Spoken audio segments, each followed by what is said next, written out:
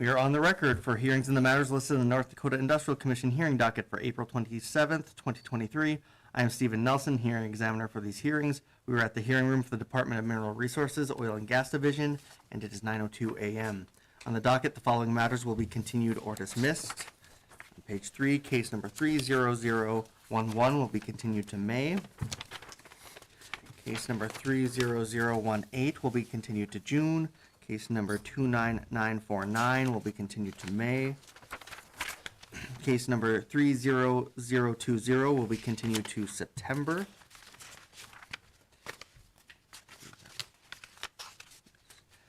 And we will be hearing case numbers 30006, 29807, and 30010 out of order today. These cases will be heard at or around 1 p.m. The administrative docket starts on page 6 with case number 30019 and goes through case number 29867. These cases will be heard in the next room with Michael Zisch. Audio recordings of the cases on the administrative docket will be placed on the Oil and Gas website by the end of the week.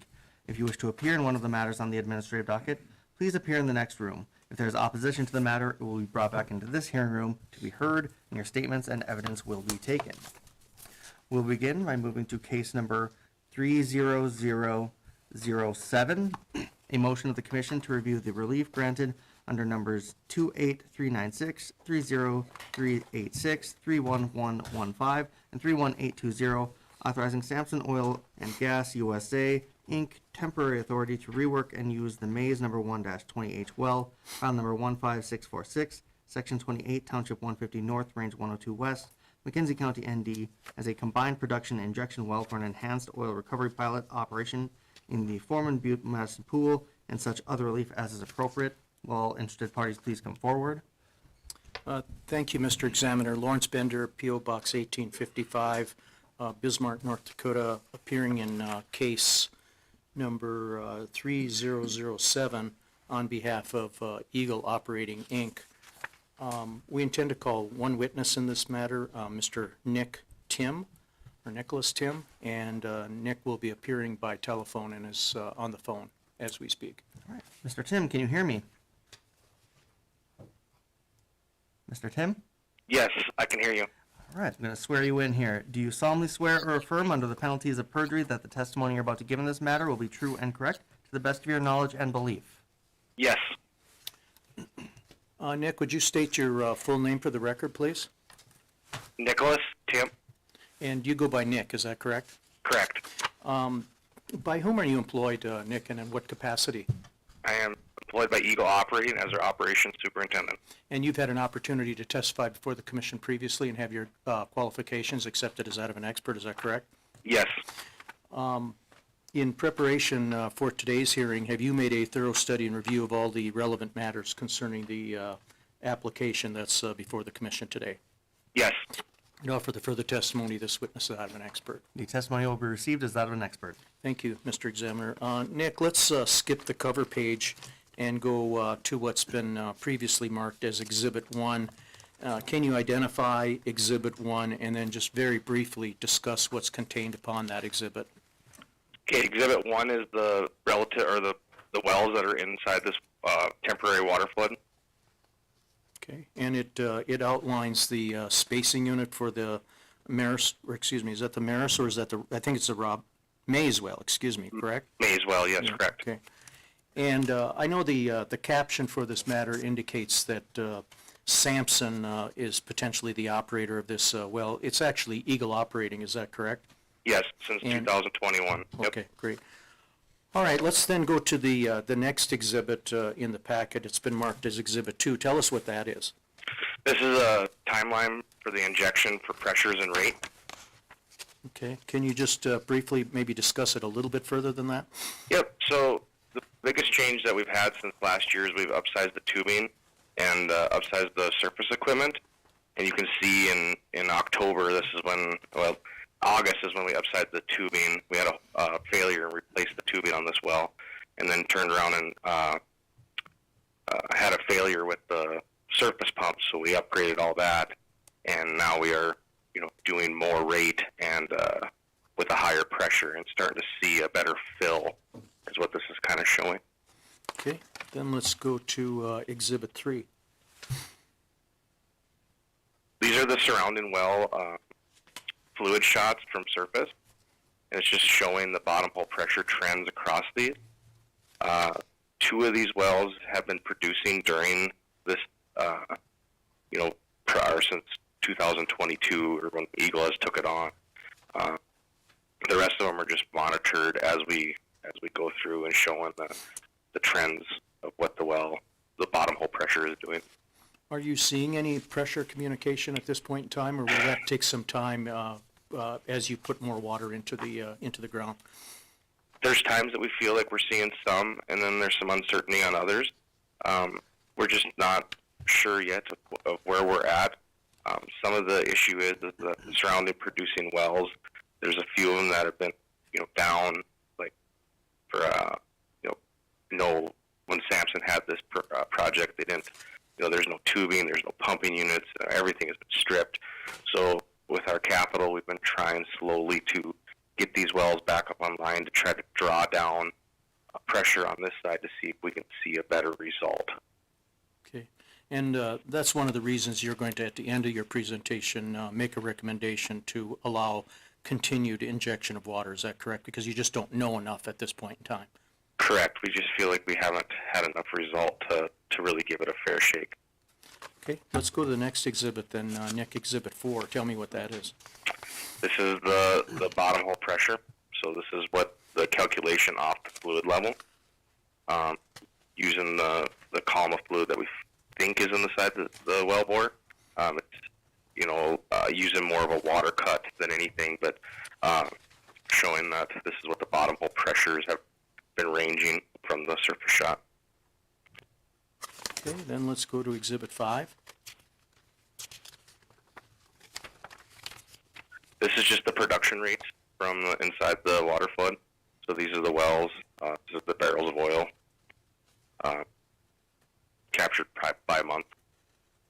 So once again, this particular exhibit doesn't really show necessarily any incremental production as a result of injecting waters. Is that a fair statement? That's a fair statement. It just kind of matches the natural decline curve of the other wells outside the field. Okay. Then let's go to Exhibit 6. Tell me what Exhibit 6 is. Exhibit 6 is the gas, same thing, and then the red line is like the total gas, recovered across the pilot. The other ones are just the monthly gas recovered. Right, and then Exhibit 7. This is the water. The same thing. This is the water cut off those wells and how much water we're recovering as we produce it. The mantle is the one that we feel we see the biggest result of from this, because we have not. If you look back on Exhibit 6, there's very little oil recovered, but the water keeps coming up, and it is holding a higher fluid level over time slowly. This is one of the first wells that we'd like to get back online. We had it online. We had a hole in the tubing. We're in the middle of putting our gathering system together to, be able to pull this water right from into gathering instead of by truck, which by truck just limits us with time and effort, with weather conditions and all that. So this is kind of the first well that we intend on increasing downhole equipment and trying to get a pretty good pull off it to understand if we are actually seeing a result from the water flood, from the maize injection. Now, the 7 exhibits that you've presented and discussed so far, those were all items that the commission requested that Eagle present at this hearing as a result of what's included in order number 31820. Is that correct? Yes. And that order also requested that you make a recommendation, you being Eagle, make a recommendation as to what the commission should do with respect to this pilot project. Let's turn to Exhibit 8. I assume that is your recommendation. Is that correct? Yes, it's Okay. just kind of an explanation of what we're after with what we did. We put a lot of capital into this injection well, trying to give it the shake of injecting between the tubing and surface equipment. We did some upgrades close to the 600,000 mark. We feel like we have this well ready to handle what it needs to do to prove this out, and now we just need this rest of this year, one more year of this project to prove that it'll work or not. In the meantime, we would like to where if we do not see a success of this project, that would give us the capability of permitting this well into a saltwater disposal, trying to recover some of the capital we've stuck in the surface of the pipe. But at least at this point in time, given that Eagle's been willing to spend some money on this project, there's still some optimism, is there not, by Eagle, that this pilot project will be successful, and it could potentially result in Eagle making application down the road for a larger area to be unitized. Is that a fair statement? Absolutely, and we intend on putting our capital into the producing wells around it to try to help prove this out. That's the next step of this whole pilot, we feel. So we just keep pumping water and trying to get the downstream wells producing to see if we see a pressure change.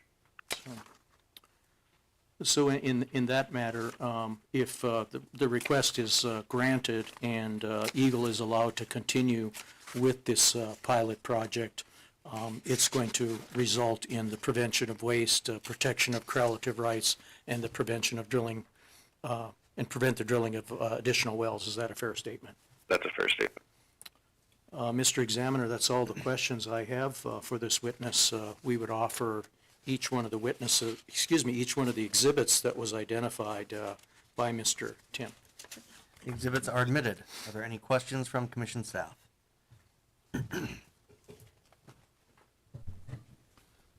Nick, are the facilities currently in a position to maintain consistent injection moving forward so you can try to obtain fill?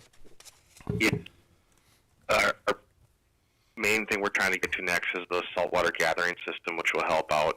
The one issue that we're having now is just with the trucks and the road closures and that it's hard to keep consistent because everything has to come by truck.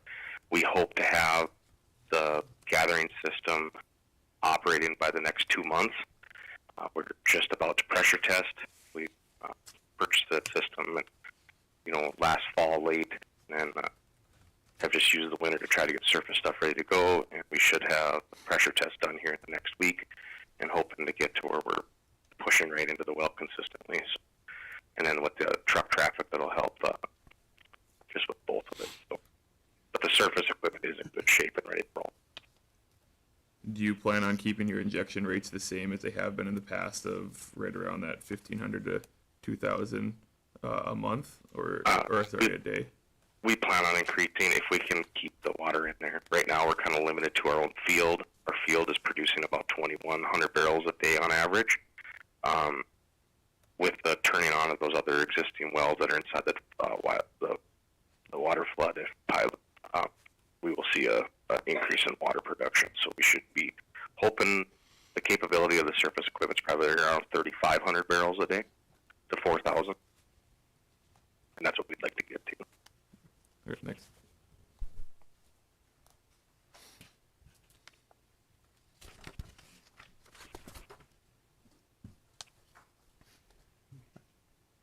Any further questions from staff? Nick, this is Bruce Hicks. Can you tell us what the producing zone is? What are we looking at here in the Madison? The Ratcliffe. Okay, and as far as the Ratcliffe goes, is it continuous across this entire Foreman Butte Madison pool, or is it only continuous from well to well?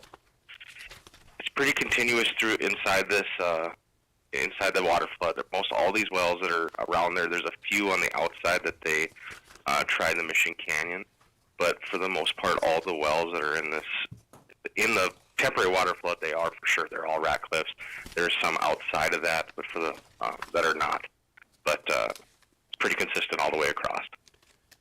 And on your Exhibit 1, you show the Jackson 120H. That's actually the 129H, right? Ooh, do we have that number? On the south end of the field there? Yeah, it could be. Let me look here on my other sheet. Jackson. Because the maze is in section 20. Jackson is, yes, it is 129. That is our Okay. mistake. Sorry. And is that the lowest point in the field structurally? TVD, I would have to look and find that out. I do not know that off the top of my head. That well is shut in, or is it producing? It is a shut-in, and it's shut-in kind of, meaning a lot of the surface equipment's been took out. There's no rod. It is one of the wells that we intend on putting in the downhole recording device. That and the banks kind of being on both sides of the field. And that is coming from, we have the ERC helping us out with this project and doing tests on it, and they feel those are the two best wells that they'd like to see us put the recording devices in. So that we can definitely look into that, see what the deepest DVD well out there is for the Radcliffe. Is there any type of preferential permeability in the field or fracture system that you believe you're going to be following? Inside this area, right here, we don't really know. Some of the wells to the south, we feel like we have a better natural fracture just because of the production rates they have. That's about all we can really cross-reference against, which is not too far away, within a couple mile or a mile and a half to the south and the east. But inside this, it's just hard to know because we don't have very many of the wells producing, so we can't tell if we see a better production rate or a better fluid from one well to the other just because there's so many down wells inside this water flood. But all these wells are drilled from, northwest, southeast, right? Correct. So I assume that they believe they have an open fracture system perpendicular to that, as you typically would see in the Madison. Is that right? Correct. I think so. I'm pretty that yes, they're running north to that's the direction they're running, and they feel that the geological is straight east to west. Why would the banks be a good candidate for monitoring bottom hole pressure when it may be perpendicular to that trend? It's just an up dip well, I think, is what they were going off, and then the same with the Jackson was an up dip there's an up dip as well. Sorry, Banks is down dip and Jackson's up dip, so that's what I think they were after to see if it was there. But we can look into that more and understand why they feel that's the better well to do that too.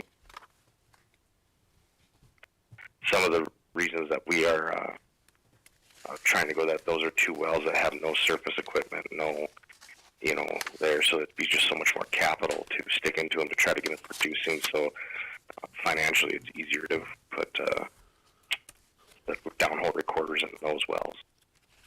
On Exhibit 2, you indicated that you upsized the tubing in your injection well. That was August of 22, right? Yep. What happened? Did you say you had a hole in the tubing, or what happened there when you had that drop? So what we in August we replaced it, and then that the drop is just the friction. You can see the pressure come off because our rate didn't increase, but our friction was off. So that's why we felt that the injection pressure went down, and then we slowly filled, and then through December is when we had the issues with the surface equipment. It took us a while, which the surface equipment was easy to replace. It was the power in there we had to wait because we had to upsize the transformers. And then you can see we slowly have kept pressure and rate. And we've seen it. Because we went from 2 7/8 tubing to 3 1/2. And as far as the surface equipment, was it just the transformers that you upgraded? No, the pump was very old and was deemed unfixable. So we moved a bigger injection skid in there, and then the power was not enough to run it, so we had to upsize power, which then it took us some time. They put us on the waiting list to get out there. some unforeseen circumstances, because when we first initially did it, they said that we would not have to increase power and our transformer size, but they said we needed to, so it just took some time. So when do you plan to install the bottom hole pressure recording equipment in those 2 wells? It'd be within this next year. I think it's more important that we get the wells producing around it that are capable. I feel like that'll give us a better answer of what's happening. So that's where we'd like to focus the capital first, and then move to those after we get through it. Okay, and you'll continue to monitor the offset wells as per the order? Yes. Yep. Even with the recording devices, we will still shoot fluid levels just so we have consistent So- information from it. So when are you proposing to come back and give us another update? Within, I think this was an extension for a year, so we'd be willing to come back within a year to give the results of what we found. Okay, thank you.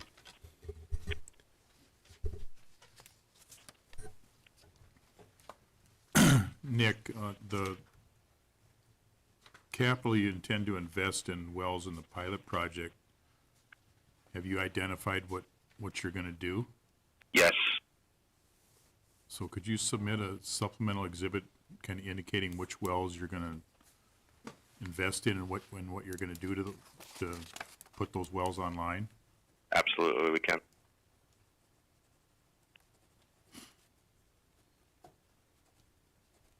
Okay, thank you.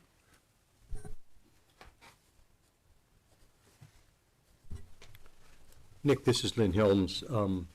At the end of your Exhibit 8, you talk about what your plans would be if the pilot project is unsuccessful. How are you defining success or lack of success for the pilot? Is it a production increase? Is it bottom hole pressure increase? What is it? I would say that the first one would be production increase. We'd have to see some sort of result. I think it depends on water cut as well. If we can't, because we have a pretty good, know what the water oil cut was before the wells produced, before the pilot flood. So if we don't see an increase in oil production, then at some point it'd be better to move to the next option, we feel. So I'm looking at the field-wide curve, and that's, of course, based on 16 to 20 wells that are producing, not just these. And I don't see any indication of a change in water cut or gas oil ratio, but there may be here, since your exhibit on gas production shows continuously increasing gas production. Could you provide a historical graph of water cut over time and also of gas oil ratio over time? We can. Some of the steeper increase in this gas production in like 4 of 22 is we just worked on some of the Killebrew and some of the other wells and just increased production a little bit on them, and that's what we're probably seeing the gas increase from. It's so much steeper. I think that's some of the issue there. The chart, because the chart's just going off what's sold there. So So it may not be gas oil ratio, it may just be gas volume that's increasing, and that's what I Correct. can't tell from Correct. what you provided.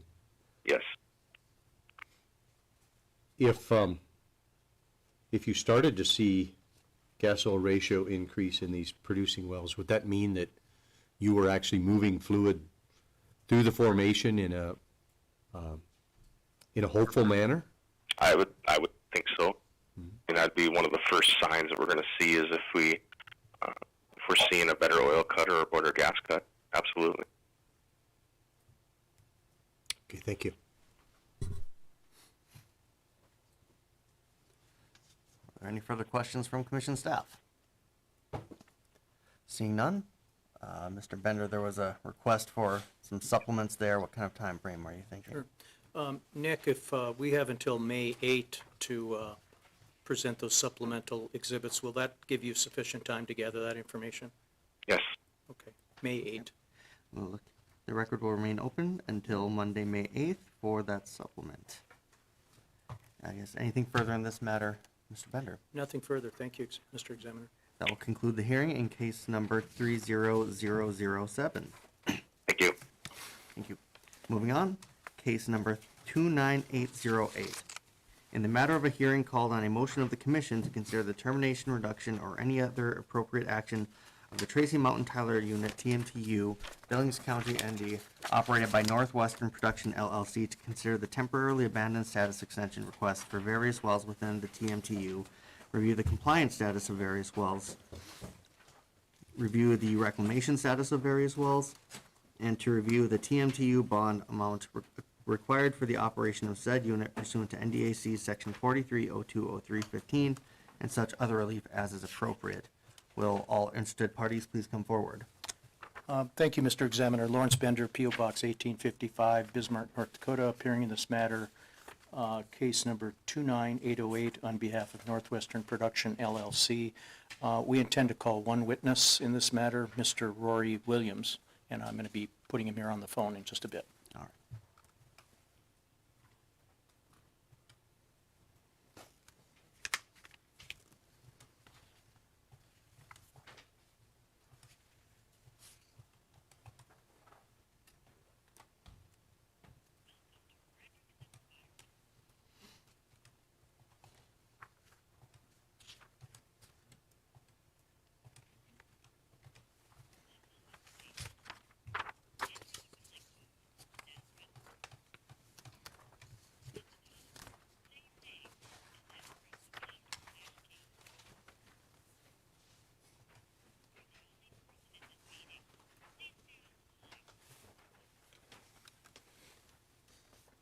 Stop the music. Press 1.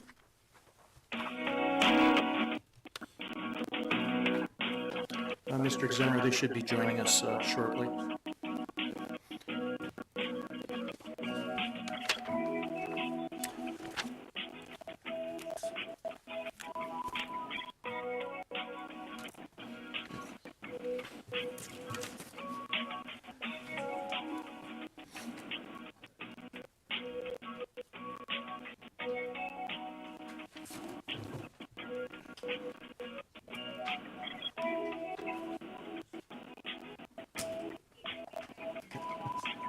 Okay, how long ago? Just a little bit ago?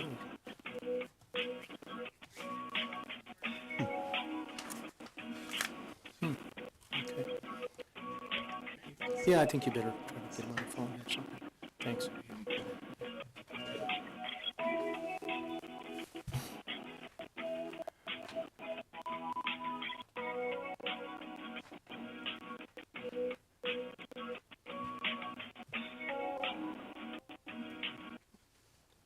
Rory Williams. Hi, Rory. This is Lawrence. How are you? Hi, Lawrence. How are you doing? Good. Okay, you're connected to a speakerphone in the hearing room.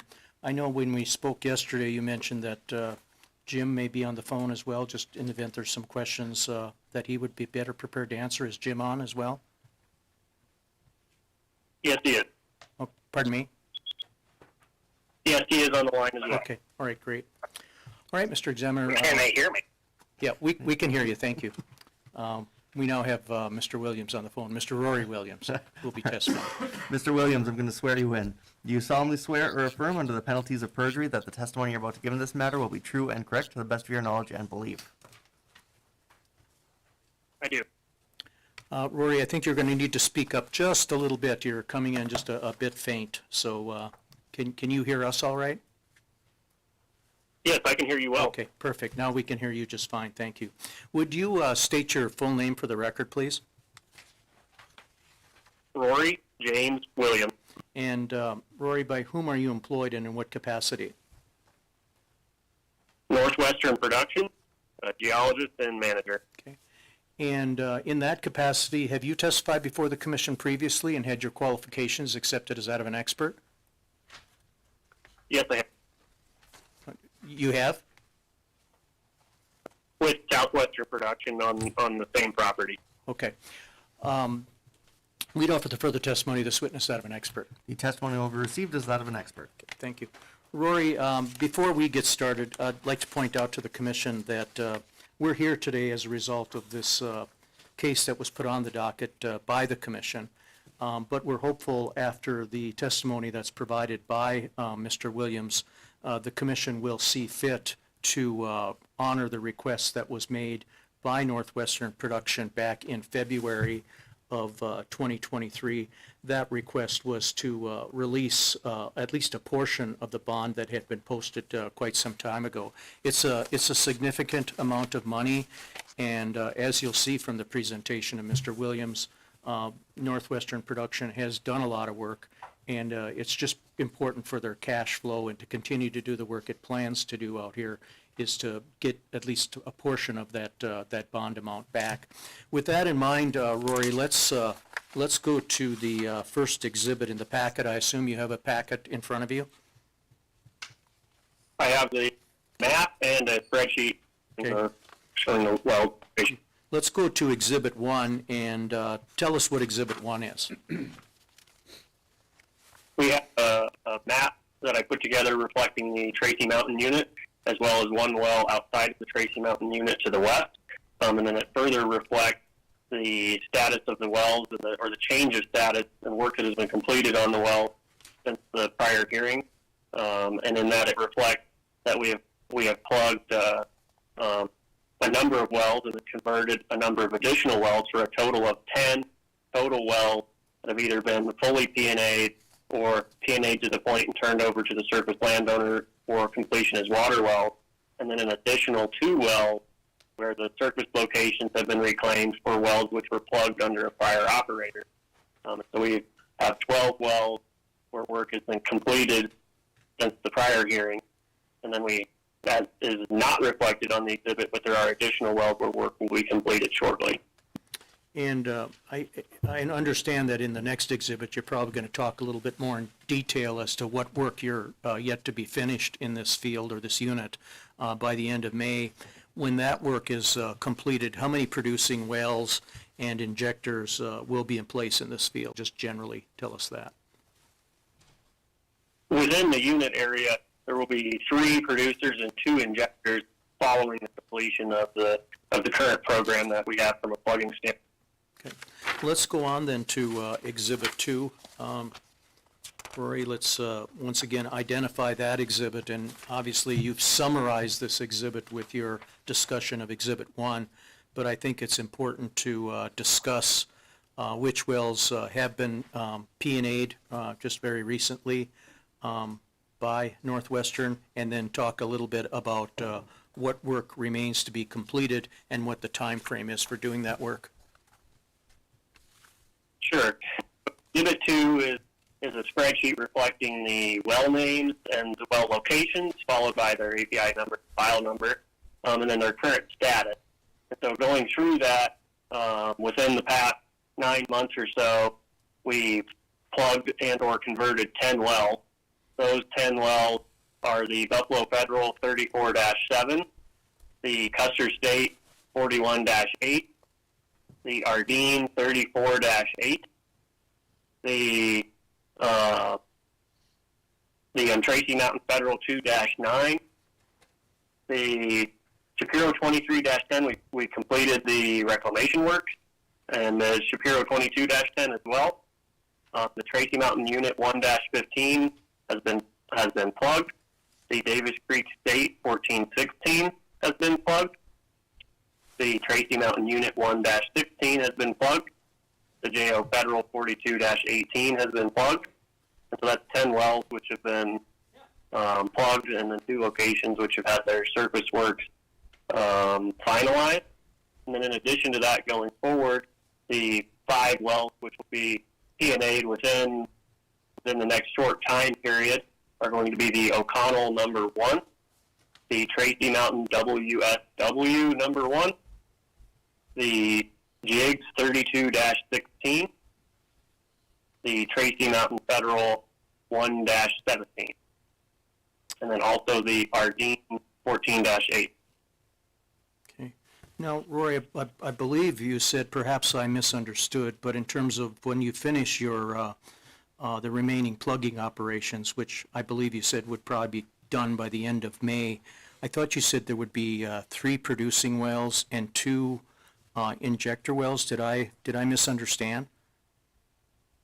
That is correct. The 3 producing wells will be the Tracy Mountain 2-16, the Tracy Mountain Federal 4-17, the Tracy Mountain Federal 2-17, and then the 2 injection wells will be the Tracy Mountain 5-17 and the Jigs 11-16. Okay, but if I look at your Exhibit 2, it looks like you have 7 wells.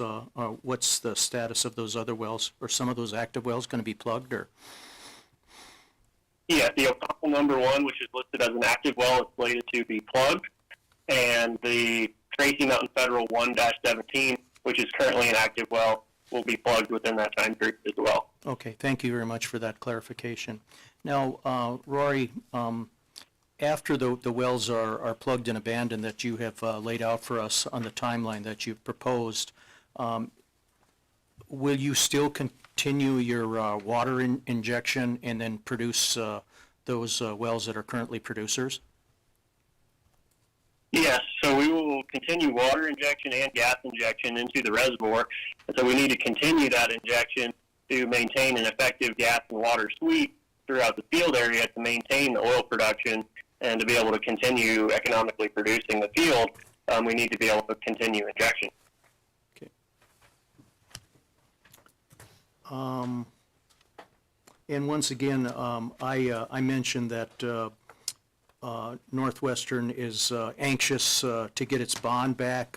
Can you talk a little bit about, in terms of cash flow, why it's important that at least a portion of that be released? Yes, absolutely. So we have a very large bond on this unit relative to the number of wells that will be actively producers or injectors, and all of which will be economic wells. So we plug 10 wells historically, plus done a number of reclamation with 5 more. Be 15 wells plugged, and all remaining wells are the economic producers. And for a smaller company such as ourselves, having such a large bond is an onerous item and causes definite financial constraints from being able to be an effective operator. And is it your understanding from reviewing order number 31512 that the commission contemplated that when wells were plugged or sites were restored, that there would be release of at least portion of the bond? Yes, it was our understanding that as the work completed, we would be able to progressively have the bond reduced, and we believe we've completed sufficient work to justify a full release of special bonds. Mr. Examiner, that's all the questions I have. I would offer Exhibits 1 and 2. The exhibits are admitted. Are there any questions from commission staff? Rory, you stated on the Shapiro 2210 that the reclamation was complete. When did you complete that reclamation? So let me pull it up. It would have been in the... So we had another engineer that was handling that process at that time, but I believe it was this past summer. Maybe around July of 22. Okay. And then what is your plans for reclaiming all these sites that you've recently plugged within this field? So a number of the wells are being converted to water supply wells, and so the surface landowner that will be using those needs to be able to have those locations and road accesses to be able to use the water supply wells. And so that's what will happen in the case of a number of the wells. And then some of the additional wells have been requested for use for other ranch purposes, such as cattle pens and or hay storage and or building a barn and some things of that nature. So some of them will be in that category. And then the remainder of them would need actual proper dirt work completed on them. We're targeting for this summer. Okay, thank you. Hopefully we'll be able to. I know there's some restrictions, and so it might might lag a little bit, but that's our current target. Roy, this is David Tabor. For the wells that you have reclaimed, have you submitted in the final reclamation sundries and paperwork the commission requires? I believe we have. So are any of those locations being requested, either lease road or actual location itself being requested to be left by the landowners? We submit a couple for final reclamation for ones where the landowner was requesting certain portions of road and or path, and they were returned to us. The sundries were returned for requests for additional documentation. So we're working through that additional documentation currently to provide that. Okay, so Northwestern is working at landowner affidavits, and the required additional information in order to count that as an actual fully reclaimed site? Correct. And then you mentioned a few wells on your final, on exhibit number 2, that you plan to plug soon. Can you give us a time frame as to when that plan is? We have 2 workover rigs out in the field currently, and so all 5 of the remaining wells that we are targeting on plugging, we hope to have completed within about 3 weeks. And when would reclamation start on those sites? So within the remaining pad, one of the wells is the Tracy Mountain Federal 1-17, which shares a production battery with one of the other producing wells that still is economically producing. So that location won't be slated within the 5.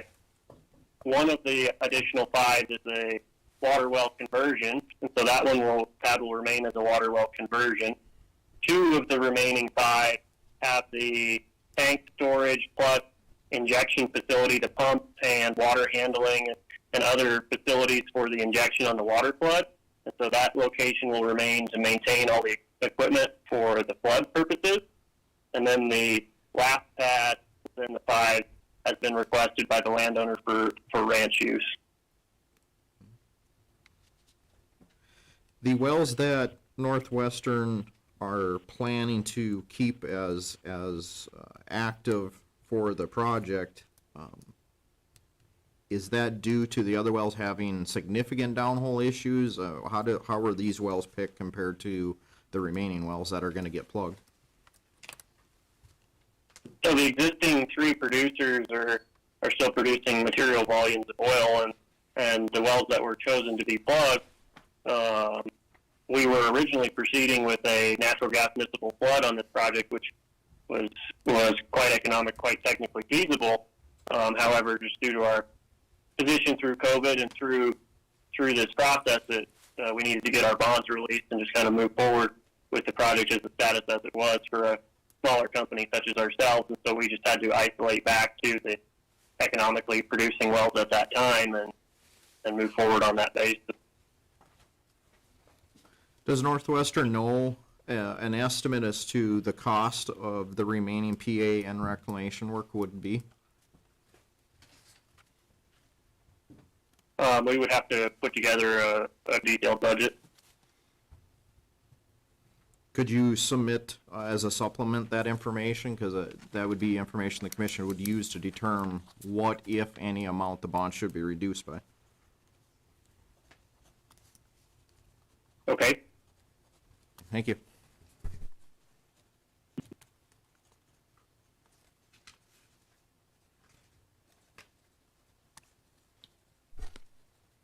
Rory, this is Bruce Hicks. When you talked about the freshwater wells, we've got the Ardeen 34-8 and also the Tracy Mountain Unit 115 wells.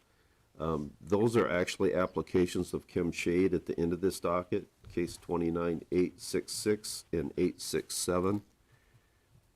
On your map, you also show the Davis Creek State 1416 as a freshwater well. Is that one that's already been converted? That well, we plugged back surface casing, and we submitted the sundry to like that of notification. We just completed the works on that well recently. So that's just a new sundry that's been filed on the Davis Creek State. And who has asked to convert that well to a freshwater well? Kim Shade. Has he applied on the docket, do you know? I'm not familiar with what's done. Our agreement was to back to the surface casing, and then he would take it over for use as a water well thereafter. Okay, so all three of these that I mentioned, you show them as PA, but they're just plugged back to the base of the surface casing, is that right? Correct. On the 3 water wells, yes. Okay. And you indicated that the JIGS 1116 was an injection well. What's the other one? The Tracy Mountain 5-17. Okay. And when I look at the performance curve on that field, it's been very minor amounts of gas injection over the last year and a half or so. When do you plan to return to gas injection? So we completed some injection this year, and we're using it for reservoir pressure maintenance. So by maintaining the pressure in region, so the region which had the gas flow conducted on it is primarily in section 17 from a pilot basis. So that area has now had a large volume of gas injected in it, and so we need to continue injecting gas in there to maintain that pressure and not change, the mobility of oil relative to water and whatnot. And so we're continuing to inject gas in there to maintain the pressure in that area to keep the push and swell going on the oil.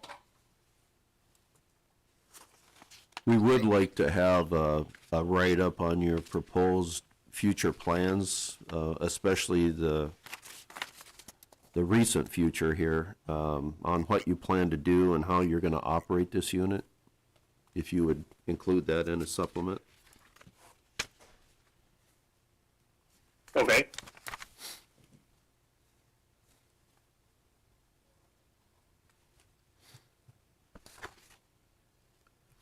The 2 workover rigs or service rigs that you have in the field now, are they currently active plugging wells? Yes, they are. Okay, and these other 5 wells that you plan to plug, you said that by the end of May they would be plugged. Do you have approval on the plugging procedure? We do. Okay, and you're following the state approved procedure, is that right? Yes. Okay, thank you.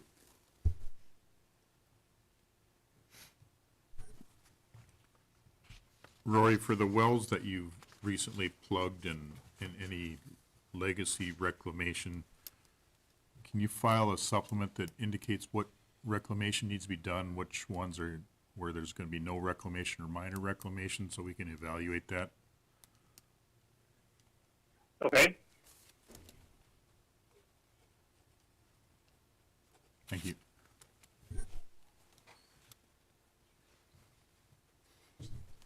Rory, this is Lynn Helms. Are you the individual that's responsible for getting signed affidavits from the landowners to leave the sites for hay yards and such? I'm the individual that talked to Shade, yes. Okay. So you're aware of the 3 sites where the bond reduction or bond release just needs an affidavit? I believe so, yes. Okay. And then there are a couple sites where we just have to do an inspection now that winter is over. Okay. I wasn't sure if I needed to identify those sites for you today or if you had that information. Any helpful information you provide would be very much appreciated. So my reclamation folks told me that all we need on the Buffalo Federal is a signed affidavit from the landowner. That's the Buffalo Federal 34-7. The same for the Tracy Mountain Federal 2-9. and the Shapiro 23-10. And then finally, the Tracy Mountain Unit 1-15, which would be an affidavit by the landowner to leave the site and conversion to water well. So those would be relatively simple for us to manage, but we've got to have paperwork according to the regulations. Sure. We're working through that process. Hope to have signed affidavits here very shortly. Thank you.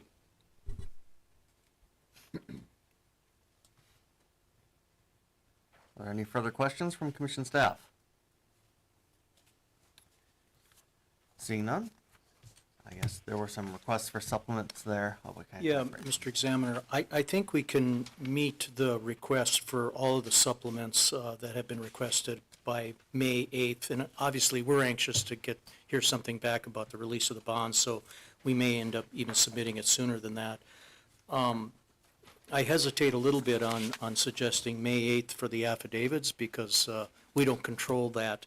But I think what we would do is try to make that date, submit things as we get them, not necessarily wait until we have everything, and do what we can on the affidavits. If we're unsuccessful by May 8th, we'll make contact with you and let you know how we're coming along. But obviously, we're anxious to get them filed. So, for the time being, that record will remain open until May 8th for those supplements. Thank you. Yes. Anything further on this matter, Mr. Bender? Nothing further. And that will conclude the hearing in case number 29808. Moving on, case number 30008, application of Residence Exploration LLC for an order granting temporary authority to use the proposed residence filing 6-36H injection well to be located in a 720-acre space unit comprised of the east half of the west half of Section 36, Township 163 North, Range 79 West, and then northeast quarter of the east half of the northwest quarter of Section 1, Township 162 North, Range 79 West, Bottineau County, ND, as an injection well for an enhanced oil recovery pilot project in the West Roth Madison Pool and such further and additional relief. Will all interested parties please come forward? Thank you, Mr. Examiner. Lawrence Bender, P.O. Box 1855, Bismarck, North Dakota. Appearing in this matter, case 3008, on behalf of Residence Exploration North Dakota, LLC. We intend to call 3 witnesses in this matter. I believe the exhibits are going out as I speak. But those 3 witnesses will be Ms. Margaret Davidson, who will be offering some land testimony, Mr. Kyle Peterson will be offering some geologic testimony, and then Mr. Don Gallant will be offering some engineering testimony. And I believe they've just called in right now. Margaret, are you there? Yes, I am. Okay. You got Kyle and Don nearby as well? Yeah, well, yes, we're here. Okay. Perfect. Thank you. All right, Ms. Davidson, I'll start with you and swear you in here. Do you solemnly swear or affirm under the penalties of perjury that the testimony you're about to give in this matter will be true and correct to the best of your knowledge and belief? I do. Margaret, please state your full name for the record, please. Margaret Davidson, And Margaret, by whom are you employed?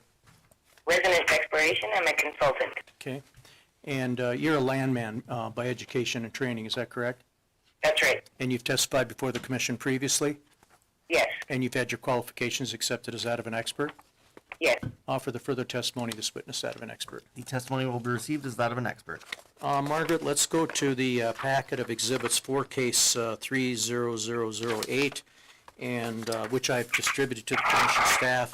Let's go to what's been marked as Exhibit 1, and I'll have you identify Exhibit 1 and then just very briefly discuss what's contained upon it. Okay. Exhibit 1 is a location map which is outlined or enlarged and outlined in red. It is located in Bottineau County, east of Landa. The Midale spacing unit is outlined in green. All right, and then let's go next to Exhibit 2. As you did with Exhibit 1, identify Exhibit 2, and then briefly discuss what's contained upon it. Okay. Exhibit 2 is a more defined area map. The West Rock Madison field is outlined in red. The Midale spacing unit is outlined in green. Residence wells are in red, and the one in the middle, the proposed injection well, is in pink. The injector well will be a new drill. and residents has 100% working interest. No further questions of the land witness. All right, are there any questions from commission staff?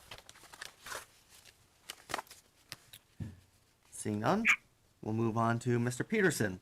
Do you solemnly swear or affirm under the penalties of perjury that the testimony you're about to give in this matter will be true and correct to the best of your knowledge and belief? Yes. Kyle, state your name for the record, please. Kyle Peterson. And Kyle, by whom are you employed?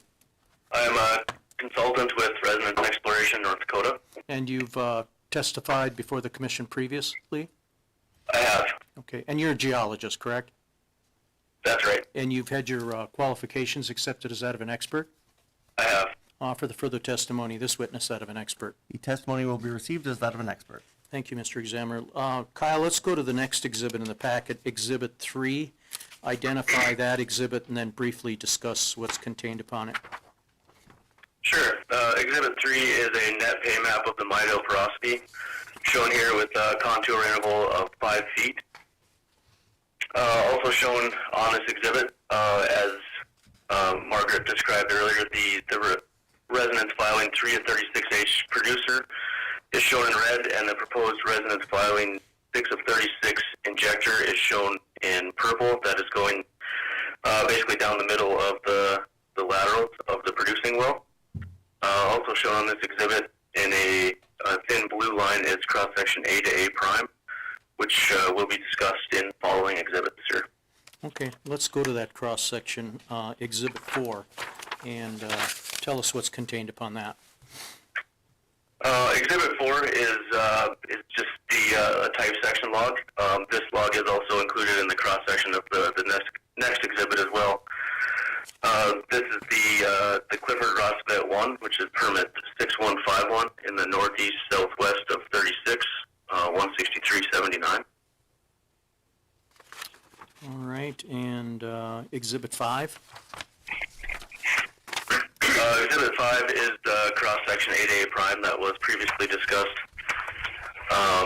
This is a structure cross-section hung on sea level. All right. That's all the questions I have for this witness. Are there any questions from commission staff?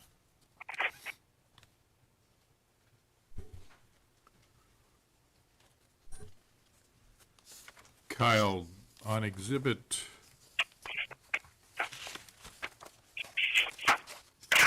three, Yep. so the producing filing well, what zone is that completed in? That's in the Midale porosity. And the well to the west, what is that completed in? That is in the Wayne.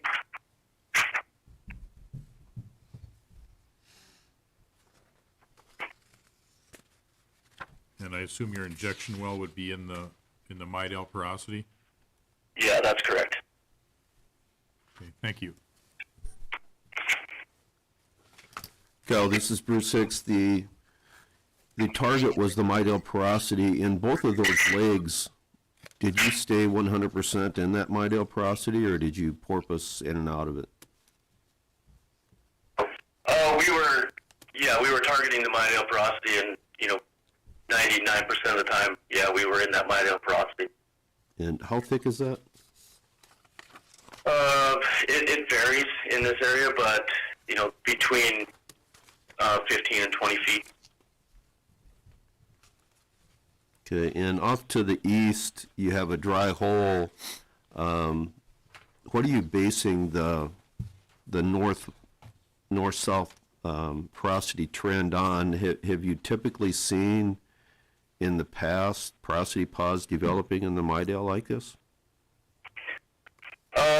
We have in this area. So over to the west is the Landa field, and that is, I guess you'd call it the main Midale porosity over there. And then it, as you get towards the edge, it pinches out, and you get these pods where there was, where it was a bit lower structurally, and you had more accommodation space for the Midale to be preserved.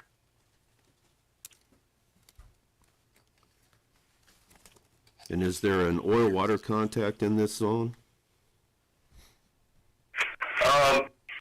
We're not entirely sure on that, to be honest. There's haven't been really any wells that go deep enough to show that. You know, and with our lateral, we tried to stay, you know, as high as we possibly could. Okay, and there hasn't been very much oil produced from this well, right?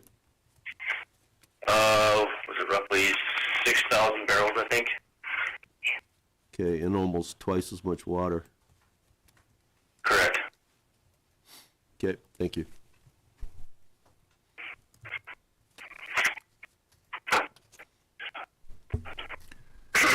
Kyle, this is Travis Staldorf. I have a question on the structure of this unit. You don't provide a structure map, which is something that I'd ask for as supplemental. But just to see Okay. where your injection well is in relation to the other targets. I know you said you're in the Midale porosity, but I'd like to see that in regards to structure. Okay.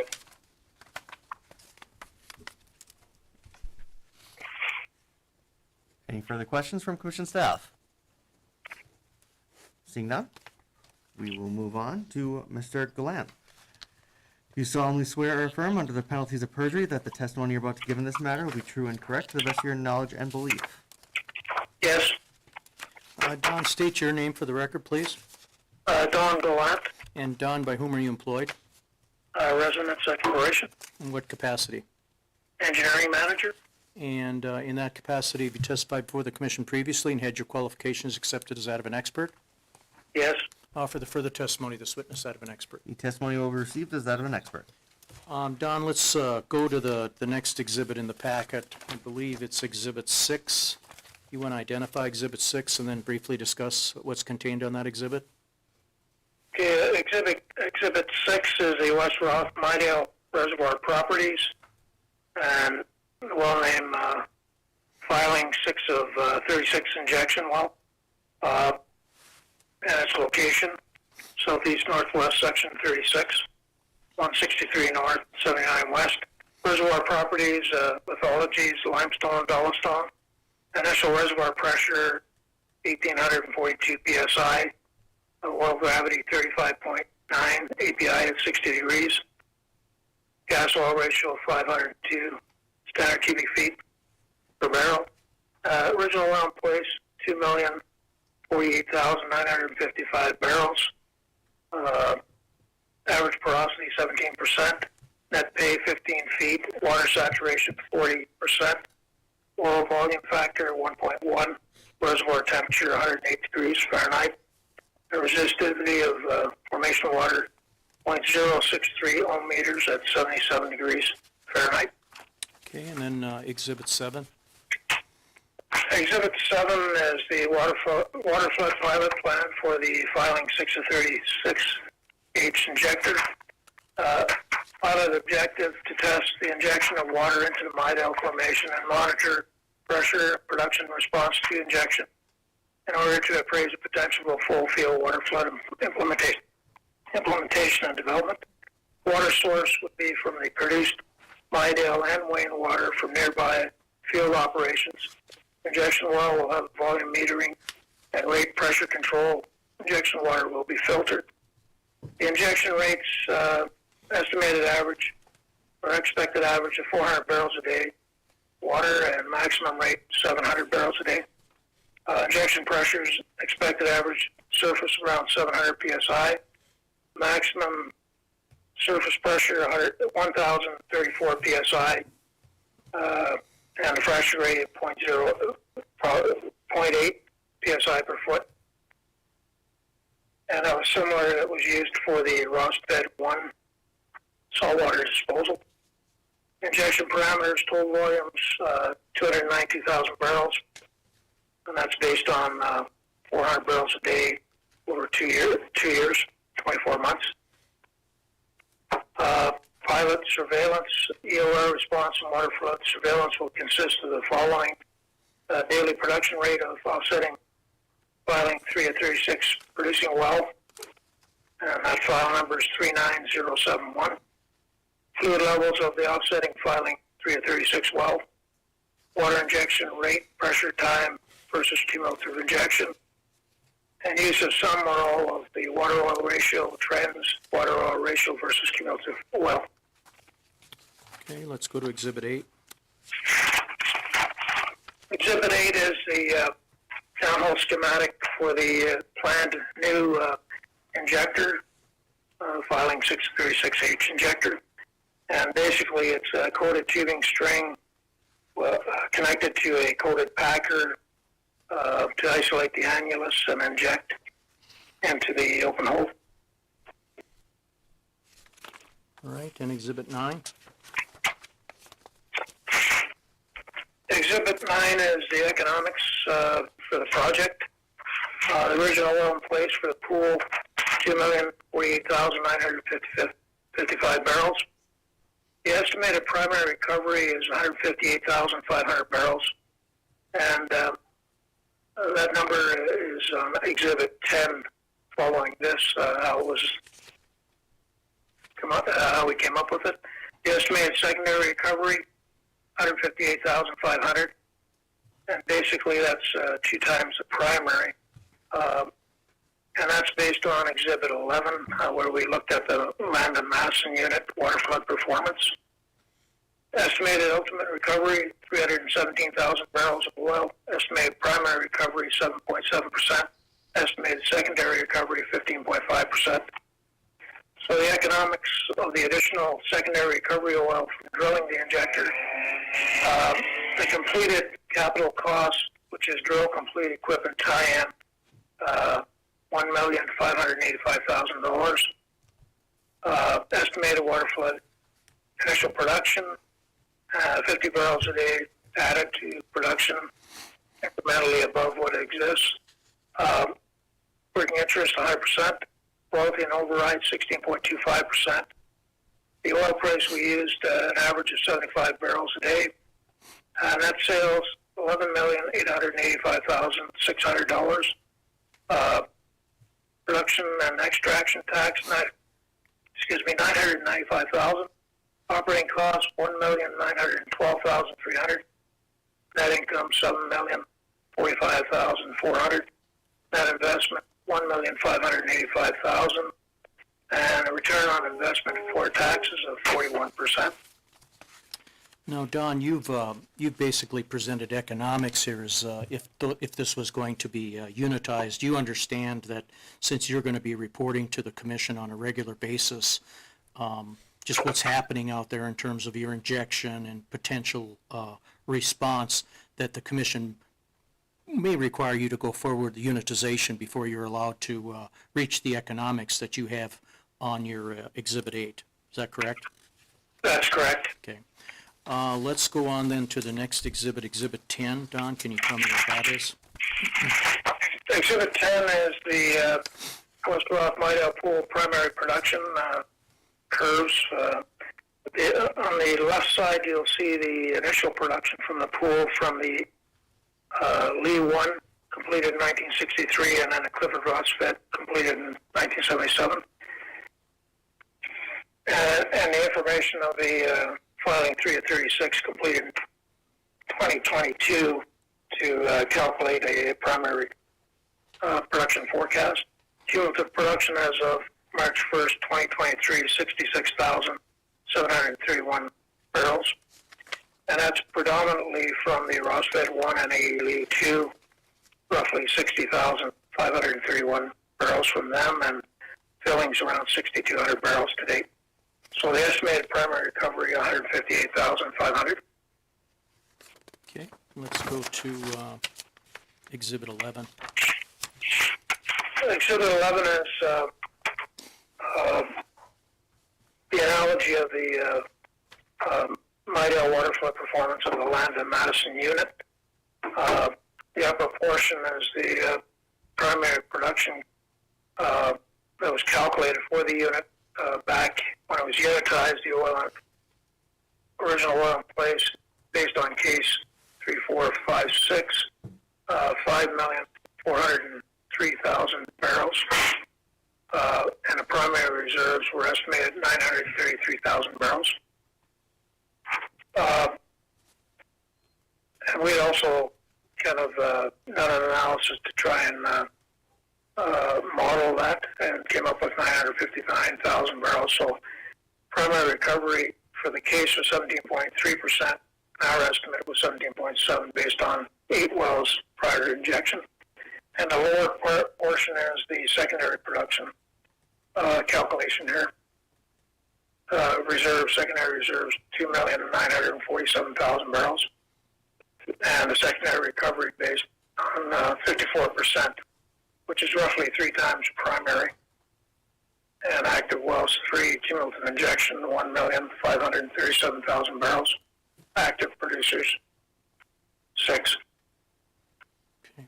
And you present this information as basically an analog, and you believe a good analog to give you optimism that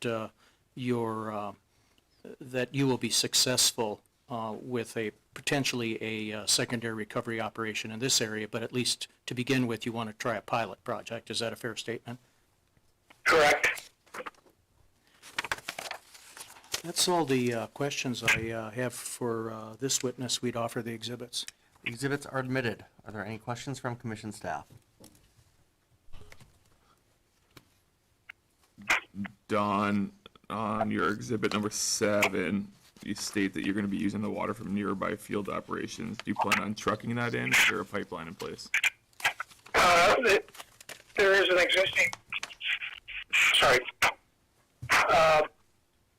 we're pipeline to the facility at 1236, and the plan is to have a short pipeline from our existing facility. It's around 1,000 feet, rough plus or minus, to the new injector. Okay, and then towards the bottom there, under your pilot surveillance, you state that you're going to shoot fluid levels monthly. If it were required to do it more than just once a month, would that be an issue? No. Okay. Thanks.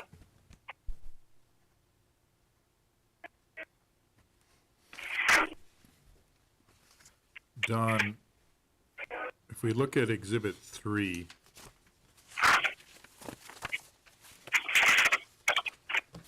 what area would you propose, if this is successful, what area would you propose to unitize?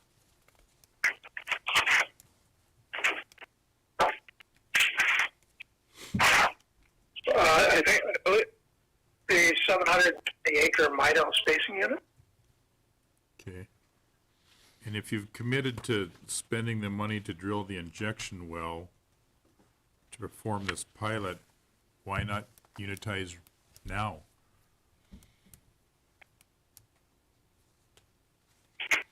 Well, we're coming into our summer drilling season, and we'd like to kind of, we believe this is a cost-efficient way of determining whether or not it will be successful.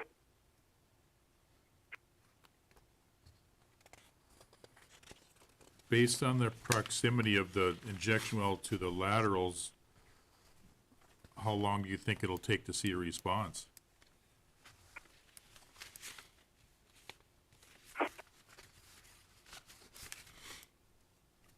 We're hoping 3 months possibly.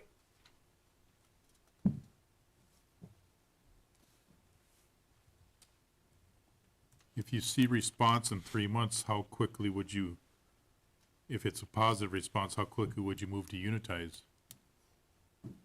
Immediately.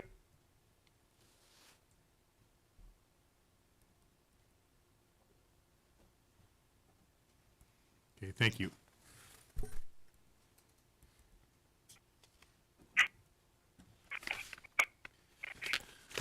Don, this is Bruce Hicks. How was the original well stimulated?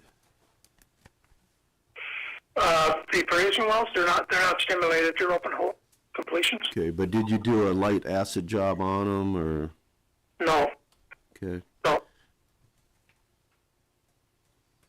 Just swab, all we did was swab back some drilling fluids and then go to production. Do you plan to produce the injection well before you start injecting water? No. And do you believe there's any open fracture system in the Midale porosity? No.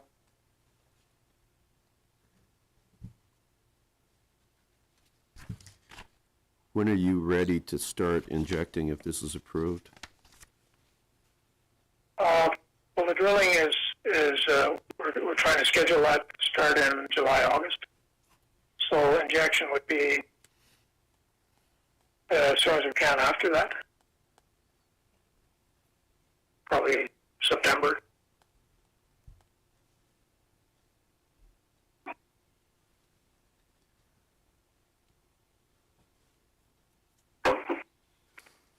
Are you going to utilize your existing injection pump, or will you have to install a new one? On this one, we'll have to install a new injection pump. Okay, and have you acquired that yet? We're in the process. Okay, thank you.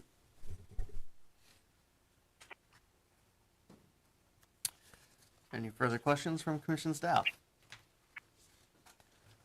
Seeing none, I believe there may have been a request for a supplement, a geological. I believe there was as well, and I think it was a structure map is what the Sure. request was, so. Yeah, May 8 of 2023.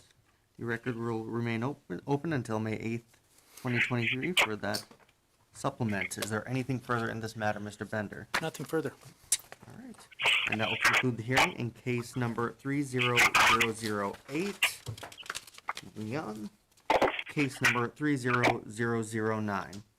Application of Residence Exploration LLC for an order granting temporary authority to use the proposed Residence Stratton 16-12H injection well to be located in a 640-acre spacing unit comprised of the south half of the southwest quarter of Section 1, and the south half of the northwest quarter, and south half and northeast of the northeast quarter of Section 12, Township 162 North, Range 80 West, Bottineau County, ND, as an injection well for an enhanced oil recovery pilot project in the Southwest Hope Spearfish Charles Pool and such further and additional relief. Will all interested parties please come forward? Lawrence Bender, P.O. Box 1855, Bismarck, appearing in this matter on behalf of Residence Exploration North Dakota LLC. We'll have the same three witnesses in this case as we had in the previous case. All right. Ms. Davidson, I'll swear you in one more time. Do you solemnly swear or affirm under the penalties of perjury that the testimony you're about to give in this matter will be true and correct to the best of your knowledge and belief? Ms. Margaret? Davidson? That was for you. Yes, can you hear me? Oh, I can now. Okay. I guess I'll read it over again. Do you solemnly swear or affirm under the penalties of perjury that the testimony you're about to give in this matter will be true and correct to the best of your knowledge and belief? Yes. Margaret, let's turn to Exhibit 1. Can you identify Exhibit 1, briefly discuss what's contained upon it? Exhibit 1 is a location map with our area of focus enlarged and outlined in red. It is in Bottineau County, southeast of West Hope. Within the enlarged area is the Southwest Hope Field, outlined in orange, and the Midale spacing unit is in green. Okay, let's go to Exhibit 2. Exhibit 2 is a clearer picture of the proposed pilot project. The Midale spacing unit is outlined in green, residences wells in red, and proposed injector in pink. The injector will be a new drill, and residence has 100% working interest. No further questions of the land witness. Are there any questions from commission staff? Seeing none? Mr. Peterson, do you solemnly swear or affirm under the penalties of perjury that the testimony you're about to give in this matter will be true and correct to the best of your knowledge and belief? Yes. Kyle, Exhibit 3. Exhibit 3 is a net pay map of the Midale porosity, shown with a contour interval of 5 feet. Also shown is cross-section 8A prime that will be discussed in future exhibits. That is shown by a thin blue line. And once again, the existing residence, Huber 13-1 producer, is shown in red as a multi-leg lateral, and then the proposed Resonance Stratton 16 to 12 injector is shown in purple, going in between the laterals of the existing producer. Okay, Exhibit 4. Exhibit 4 is a type section. This is the Overid 1-11, which is permit number 5038 in the northeast of section 11, 16280. And Exhibit 5. Exhibit 5 is the cross-section 8A prime that was discussed previously. This is a structured cross-section, and the oil-water contact is shown here in red at minus 1905 sub C. No further questions of this witness? Are there any questions from commission staff? Hi, Kyle. Travis Staldorf again. Just requesting the same thing, structure map with your proposed injection well and producers on it. Okay, will do. And then another thing on your cross-section, can you please submit a PDF of that? It's, it'll go in the case file. It's really hard to read on this one, so if we get a better digital copy of that one. Yep, absolutely. Thank you.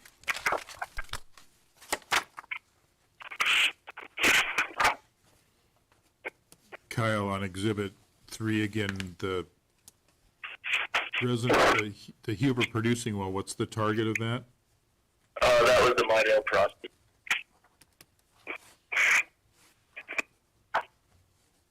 Okay, thank you.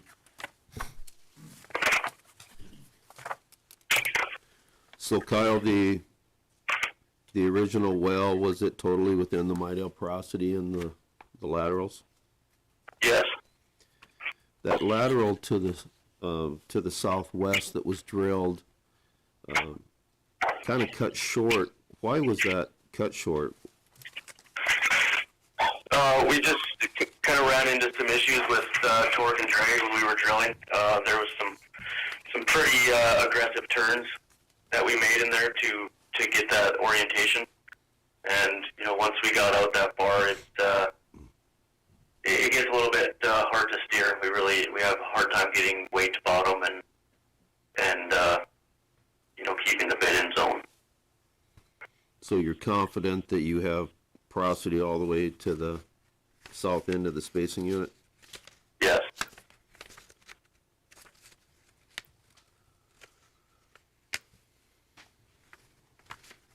When you drill the injection well, how far from the south line will you be when you have your first perforation or open hole section to inject? I don't have those numbers exactly in front of me. I can get back to you on that, but it is well over the 330-foot setback that is in the DSU.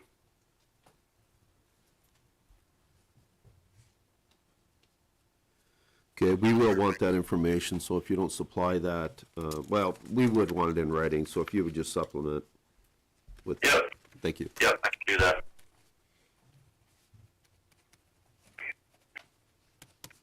Yeah, that'll also be in the application for the well permit as well. But I can definitely get that to you in the supplements for this hearing. Are there any further questions from commission staff? Seeing none, we'll move on to Mr. Gallant. Do you solemnly swear or affirm under the penalties of perjury that the testimony you're about to give in this matter will be true and correct to the best of your knowledge and belief? Yes. Don, let's go to Exhibit 6, please.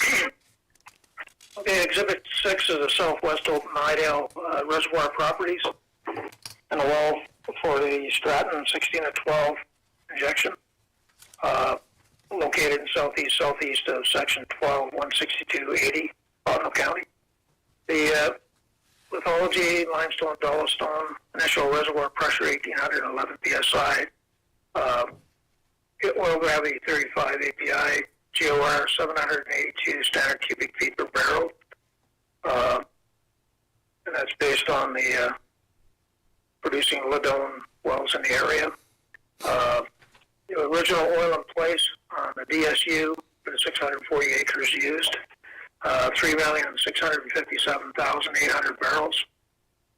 The average porosity 15%, average net pay thickness 15 feet, water saturation 45%, oil formation volume factor 1.1, reservoir temperature 110 degrees, and resistivity of the formation water 0.063 ohm meters at 77 degrees Fahrenheit.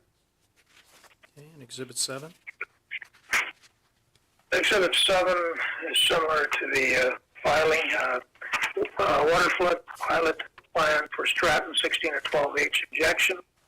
To test the injection of water into the Midale Formation, monitor pressure production response to injection in order to appraise the potential for full field water flood implementation and development.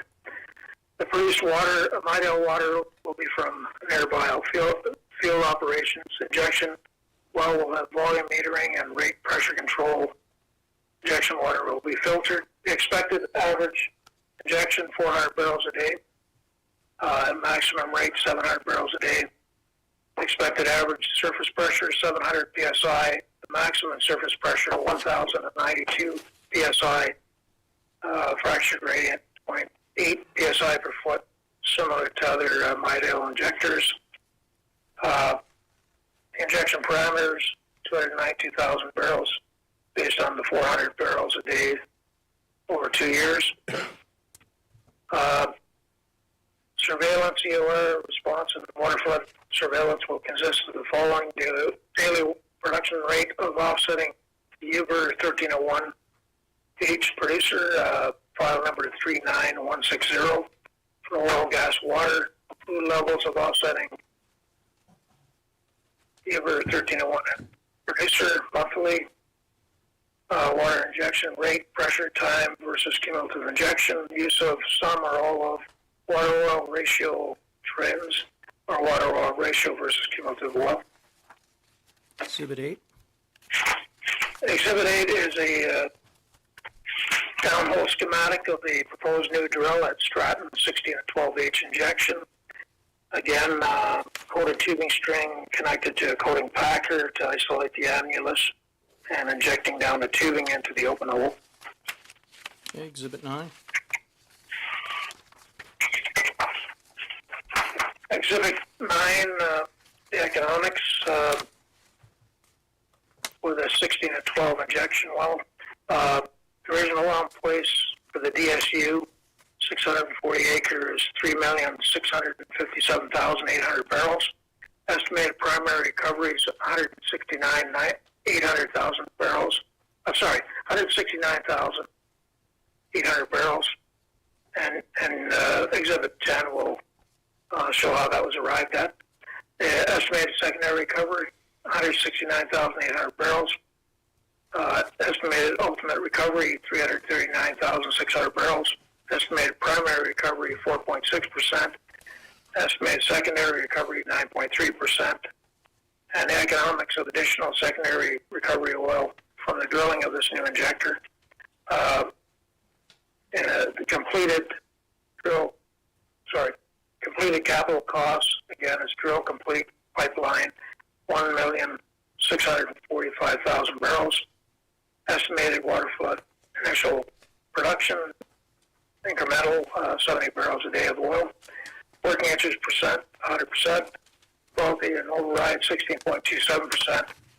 Oil price, we use 75 barrels a day, $75 per barrel. Net sales, 12,736,600. Production extraction tax, 1,066,400. Operating costs, 2,573,600. With a net income of $7,024,400. Net investment of $1,645,000. A return on investment of 46% calculated. And once again, Don, you understand that if this pilot is successful, you may be required to proceed with the unitization long before you reach these sort of an economics on a pilot project. And these are really economics for continuing the project. Is that a fair statement? That is correct. Okay, let's go to Exhibit 10. Exhibit 10 is the primary production plot of the residence Huber 1301H, Mydale DSU. And cumulative production as of March 31st,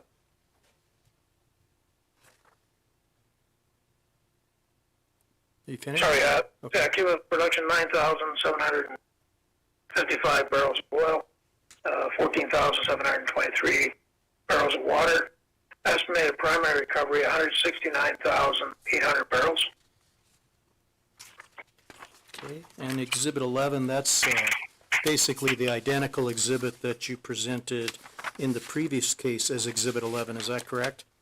That is correct. So all the testimony you would have provided in that case would be equally applicable here? Yes. No further questions. Offer the exhibits. The exhibits are admitted. Are there any questions from commission staff?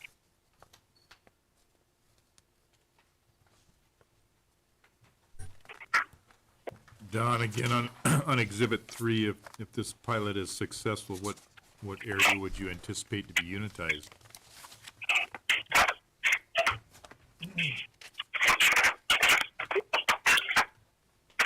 Sorry, I got my exhibits mixed up there for a second. It would be the 640 acre Mydale spacing. There wouldn't be any expansion to the west? Not at this time. And how long, in this situation, do you expect before you'd see response? Similar, 3 months roughly. And then unitize immediately after if it's successful? Yes. And do you plan to produce the injection well? No. Okay, thank you.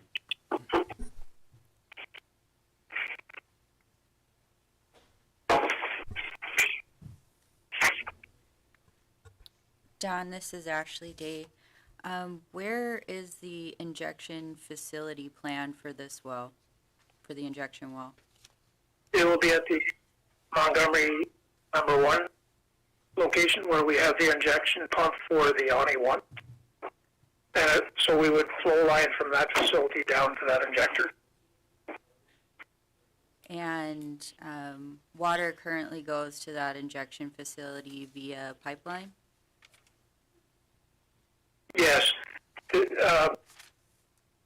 Sorry, you mean the Montgomery 1? Yes. There is a transfer line from 1301 Huber that goes over to that facility for just currently it's for water disposal.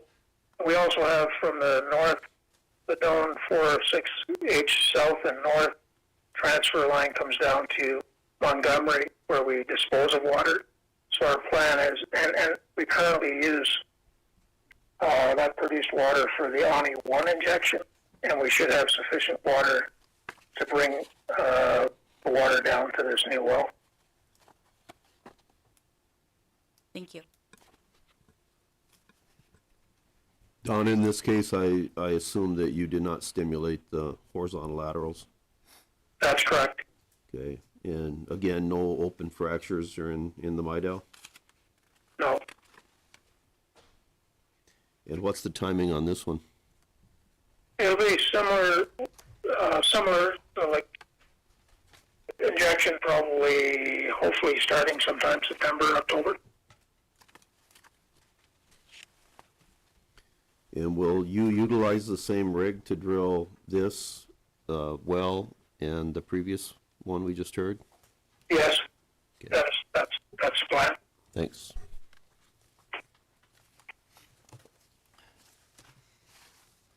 Any further questions from commission staff? Seeing none, we're requests for supplements again, is that May 8th date? Yeah, that'll work. All right, the record shall remain open until May 8th, 2023 for supplements. Anything further on this matter, Mr. Bender? Nothing further. That will conclude the hearing in case number 30009. The time is 10:37 a.m. Let's take a 10-minute break or approximately 10-minute break. Be back here at 10:45 a.m.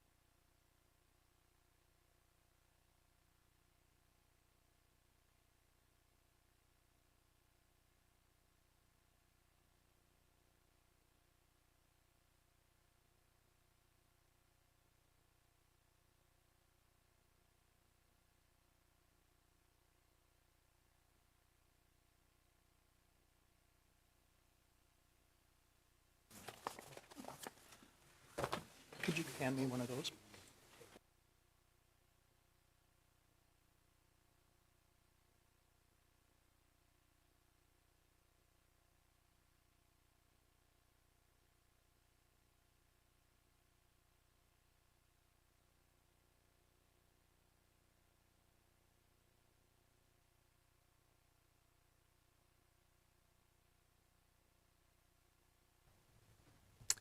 We are back on the record.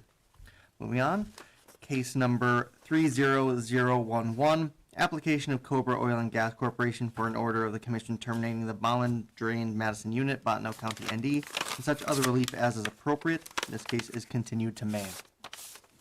Case number 30012, application of Coda Resources Operating LLC for an order amending the field rules for the Fertile Valley Bakken Pool, Divide County, ND, so as to create and establish the following.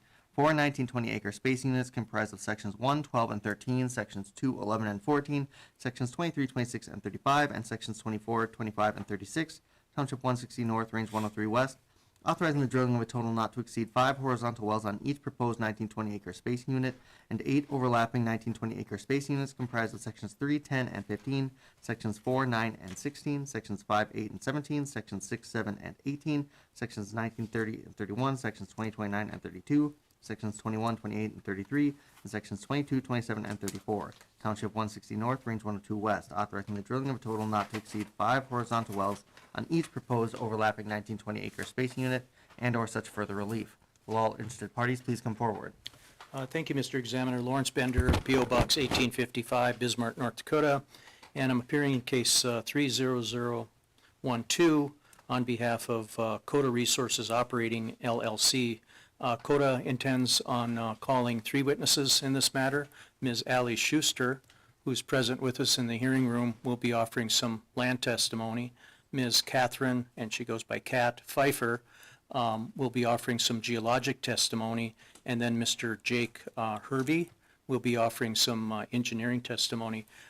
Before we call the first witness, I was advised before the hearing started today that there was an advertising problem, I believe on both of these cases, because they were advertised in Divide County. And so I was talking with my client before this hearing started to see if putting these matters back on the docket in June and hearing the cases at that time because of the advertising problem is going to be an issue. Actually, it will be. We're going to call a witness, a land witness, and she will describe for us just what their plans are for drilling some of these wells. I don't know how the commission may want to handle this.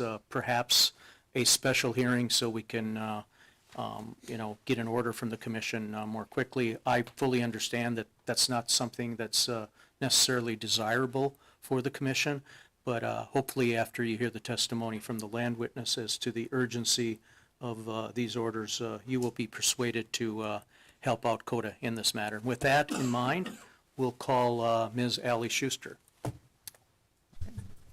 Ms. Schuster, do you solemnly swear or affirm under the penalties of perjury that the testimony you're about to give in this matter will be true and correct to the best of your knowledge and belief? Yes. Allie, state your full name for the record, please. Alex Marie Schuster, And Allie, by whom are you employed? Coda Resources, In what capacity? as a landman. And in that capacity, have you testified before the commission previously? I have. Had your qualifications accepted as that of an expert? Yes, sir. Offer the further testimony of this witness out of an expert. The testimony will be received as that of an expert. Thank you, Mr. Examiner. Allie, let's turn to the packet of exhibits for case 30012. Let's skip the cover page and let's go to L1 and identify L1 and then very briefly discuss what's contained upon it. Okay. Exhibit L1 is a regional locator map showing the 12 DSUs that are the subject of today's case number just north of the Williams-Divide County line. And L2. Exhibit L2 is a zoom in on those 12 DSUs we are requesting today with our current working interest in each unit identified. Okay, and I won't have you discuss the working interest in the 1920 at this point in time. I'll have you do it on a 19 by 19 acre basis, if that's okay with Great. you. Yep. All right, let's go to L3. Give us the breakdown of the current spacing units in terms of ownership and then also the 1920. Okay, so Exhibit L3 shows the proposed 1920 acre spacing unit in sections 1, 12, and 13. Currently, the field rules dictate 1280s, so our current working interest in the existing unit in 1 and 12 is about 93.75%. Our ownership in 13 and 24 is about 87%, and our ownership in the proposed 1920 is 92%. Okay, and L4. L4 shows the proposed 1920 acre unit in sections 211 and 14 of 160-103. In sections 2 and 11, CODA has a working interest of about 85.5%, and in 14 and 23, about 75%. In our proposed 1920 unit, we have about 69.2% working interest. Okay, and L5.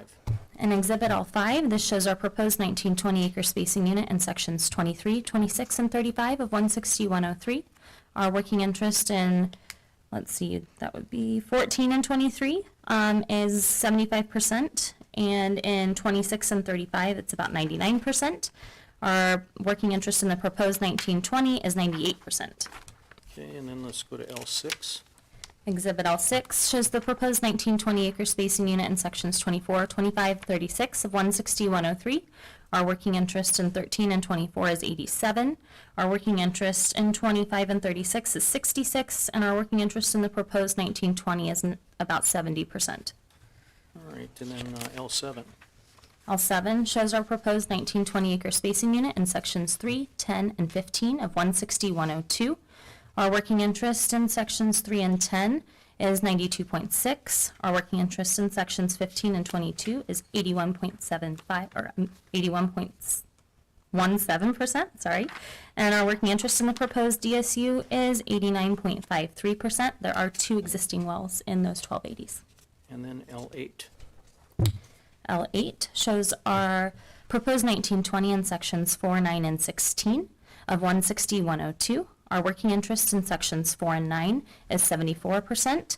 Our working interest in sections 16 and 21 is 94%. There's a producing well in sections 16 and 21. We would like to keep 1280 allowable in sections 4 and 9. And then our proposed 1920 is 82.76%. And L9. L9 shows our proposed 1920 acre spacing unit in sections 5, 8, and 17 of 160-102. Our current working interest in 5 and 8 is 50.76%, and our working interest in 17 and 20 is 92.6%. There's an existing well in 17 and 20. We'd like to keep 1280 in sections 5 and 8, and our proposed 1920 working interest is 58.23. And then L10.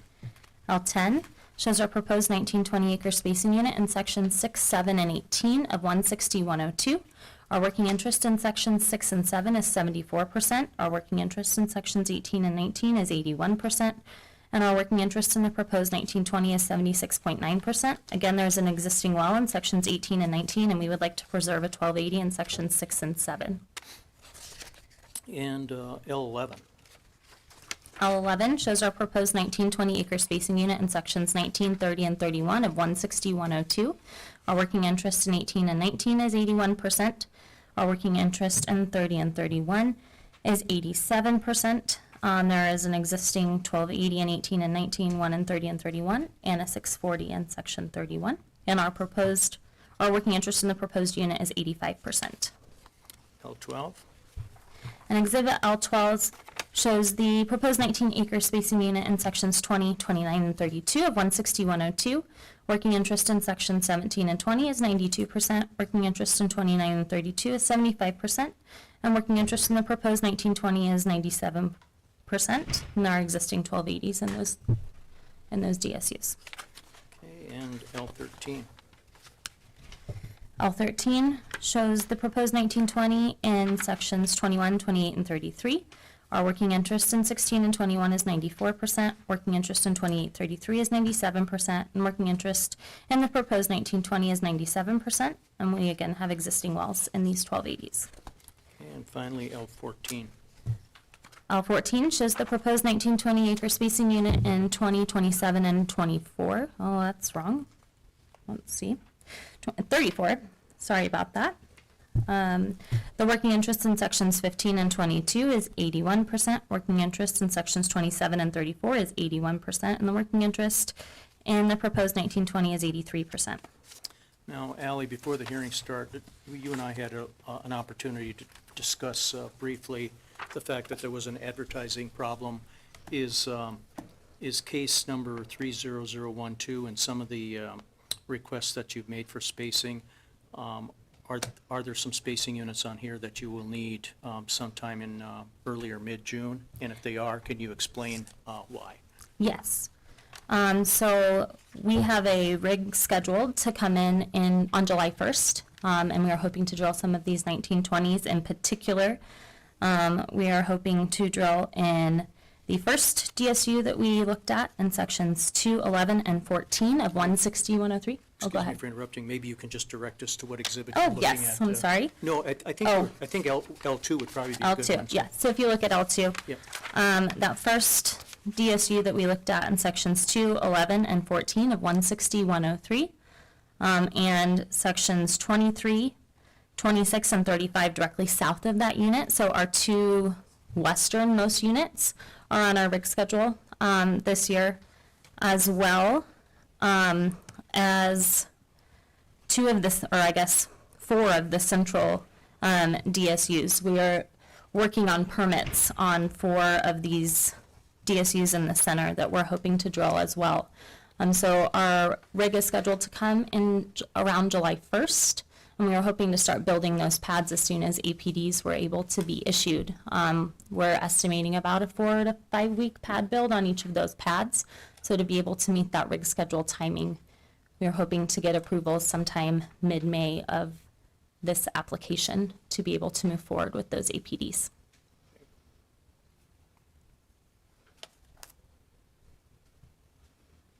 That's all the questions I have for this witness. Are there any questions from commission staff? Yeah, Ally, on the, I believe it was the 3 space units where you wanted to preserve 1 well per 1280, will those wells be drilled in conjunction with the 1920 wells?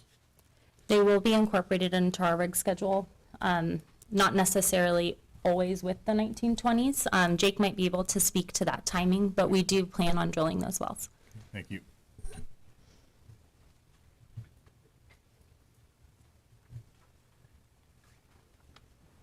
Are there any further questions from commission staff?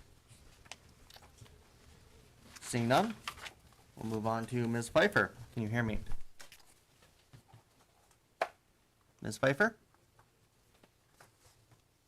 No, you might be muted if you're trying to talk to us. Kat, are you there?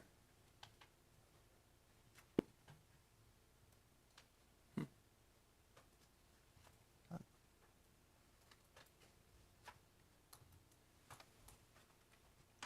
think we lost her. It looks like, could we just wait a moment? Perhaps she'll call in again. Sure. Oh, Kat, are you there? Yes, can you hear me? Yeah. Yes, we We can. lost you for a moment. Sorry. No, not a problem. Yeah, I just hung up because it wasn't working. Sorry. The questions haven't been that difficult, have they? No. All right, Ms. Pfeiffer, do you solemnly swear or affirm under the penalties of perjury that the testimony you're about to give in this matter will be true and correct to the best of your knowledge and belief? Yes, I do. Kat, state your full name for the record, please. Catherine Marie Pfeiffer, And by whom are you employed? Total Resources. In what capacity? I'm a geologist. And in that capacity, have you testified before the commission previously? Yes, I have. Had your qualifications accepted as that of an expert? Yes. Offer the further testimony of this witness that of an expert. The testimony will be received as that of an expert. Kat, I'll direct your attention to Exhibit G1. Can you tell me what G1 is and then briefly describe what's contained on the exhibit? Yes. G1 is a structure map on the top of the Middle Bakken member. It's in subsea TVD. The contour interval is going to be 25 feet. And you can see as you move to the northwest, you are getting shallower, and as you move to the south-southeast, you're getting deeper. And we have the proposed DSUs that Ally testified to outlined in red, as well as our field outline in green, and then a cross-section that'll be the type log on the next exhibit from 8A prime. Okay, let's go to G2. So G2 is that cross-section I just mentioned, so it's just a quad combo type log showing the lower part of the lodge bowl, then down to the bird bear, and we'll be targeting the Middle Bakken. No further questions. Are there any questions from commission staff? Seeing none, we'll move on to Mr. Herbie. Oh, please raise your right hand. Do you solemnly swear or affirm under the penalties of perjury that the testimony you're about to give in this matter will be true and correct to the best of your knowledge and belief? I do.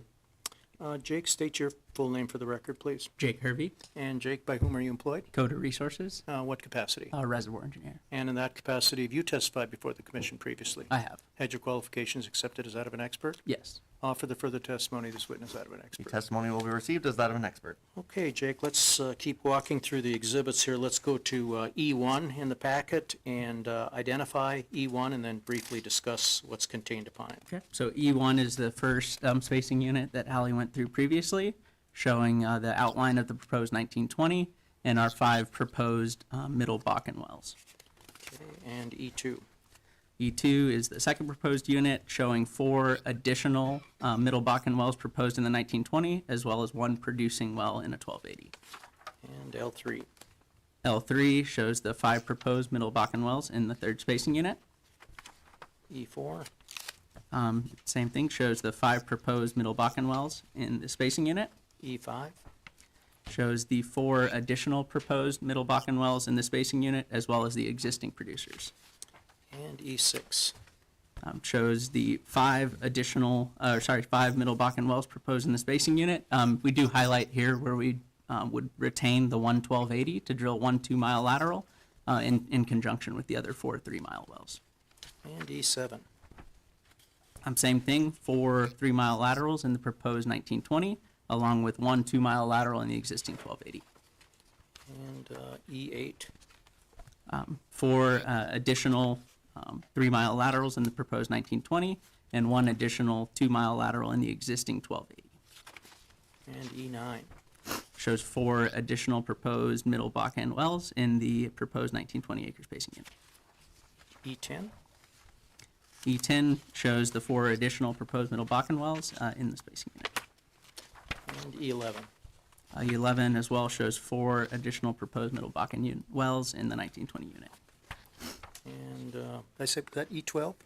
Was that E11? I think that was E11. Okay, let's Unless go to I 12. Yeah. didn't miss it. Yeah, No, so I- same thing. 4 additional proposed middle Bakken wells in the 1920 acre spacing unit.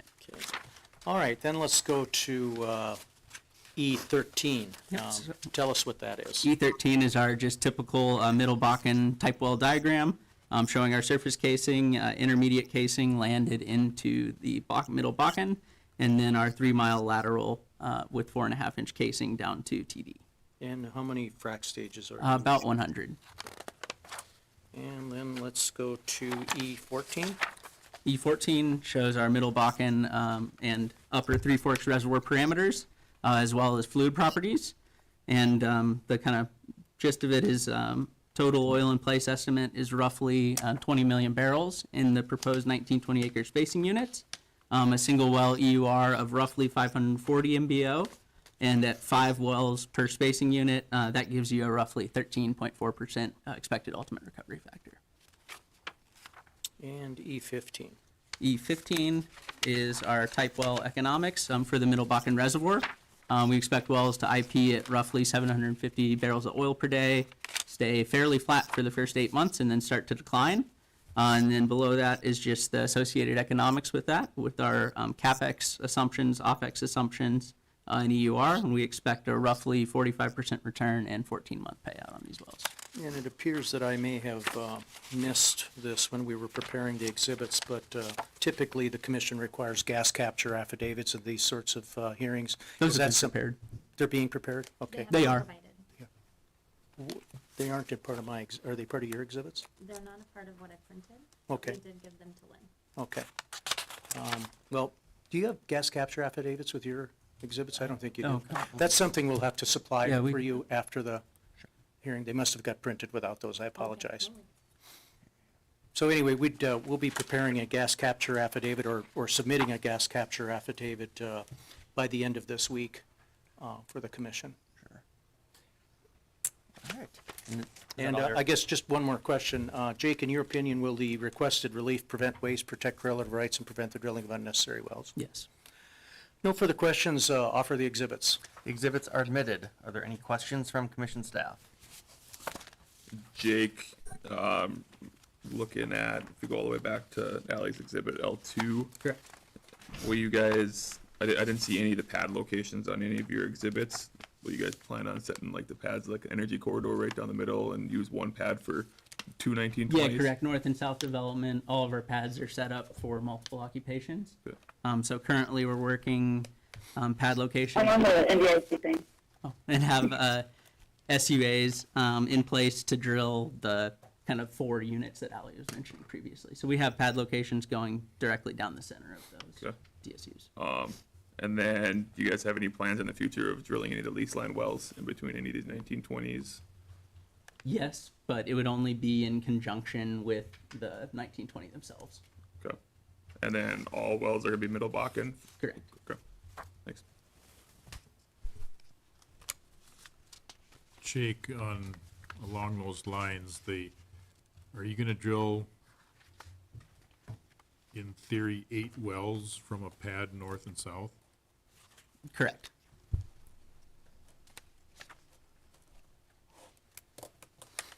And then in the instance where you're gonna drill a 1280 well, will those fit on those pads, or how will that work? So just for example, like the 1280 that we want to retain in, was it 6 and 11?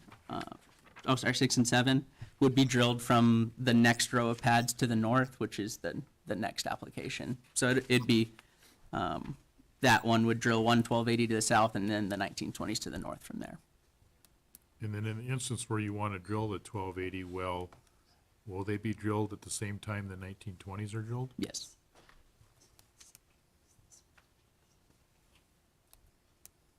Or like directly after if it's a different pad location, but development-wise. So if there was a requirement that that be drilled and completed on or about the same time, that shouldn't be an issue? No, that's fine. Okay, thank you.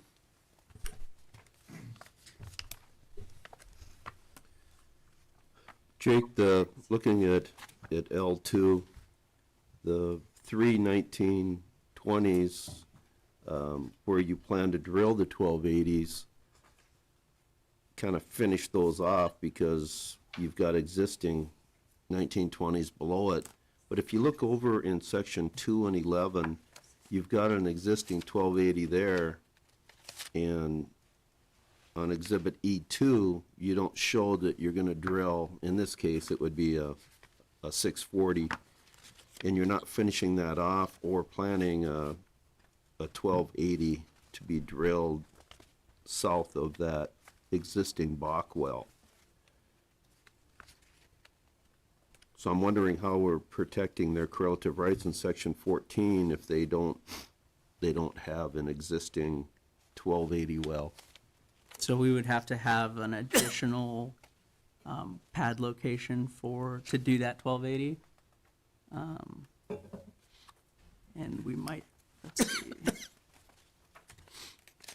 Well, you're proposing 5 wells south of it, to complete that Right. undrilled 1920. So it would be possible to drill, from your center pads, a 640 north, but it would only be 1 mile. It'd be possible to drill a 640, but the 640s aren't economically viable in this area.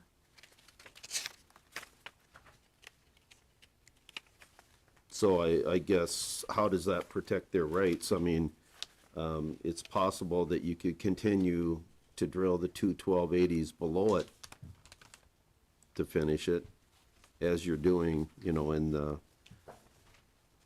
northeast part of this development plan. That's theoretically possible. Having a 2-well 1280 pad kind of off of what we're planning for our development corridor is not ideal. Just pipelines and right-of-ways and that sort of issues. There's potential to maybe add an additional Bakken well to the 1920 in that area to increase recovery factor. How would that be drilled? it would be drilled in the, into the 1920 with the others. You would have to do like 6 of them instead of 5, or sorry, 5 additional instead of 4 additional if you wanted to try to increase recovery factor.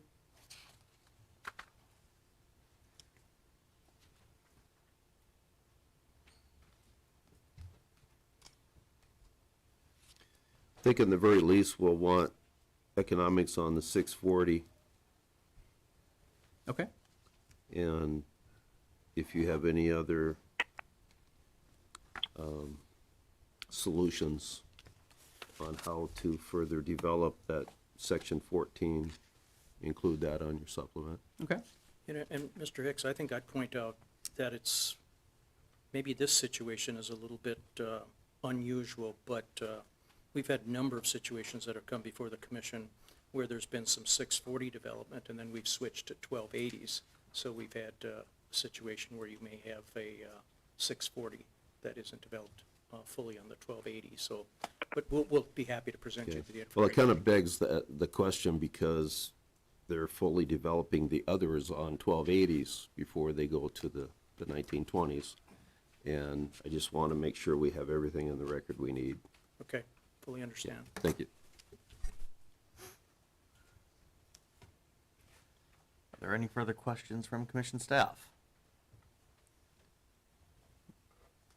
Seeing none, I guess first maybe address the supplements. What kind of time frame are we looking at for those? Yeah, let's do that, May 8th, but may end up submitting it sooner. And I certainly will be submitting the gas capture affidavits sooner, probably have those to you later today or tomorrow. But once again, I'd urge the commission to consider my initial request and the testimony that Ms. Schuster provided, indicating the jam we're in because of the mistake that Divide County newspaper made. And, hopefully there's a solution to that so that we're not delayed in our drilling plans. And I'll be following up after the hearing with a letter indicating that we need something urgently, and hopefully we can work something out. Sure. So I guess to start, the record will remain open until May 8th for the supplement. Okay. And yeah, as we do have a notice issue, this case will be continued until the next hearing, and we'll deal with when that date is. And like I Going forward indicated, here. that we're requesting potentially a special hearing so that we can get an order before, early June, so, okay? Lawrence, I just want to point out that the May hearings are 17th and 18th. And I don't know if it's possible to get on those dates, but you were talking about getting the APDs by mid-May. And if it's not even possible to make the May docket, if we had a special one, likely it would be maybe a week later. So that's kind of the timing, if we even went to a special day. The only other option, and I know the commission hasn't been doing this recently, but would be to allow us to move forward with the building of the pads in anticipation that the orders are ultimately going to be signed. But I think that's something that we can talk about after the hearings, after I get more information from my client in terms of when they have to start, and I can include that in the letter. We have another case, of course, we're going to hear, and there was testimony about drilling 1280s from those pads north. Is the rig's not going up there first? Our first planned pad is, and it's block 34, so we are submitting the 1280 permit off of that right now. Like as we speak, it should be coming into your system. So I guess that pad might get approved quicker because the 1280 is existing. But our plan is to drill those 1920s to the north from that pad, and then wait to drill that 1280 until we sweep the southern wells off of that pad with the other 1920s. So our first planned pad is drilling north off of the block 34. It will be one of the units that we talk about in case 3013 or 30,013. So that might be something that could give us some relief to get an approval quicker there to be able to start construction on that pad, if that answers your question. Well, the 1280s are already allowed, correct? So Correct. it's possible that we will work out something where you could build that location. You would Great. be working at your own risk, that you would be building the pad too large or something if you were Correct. denied, but, Correct. yeah, thank you. Thank you. Anything further in this matter, Mr. Bender? Nothing further. Then we will, I guess, continue the case, case number 30012. Do we have some urgency on the next one? Case number 30013, application of Coda Resources Operating LLC for an order amending the field rules for the Dane Bill Bakken Pool, Divide County ND, so as to create and establish 4 1920 acre space units comprised of sections 20, 29, and 32, sections 21, 28, and 33, sections 24, 25, and 36, and sections 22, 27, and 34, Township 161 North, Range 102 West, authorizing the drilling of a total not to exceed 5 horizontal wells on each proposed 1920 acre space unit, and or such further relief. Will all interested parties please come forward? Thank you, Mr. Examiner. Lawrence Bender, P.O. Box 1855, Bismarck, appearing case 30013. On behalf of Coda Resources Operating LLC, we plan on calling the same 3 witnesses in this case as we did in the previous case. Ms. Schuster, please raise your right hand. Do you solemnly swear or affirm under the penalties of perjury that the testimony you're about to give in this matter will be true and correct to the best of your knowledge and belief? I do. Ellie, L1. Exhibit L1 is regional locator map showing our acreage position and these 4 DSUs, the subject of this case number, just north of the Divide Williams County line. L2. L2 is a location map zooming in on the 4 units in question in the Deanville Township. And L3. Exhibit L3 shows our proposed 1920 acre spacing unit in Township 161, Range 102 West, Sections 20, 29, and 32. Our working interest in the existing 1280 and 17 and 20 is 18%. Our working interest in the existing 1280 and 29 and 32 is 89%, and our working interest in the proposed 1920 is 72.56%. There is an existing 1280 and 29 and 32. L4. Exhibit L4 shows the proposed 1920 acre spacing unit in 161-102, sections 21, 28, and 33. Our working interest in 21 and 28 is 74%. Our working interest in 28 and 33, I'm sorry, that would be 16 and 21, not 21 and 28. 28 and 33 is 95%, and our working interest in the proposed 1920 is 97%. Okay, and L5. L5 shows the proposed 1920 spacing unit in 161-102, sections 22, 27, and 34. Our working interest in the existing 1280 is sections 15 and 22 is 40%. Our working interest in 27 and 34 is 96%, and our working interest in the proposed 1920 is 91%. And L6. L6 is our proposed 1920 spacing unit in Township 161-102 West, sections 24, 25, and 36. Our working interest in 13 and 24 is 40%. Our working interest in 25 and 36 is 74%, and our working interest in the proposed 1280 is 74%. Now, Ally, as in the previous case, there was an issue with the Divide County paper in terms of advertising. Can you describe for the commission the urgency in getting an order in this case? Once again, this is it's the same situation as our last case. If you take a look at Exhibit L2, our first wells we plan to drill are going to be in the 3rd DSU in sections 22, 27, and 34. And again, we plan on a July 1 spud date. So an expedited order would be appreciated in that particular DSU. So, Ally, it might be useful. What are CODA's plans in terms of moving in rigs? Are they going to move in more than 1 rig? We'll have 1 rig. Okay. That's all the questions I have for this witness. Are there any questions from commission staff? Seeing none, move on to, Ally, you talked about the July spud on the previous case, where you were gonna drill on the west side. Is this the first well that's gonna be drilled, or will the other?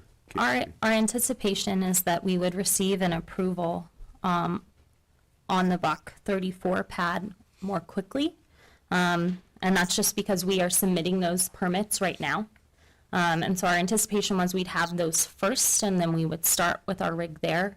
We are actively working, submitting our AMBER permits, which we were discussing on the western side of the unit as well right now. So those, it's just whichever we get approval of first, which is what we will move forward with first.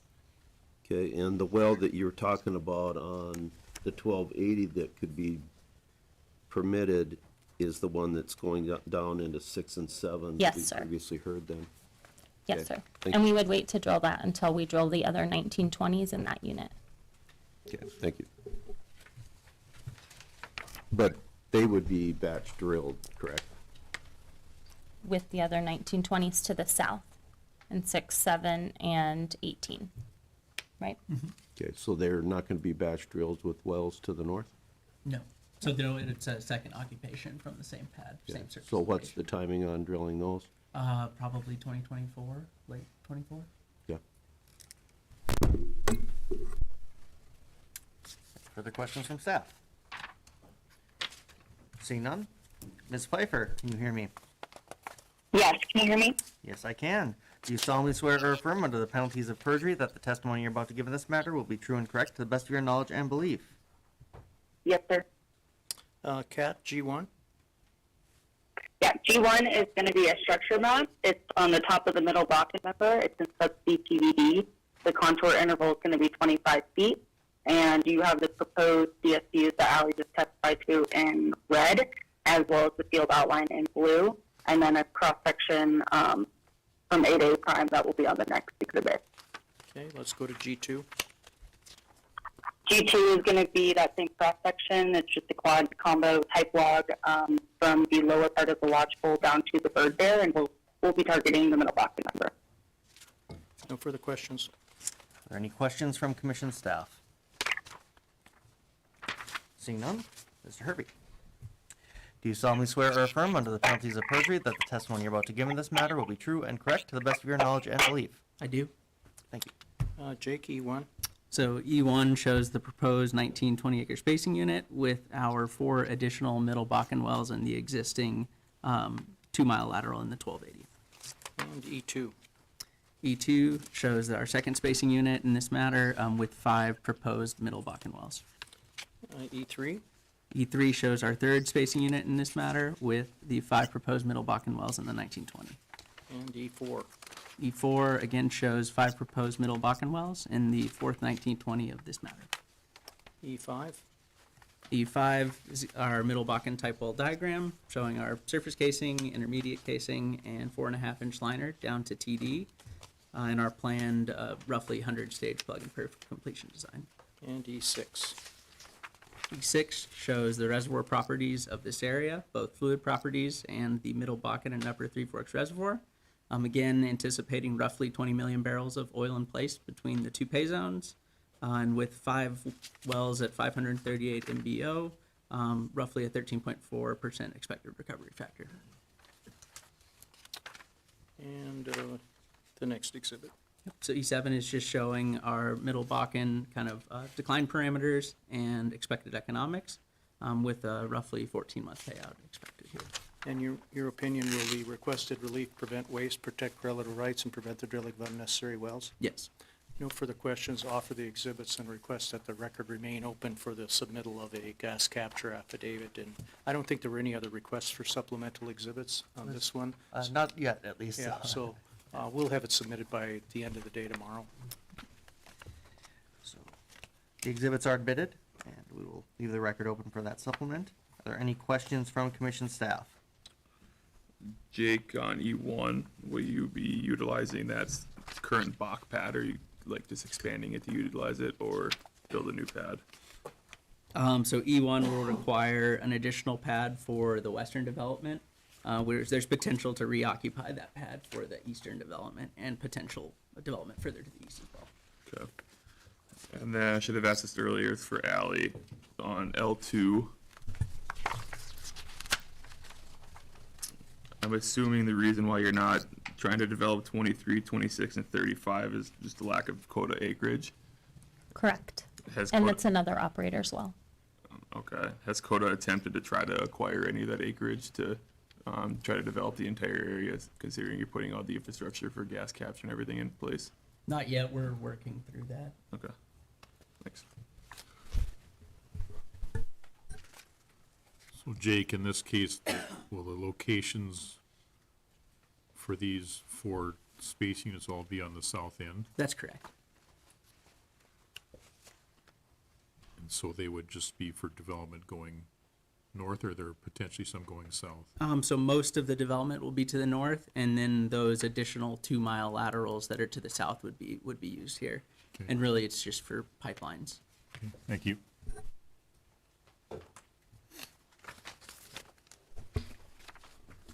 Jake, on E1, you said there was gonna be a new pad for the Western Wells development. Is that gonna be in the north or the south? Oh, it'll be in the south. Okay, so that makes it really hard to catch that stranded reservoir at the end of the Bach, 3229. Correct. Okay.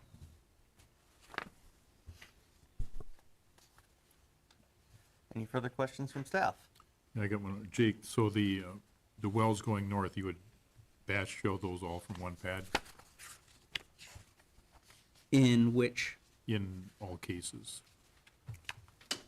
it will depend on what our maximum step out ends up being on our 3-mile laterals. So right now, we're assuming a 2,000 foot maximum kind of horizontal step out before we go 3 miles. So it'll really depend on, one, surface constraints. If we can get a pad perfectly in the center, we can get the whole 1920. If we can't, then there could be 2 per 1920. But you're The goal is to do 1. one. Yeah. Okay, thank you. Any further questions from staff? Okay, seeing none, yeah, I believe that gas capture affidavit was the only supplement, so we'll leave it Okay. open for a Thank day you. here. Thank you, to Mr. Examiner. The 28th. I guess the same notice requirements and what we had discussed in the previous case. I guess, is there anything further that you'd like to discuss on that before we close the No, record here? I don't think I have anything further. Obviously, as in the previous case, I'll be providing a letter to the commission, kind of outlining again the urgency of the orders, and hopefully we can have some discussions in determining just how the commission is going to handle it. We do appreciate the on-pattern 12, or 1920s too. We're trying. Thank you. Anything further on this matter, Mr. Bender? Nothing further. That will conclude the, or I guess we will continue the hearing in case number 30013. Moving on, case number 30014, application of Continental Resources, Inc. for an order amending the field rules for the Elm Tree Bakken Pool and/or Antelope Sanish Pool, McKenzie and Montreal Counties, ND, as follows. Authorizing the drilling, completing, and producing of a well with a lateral to be located approximately 370 feet from the east line of an existing 1280-acre spacing unit comprised of sections 29 and 32, Township 153 North, Range 93 West, and authorizing the drilling, completing, and producing of a well with a lateral to be located approximately 370 feet from the west line of sections 28 and 33, Township 153 North, Range 93 West, which are part of an existing 2560-acre spacing unit comprised of sections 28 and 33, Township 153 North, Range 93 West, and sections 1 and 12, Township 152 North, Range 94 West, both as exceptions to the provisions of sections 430203 to 18 of the NDAC and such other and further relief. Will all interested parties please come forward? Thank you, Mr. Examiner. Lawrence Bender, P.O. Box 1855, Bismarck, North Dakota. And I'm appearing in case number 30014 on behalf of Continental Resources, Inc. Continental intends on calling 3 witnesses in this matter.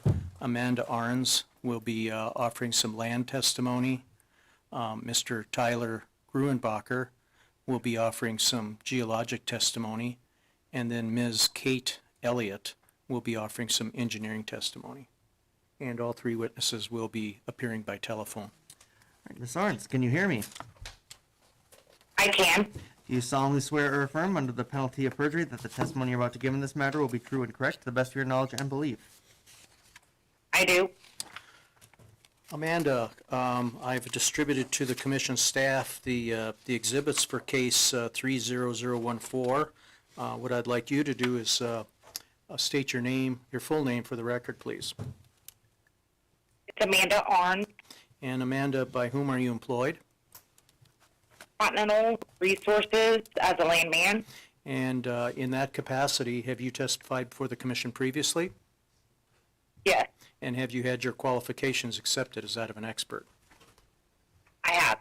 Offer the further testimony, this witness as that of an expert. The testimony will be received as that of an expert. Amanda, let's turn to the packet for case 30014, excuse me, and let's go to Exhibit L1. Can you tell me what L1 is? Yes, Exhibit L1 is a general locator map. As you can see, outlined in green and shaded in yellow is Continental's proposed west exception location to be located in an existing 1280-acre spacing unit comprised of sections 29 and 32, 153 north, 93 west. Outlined in red and shaded in yellow is Continental's proposed east exception location to be located in sections 28 and 33 of 153 north, 93 west, which is within an existing 2560-acre spacing unit comprised of sections 28 and 33, 153 north, 93 west, and sections 1 and 12, 152 north, and 94 west. Okay, let's go to Exhibit L2. Exhibit L2 is a land plot showing the existing 1280-acre spacing unit that Continental's proposed west exception location is to be located in, along with a working interest summary of the unit. And then Exhibit L3. Exhibit L3 is a land plot showing the existing 2560-acre spacing unit that Continental's proposed east exception location is to be located in. The proposed exception location will be located in sections 28 and 33 of the existing 2560-acre spacing unit, comprised of sections 28 and 33, 153 north, 93 west, and sections 1 and 12, 152 north, and 94 west. The working interest summary of the unit is also shown in this exhibit. Okay, and then L4. Exhibit L4 is a spacing unit plot to show the current spacing units in the area and the existing wells within the unit. If we start at the top in the left, if you see the orange outline, this is sections 28 and 33, sections 28, 29, 32, and 33, 153 north and 93 west. It is spaced at a lease line 2560-acre spacing unit.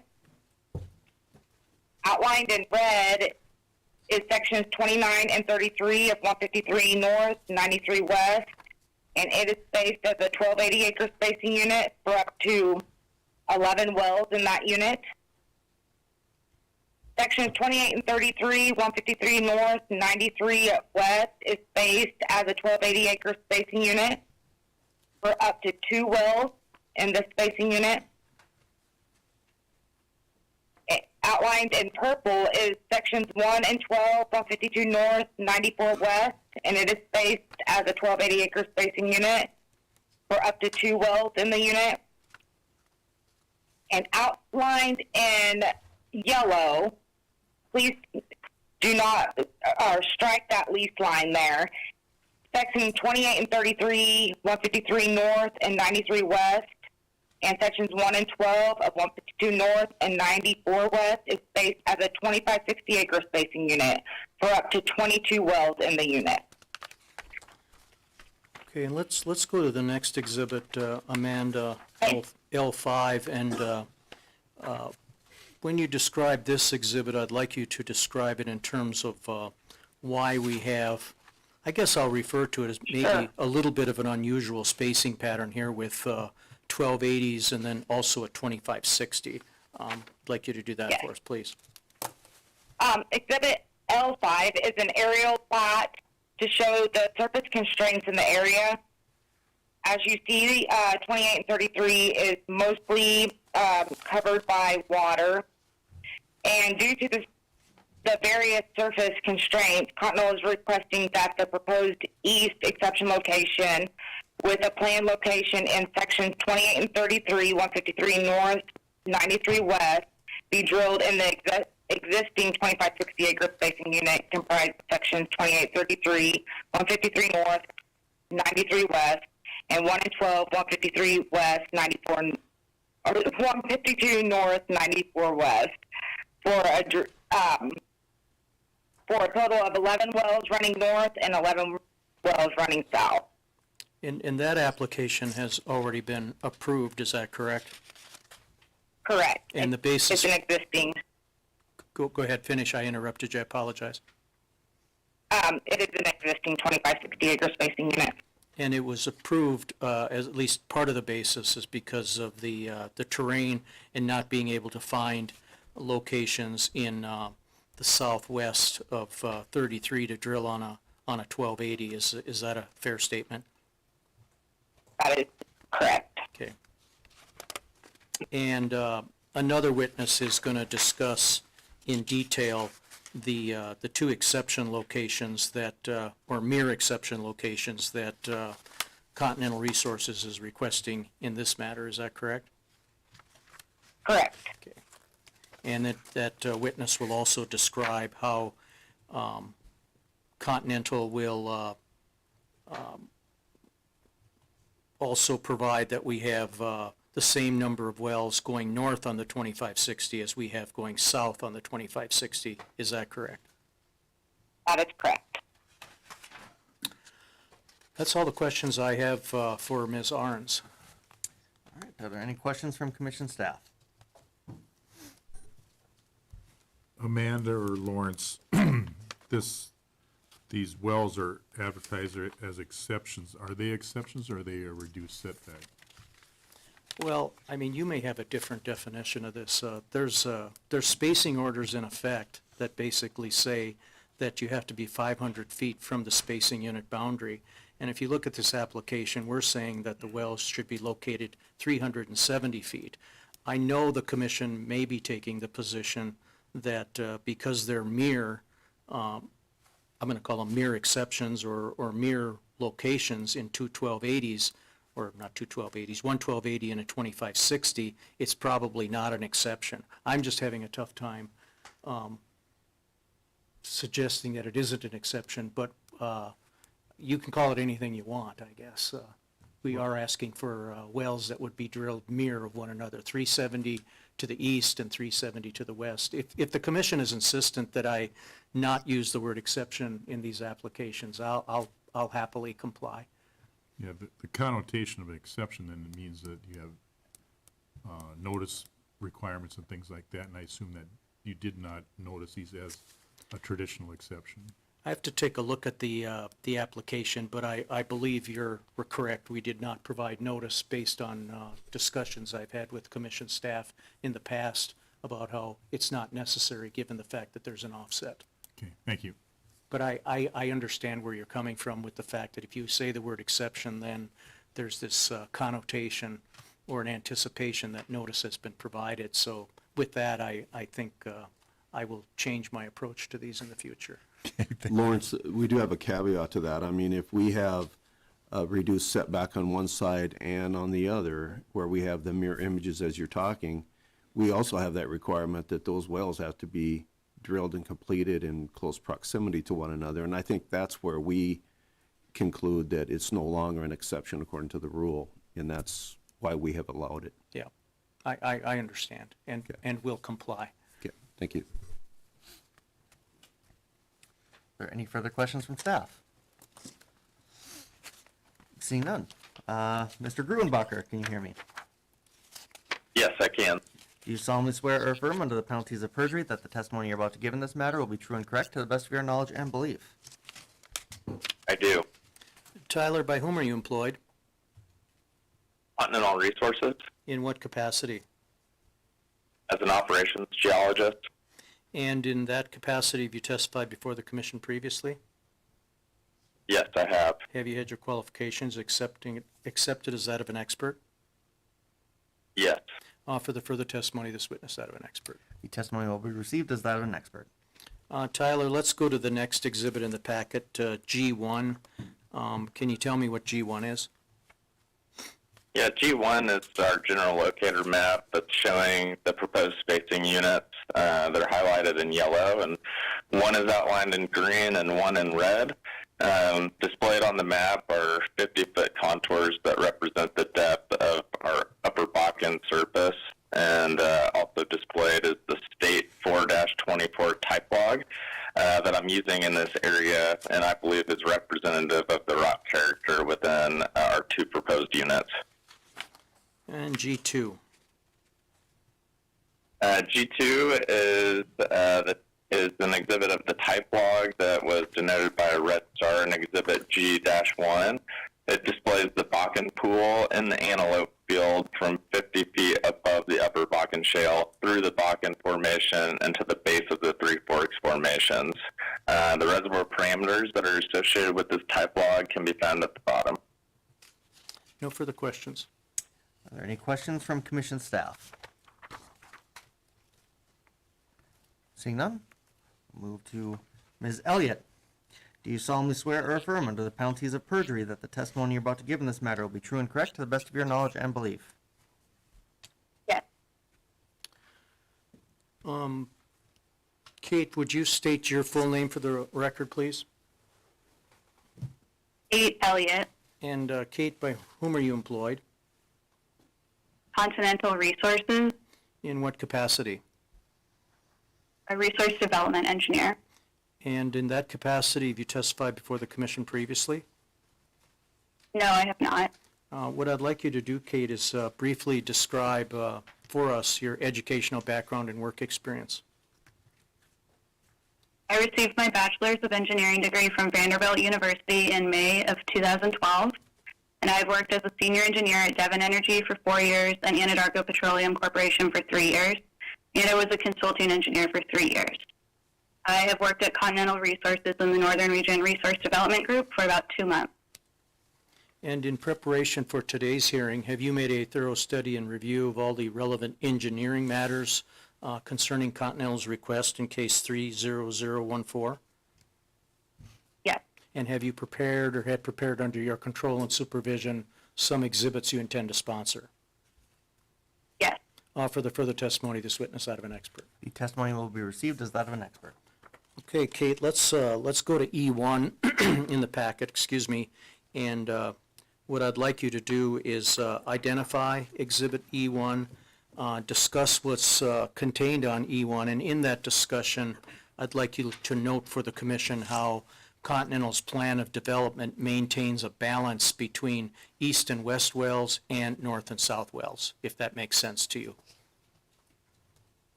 Yes. Okay. Exhibit E1 is a directional plot for the existing 2560 and 1280 acre spacing unit. The 1280 spacing unit is comprised of section 29 and 32 of 153 north, 93 west, and the 2560 spacing unit is comprised of section 28 and 33 of 153 north, 93 west, and section 1 and 12 of 152 north, 94 west. And as Amanda previously spoke to, only the future wells will be part of this 2560 spacing unit. All the previous development has been under separate 1280 units. So the existing development is shown by solid green lines and solid pink lines representing the existing wells. The dashed green lines indicate the proposed mirrored exception location or setback Middle Bakken wells. And the blue dashed line indicates the balancing well that will be drilled concurrent with the exception location wells to balance the well count within the 2560 unit. Okay, let's go to Exhibit E2. Exhibit E2 is a schematic of our typical 2-mile Middle Bakken well for the 1280 acre and 2560 acre spacing units. We are showing a TD of about 21,000 feet measured depth with a 7-inch casing point at 11,000 feet MD, which puts our lateral length at 10,000 feet. The lateral will be cemented and completed with about 45 plug and perf stages paired with hydraulic fracturing operations. All right, and then E3. Exhibit E3 outlines the reserves and economics for an individual 2-mile Middle Bakken well.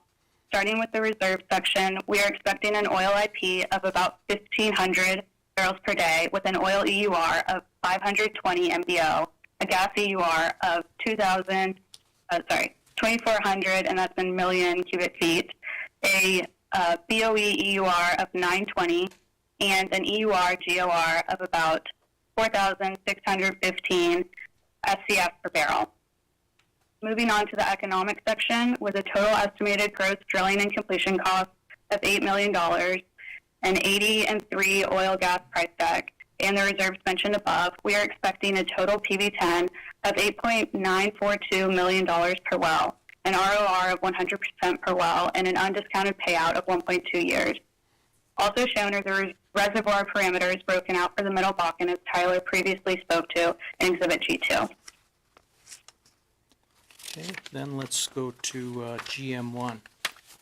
Well, let me just ask you a question on GM1. Is GM1 a gas capture affidavit that the commission typically requires in these sorts of matters?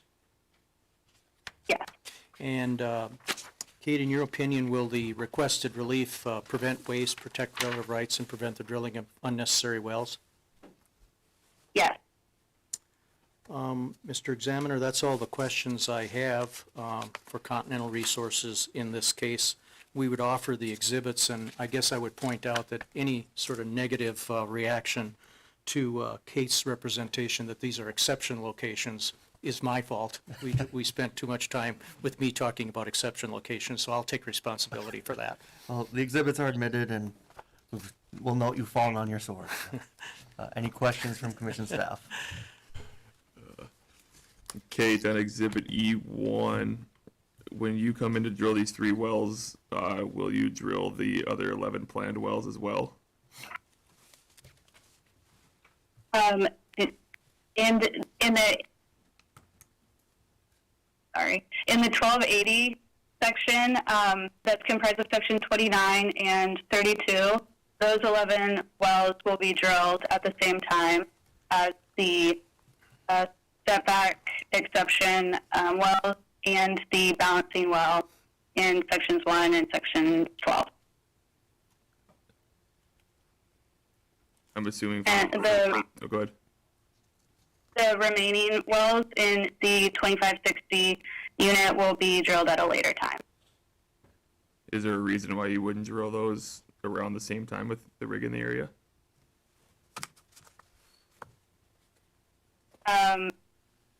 Just as part of our goal to maximize the economic recovery of this unit. Okay, thanks. Kate, on Exhibit E1, you're going to drill the 2 wells going to the north, which are the subject of this hearing. And the second bench Three Forks well going to the south off that pad, that's not relevant to this case, is it? Only in regards to the balancing of the north and south wells in the 2560 acre spacing unit. The only way that it's relevant. And then 28, 29, 32, and 33 are, I believe, currently a lease line 2560. And so does Continental plan to drill that lease line well, or will these 2 wells forego the drilling of that well? That well will be drilled at the same time as the other wells So that are subject of this hearing. So there's going to be 3 wells going north off that pad? Yes. I believe that pad will also have additional wells off of it in the future as well. So Continental does plan to drill a lease line well between these 2 reduced setback wells? Yes. And the target of that will be what?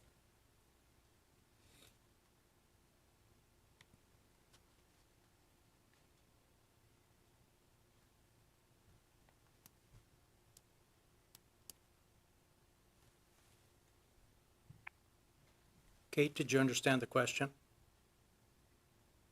Oh, yeah. I'm sorry. sorry, the target will be Three Forks 2. So the lease line will be Three Forks 2. Okay, thank you.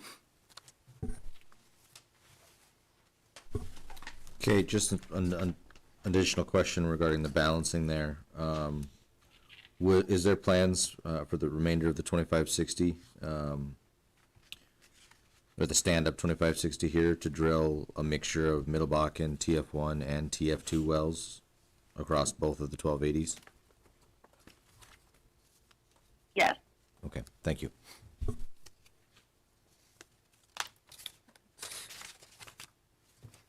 Any further questions from staff? Seeing none, I don't think there are any supplements. Anything further in this matter, Mr. Bender? Nothing further. All right, that will conclude the hearing in case number 30014. Moving on, case number 30015, application of Continental Resources, Inc. for an order amending the field rules for the Little Knife Bakken Pool, Rattlesnake Point Bakken Pool, and/or Drum Creek Bakken Pool, Dunn County, ND, so as to create and establish two overlapping 3840 acre spacing units comprised of Section 36, Township 147 North, Range 97 West, Sections 1 and 12, Township 146 North, Range 97 West, Section 31, Township 147 North, Range 96 West, and Sections 6 and 7, Township 146 North, Range 96 West, and Sections 13, 24, and 25, Township 146 North, Range 97 West, and Sections 18, 19, and 30, Township 146 North, Range 96 West, authorizing the drilling of a horizontal well on or near the section line between existing space units on each proposed overlapping 3840 acre spacing unit and/or such further relief. Will all interested parties please come forward? Lawrence Bender, P.O. Box 1855, Bismarck, and I'm appearing in this matter, case number 30015, on behalf of Continental Resources, Inc. We intend to call 3 witnesses. Is it the same? No, I'm sorry. Mr. Scott Davis will be offering some land testimony. We will have one witness who will be identical. Mr. Tyler Ruhenbacher will be providing geologic testimony, and then Mr. Bray Brownrigg will be offering engineering testimony. All right, Mr. Davis, can you hear me? Yes, I can. Do you solemnly swear or affirm under the penalties of perjury that the testimony you're about to give in this matter will be true and correct to the best of your knowledge and belief? I do. Scott, by whom are you employed? Continental Resources, In what capacity? Northern Region Landman. And in that capacity, have you testified before the commission previously? I have. Had your qualifications accepted as that of an expert? Yes, sir. Offer the further testimony of this witness that of an expert. The testimony will be received as that of an expert. Scott, L1. Yes, Exhibit L1 is a general locator map. The existing fields are outlined in blue, and then the 2 proposed 3840 acre spacing units are outlined in red and then in black, and then both of those proposed units are shaded in yellow. And L2. Exhibit L2 is a land plat of Section 36 of Township 147 North, Range 97 West, along with a working interest ownership summary for that section. L3. L3 is a land plat of an existing 1,280 acre spacing unit comprised of Sections 1 and 12 of 146 North, 97 West, along with a working interest ownership summary for those sections. L4. L4 is a land plat of an existing 1,280 acre spacing unit comprised of Section 31, 147 North, 96 West, and Section 6 of 146 North, 96 West, along with a working interest ownership summary for those sections. And L5. L5 is a land plat of Section 7, 146 North, 96 West, along with a working interest ownership summary for that section. L6. L6 is a land plat, the proposed 3840 acre spacing unit comprised of Section 36 of 147 North, 97 West, Sections 1 and 12 of 146 North, 97 West, Section 31 of 147 North, 96 West, and Section 6 and 7 of 146 North, 96 West, along with a consolidated working interest summary for that proposed 3840 acre spacing unit. And L7. L7 is a land plat of an existing 1,280 acre spacing unit comprised of sections 13 and 24 of 146 North, 97 West, along with a working interest ownership summary for those sections. L8. L8 is a land plat of section 25 of 146 North, 97 West, along with a working interest ownership summary for that section. And L9. L9 is a land plat of section 18, 146 North, 96 West, along with a working interest ownership summary for that section. L10.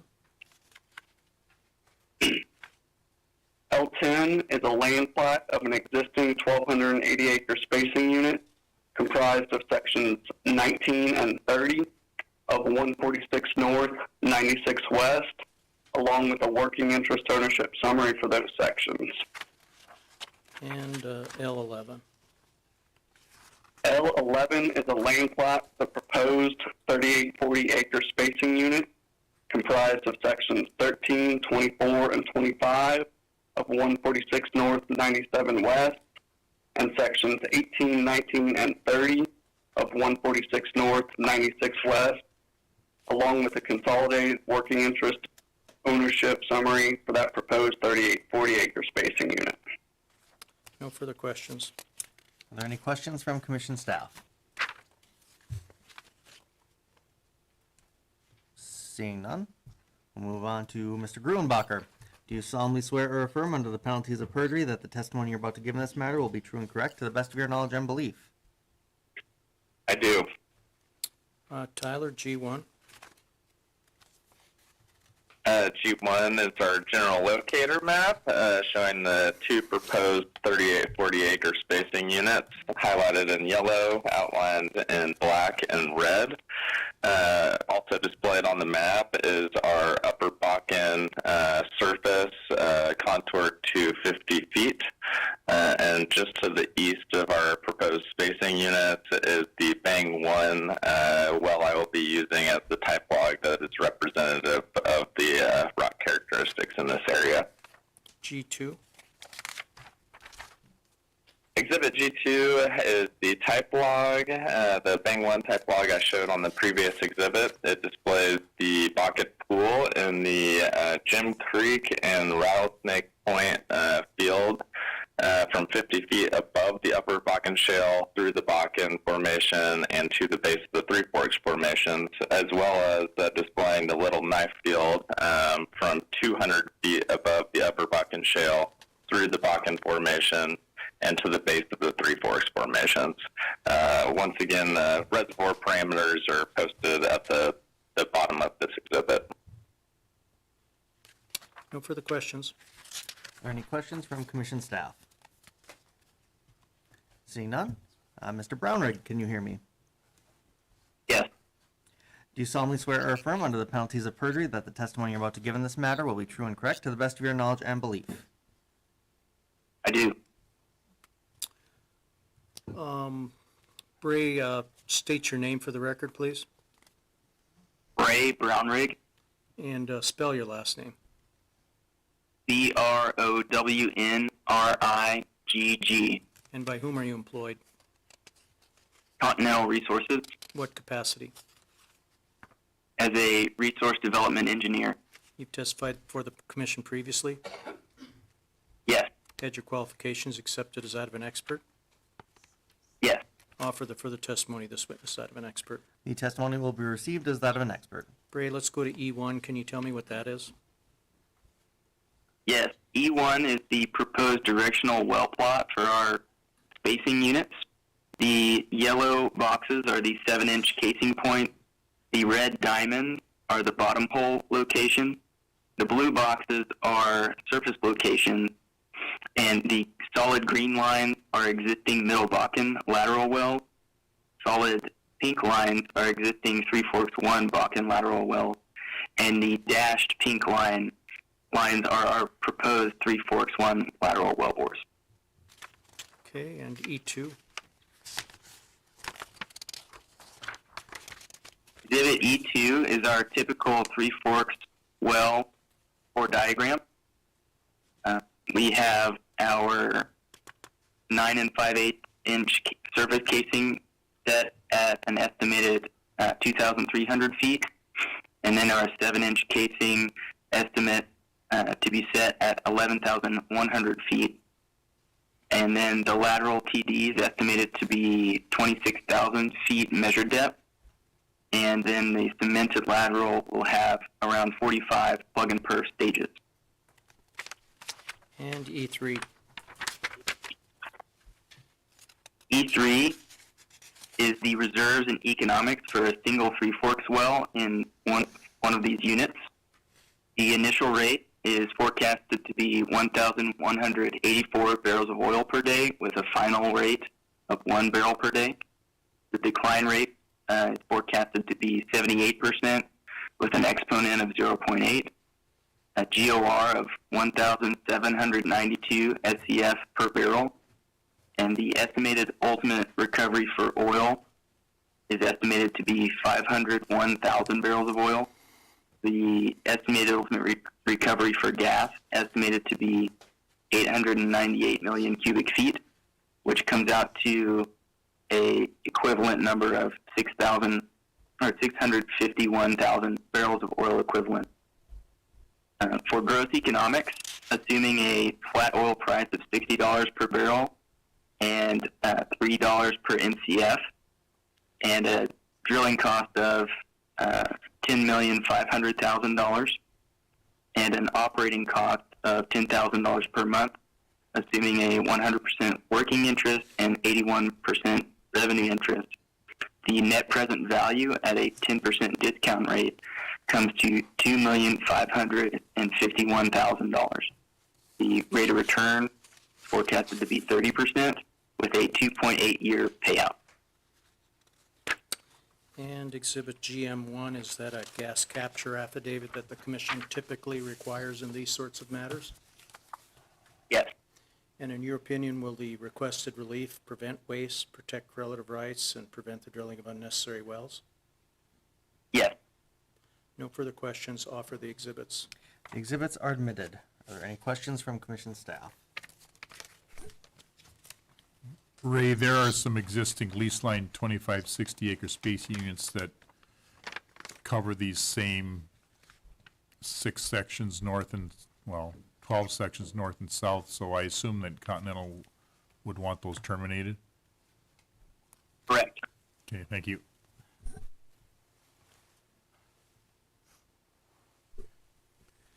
I'm looking at Exhibit E3 on your economics, and your final rate on abandonment is 1 barrel oil a day.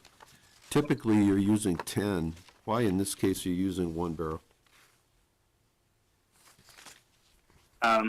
Honestly, that's just the number I typed in. The economics will terminate at whatever rate per day that the economic life depicts. So the 1 barrel a day versus 10 barrels a day will only make a difference on just at what point that forecast ends. So the volumes I'm showing here are the economic limit numbers. But your estimated ultimate recovery is based upon your final rate, correct? In this case, the EUR, the estimated ultimate recovery, are based on the economics. Okay, so why aren't you including that as your final rate? I guess so. My proposed forecast here is how it's designed in my forecasting software, and so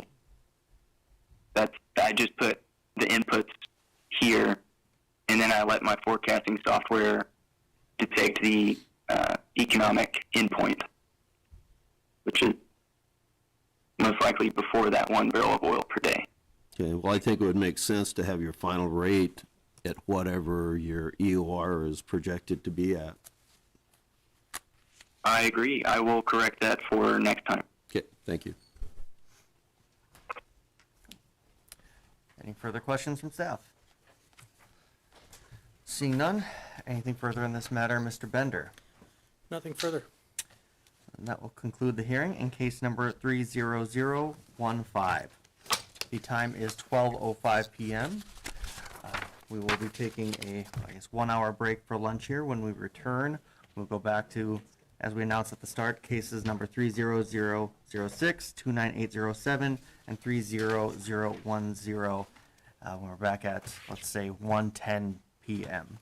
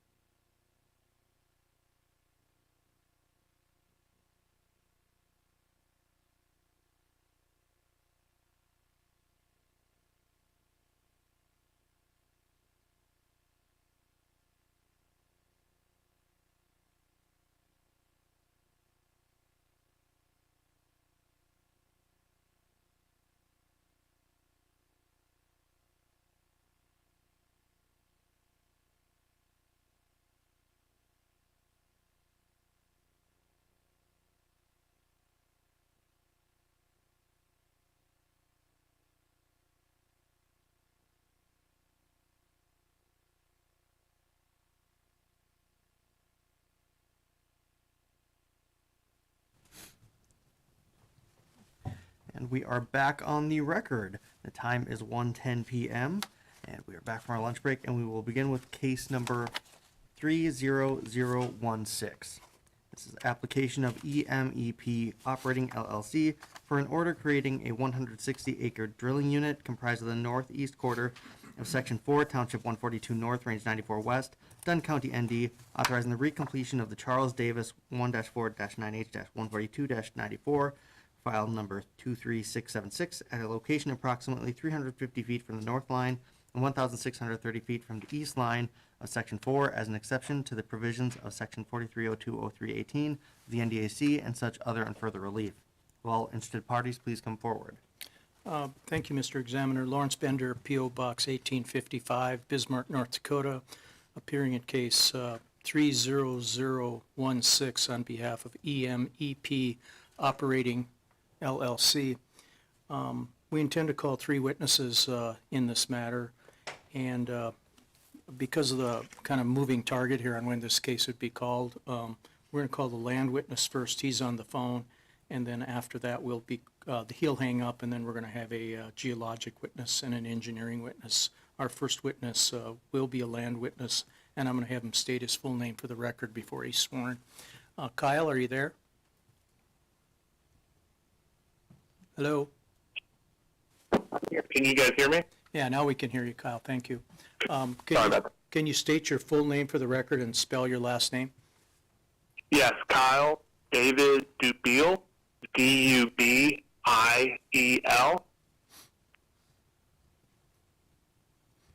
Thank you, Mr. Dubiel. I'm going to swear you in now. Do you solemnly swear or affirm under the penalties of perjury that the testimony you're about to give in this matter will be true and correct to the best of your knowledge and belief? I do. Kyle, can you tell me by whom you are employed? Yes, I'm employed by EMEP Operating LLC And in what capacity? as a VP of Land, Legal, and Business Development. And in that capacity, have you testified before the commission previously? I have, yes. And you've had your qualifications accepted as that of an expert? Yes, sir, I have. For the further testimony, this witness that of an expert. The testimony will be received as that of an expert. Kyle, let's turn to the packet of exhibits that I've distributed to the commission staff. I'm going to direct your attention first to what's been marked as Exhibit 1. Can you identify Exhibit 1 and then just very briefly describe what's contained upon it? Yes, so Exhibit 1 is a Wilson Basin location map, really intended as a frame of reference to show the proposed drilling unit location down there in the south of Dunn County, northeast quarter of Section 4. Okay, and then let's go to the next exhibit, Exhibit 2. Once again, identify the exhibit and briefly describe what's contained upon it. Sure. Exhibit 2 is a field outline map of Murphy Creek where this well is located. You can see the Charles Davis kind of outline there in the blue section towards the south of the map. Okay, and then Exhibit 3, same thing, identify and then briefly discuss what's contained upon it. Yeah, so Exhibit 3 is another field outline map, just slightly enhanced for the view to show the wellbore and the location of the Charles Davis well. And that wellbore now, is that a horizontal Bakken well? Yes, sir, it is. It's currently spaced and has a drilling unit for Sections 4 and 9. It is currently a horizontal Bakken well. Okay, and then let's go to Exhibit 4. Tell us what's contained on Exhibit 4. Exhibit 4 is the working interest ownership for the proposed drilling unit. You can see in the bottom right corner the working interest breakdown, and I won't read everything here for the commission, but as you can see, there is a diverse ownership to the north and to the west of the proposed drilling unit where the Charles Davis is located. But in our proposed drilling unit, Eagle Mountain or EMEP Acquisitions here does have majority working interest. Okay, and all the owners under the southeast of 33, the northeast of, what is that section below? Section 4, and the northwest of 4 were provided notice of this hearing by submitting an application to them. Is that correct? Yes, sir. Okay. I don't have any other questions for Kyle. Any questions from commission staff? Seeing none, so we can move on to your, Kyle, it's my understanding that you're going to now hang up, and Nathan and Michael will be calling in. Is that your understanding? That's correct. They'll call in right behind me here. Okay, all right. Thank you. Okay, thank you. Goodbye.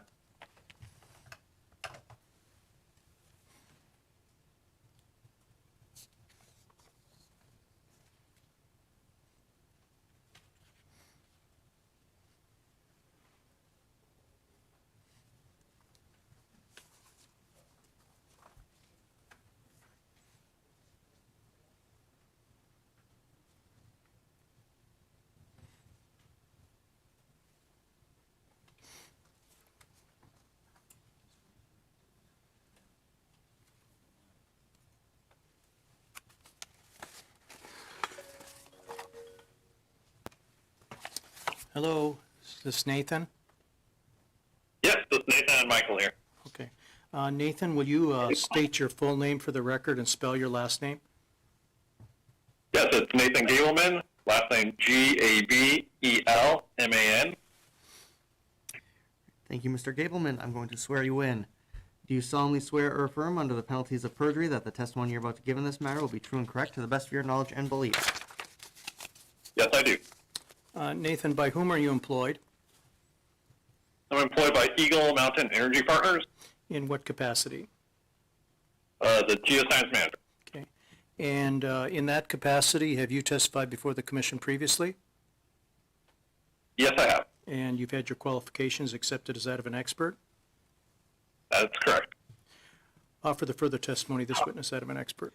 The testimony will be received as that of an expert. Nathan, let's go to the next exhibit in the packet, Exhibit 5. Can you tell me what Exhibit 5 is? Yes, Exhibit 5 is the log of the Charles Davis. On the log, I have the Mission Canyon top in blue, along with our target interval for completion, the Freiberg in red, with the top of the Freiberg and the base of Freiberg in red as well. Then on the far left-hand side is the Faces log with the color coordinated with pink being anhydrite, orange being dolomite, and blue being limestone, with the primary target being the dolomite facies within the Freiberg. And is Then the- as we go, I'm sorry, go ahead. I apologize. I didn't mean to interrupt. sorry, then yes, then going from the far right columns, we have the water saturation column showing significant oil saturation within the Freiberg on the far right column. Then the one directly to the left of that is the porosity curve showing both the density and neutron porosity, which I've highlighted in green, the dolomitic lobes showing over 10% porosity, which will be our primary target completion. And this log gives you optimism that you may have a Freiberg producer if this application is granted? That's correct. Comparing the log characteristics to nearby producers, it compares significantly well to those. So we have a pretty good confidence that this well should be productive. And you're requesting this exception location because you have a well bore there now, and it just makes sense to use that existing well bore rather than drilling one at a legal location. Is that your understanding? Yes, that's correct. It should be a cheap and efficient test of this interval. Great. And the engineering witness is going to get into the economics of recompleting that well. Is that correct? That's correct. Okay. That's all the questions for the geologic witness. Are there any questions from commission staff? Nathan, I know the well control gets a little thin to the east and the south, but would you be able to provide a structure map and an isopack for the proposed target through this interval, or through the area? Yes, I can. Please do that as a supplemental. And then looking at your Exhibit 5, I believe you indicated you intended to target the orange interval, the dolomites in the Freiberg on your type log. Is that correct? That's correct. Okay. And for purposes of this drilling unit, would a pool if it were defined from the base of the last Charles Salt to the top of the lodge pole, be sufficient for what you're proposing to do here? Yes, it would.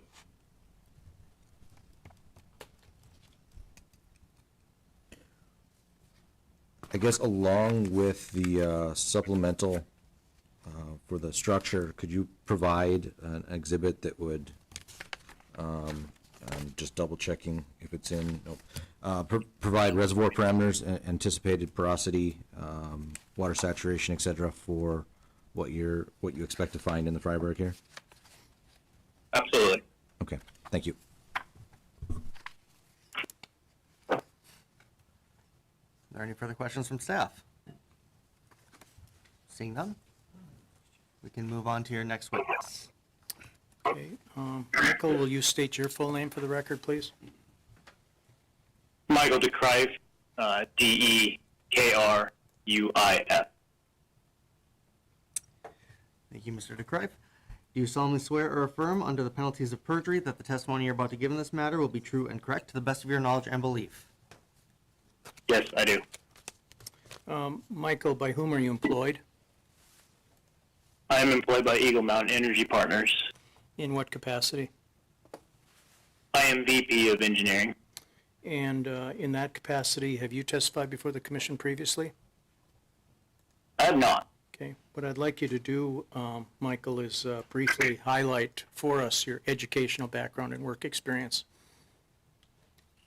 Sure. I received a bachelor's degree in petroleum engineering from the Colorado School of Mines in 2012. After that, I went and worked for Oasis Petroleum in a variety of different engineering roles, from operations to completion engineer, production engineering, reservoir engineering, sat on their BD and AD team for a while. And then before leaving to start Eagle Mountain, I was a production engineering supervisor. Okay, and in preparation for today's hearing, have you made a thorough study and review of all the relevant engineering matters concerning this exception location request? Yes, I have. And have you prepared or had prepared under your control and supervision exhibits you intend to sponsor? Yes. And offer the further testimony of this witness, that of an expert. The testimony will be received as that of an expert. Michael, let's go to the next exhibit in the packet, Exhibit 6. Can you tell us what that is?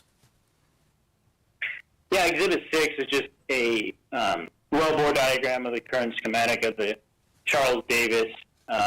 It's a typical Bakken well, 7-inch casing with a 4.5-inch liner downhole. Okay, and Exhibit 7? So Exhibit 7 is the exact same exhibit, except that in blue would be the additional components that we would add to go test this Freiberg. So we'd isolate the Bakken, perf the Freiberg, and then run production and test this interval. Right, and then let's go to Exhibit 8. Exhibit A is just an overview of the economics. This entire operation will cost right around $100,000. Some of the assumptions are with an IP of 50 barrels and kind of a strip price. Looks like the operating cash flow is about $2.8 million. So on an economic basis, it's a viable project. And I see you have as remaining reserves approximately 115,000 barrels, is that correct? Correct. Given what you've calculated as remaining reserves, could you justify economically drilling a grassroots well to recover those reserves?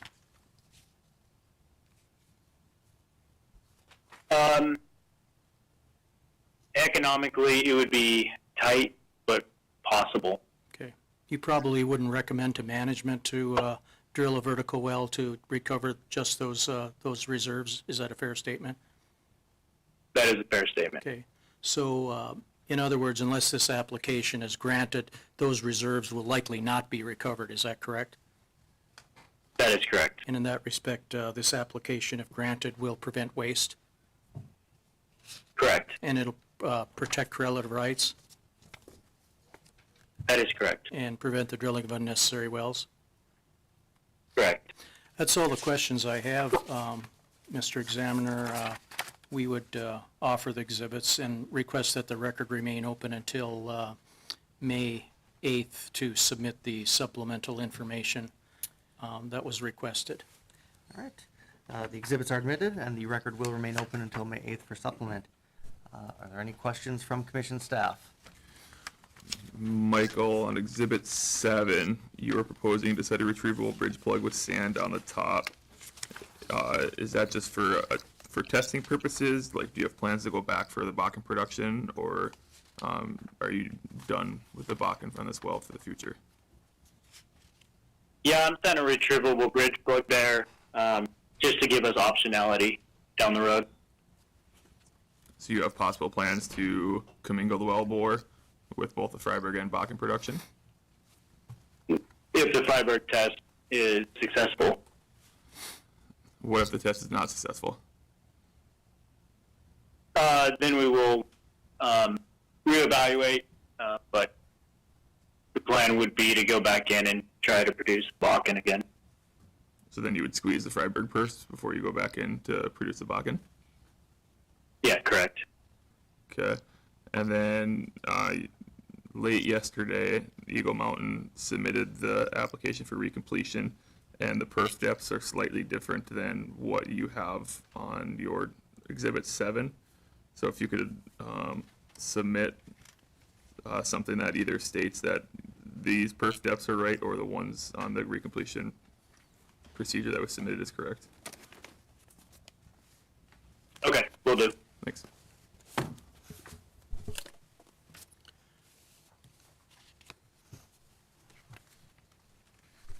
Michael, this is Bruce Hicks. What's the time frame on the recompletion?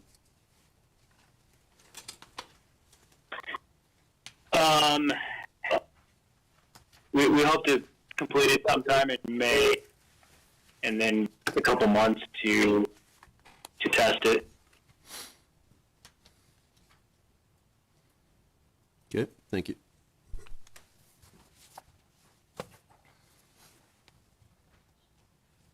Are there any further questions from staff? Seeing none? Yes, do you have anything further, Mr. Bender? No, nothing further. And did anybody want an opportunity to speak in this hearing? I guess. Seeing none?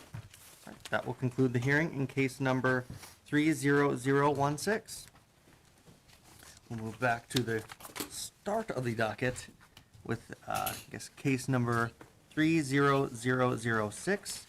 In the matter of a hearing called on a motion of the commission to consider the termination, reduction, or any other appropriate action of the Glass Bluff Madison unit, Mackenzie and Williams County, ND, operated by Liberty Resources Management Co. LLC, to review the Glass Bluff Madison unit bond amount required for the operation of said unit pursuant to NDAC 43020315, to review the requirements set forth in order number 31560 that required 9 certain wells to be plugged and abandoned, and such other relief as is appropriate. Will all interested parties please come forward? Thank you, Mr. Examiner. Lawrence Bender, P.O. Box 1855, Bismarck, North Dakota, and I'm appearing in case 3006 on behalf of Liberty Resources, and I'm also appearing in case 29807 on behalf of Rocky Top. At this time, we respectfully request that these two matters be combined and consolidated for purposes of hearing. I think there's going to be a certain amount of overlap in the hearings, and I think we can expedite the hearing process if we combine and consolidate the cases for purposes of hearing. Is there any objection from the commission for combining and consolidating for the purposes of hearing? Okay, seeing none, the request is granted. I will read in case number 29807 now. Okay, thank you. The first witness we intend to call is... So I'm going to read the caption first. Oh, I apologize. Okay. So case number 29807, in the matter of the joint application of Liberty Resources Management Company, LLC, and Rocky Top Energy, LLC, for an order of the commission amending order number 31560, entered in case number 29009, which required the plugging of certain wells and instead allowing some of or all wells to be brought back on production. Such wells being located in the Glass Bluff Madison unit, Mackenzie and Williams County, ND, and or such further and additional relief. Now the cases are consolidated and combined for hearing. So. All right, thank you. Now I can begin? Yep. Okay, thank you. First witness we intend to call is Dr. Mark Pearson. All right, Mr. Pearson. And Is he here with us? Yes. All right. Please raise your right hand. Oh, is your mic on? You solemnly swear or affirm under the penalties of perjury that the testimony you're about to give in this matter will be true and correct to the best of your knowledge and belief? I do. So, Dr. Pearson, could you please state your full name for the record, please? My full name is Christopher Mark Pearson, Pearson. And Dr. Pearson, by whom are you employed? Liberty Resources Management Company, LLC, In what capacity? as President and Chief Executive Officer. Okay. And in preparation for today's hearing, have you spent some time examining the history of, what's been happening in this field in the last couple of years in terms of development that Liberty has had in the field and following through with different orders that were issued by the commission? I have read all the documentation and I have listened to the hearings, the recordings of the hearings.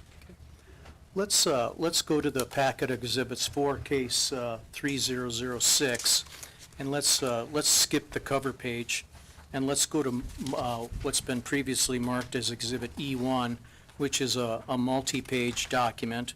And there's a lot of information on here, so I'd like you to summarize some of it, but certainly hit what you believe to be the high points of this exhibit and why it's important to the commission. Thank you, Councillor. What we have attempted to do here is to lay out the communication in these matters between both Liberty, the NDIC, and also the sales process that has gone forward with this unit. As we all know, in November of 2021, the NDIC issued Order 31560 requiring both a surety bond to be posted of $2.4 million by Liberty and for 9 wells in the unit to be P&A'd by June 1st, 2023. We posted the surety bond in December following that order, and in February of 2022, we obtained budget approval internally from our board of directors for the first set of P&As that were to be done, 5 wells in 2022. While we were following that process of going ahead with the P&As, I was called, totally unsolicited call by the investment banker, an investment banker from Bank of Oklahoma, expressing that there would be significant market interest in conventional assets like this based on their experience of recently having sold another operator with similar Madison Mission Canyon production. So while we still looked at that opportunity and realized that opportunity, we continued with our work as directed by the commission. We submitted four P&A procedures in April and the 5th one in May of that year. They were approved on the right-hand side in May and June of 2022. In June the 5th, we executed an agreement to market the unit and opened a data room. We had a number of prospective buyers by the end of the month. We already had 3 prospective buyers that had signed NDAs with us. Over the page, in July, we had 2 additional buyers, so 5 companies that were interested in the assets of these units.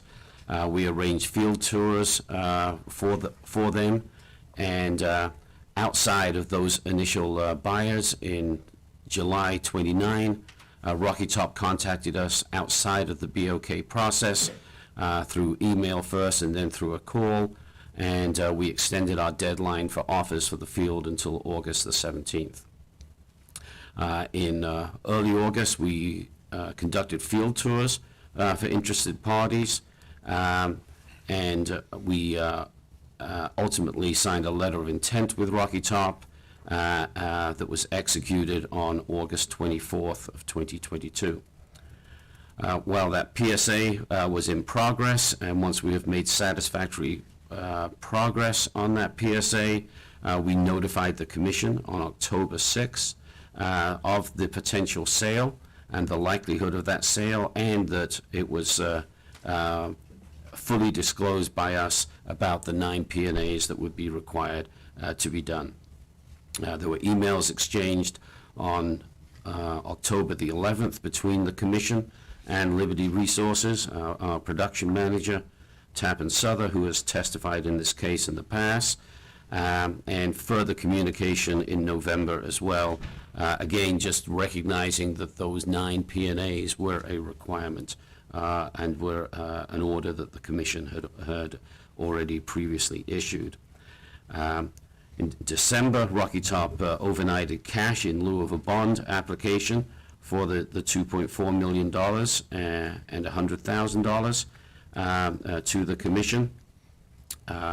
On December 8th, the acquisition agreement and transition services agreement was executed between Liberty and Rocky Top, and that required, upon execution of the agreement, for Rocky Top to submit the Form 15 transfer of operatorship within 5 business days.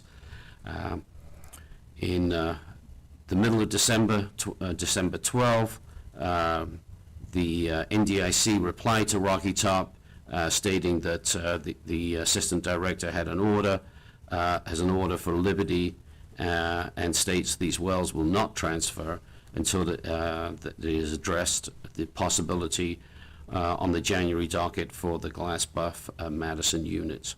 I think next, perhaps an important thing over the page, in January we had the second, the next hearing in case 29807, where Rocky Top testified of their plans to return all 9 wells to production in that order, and that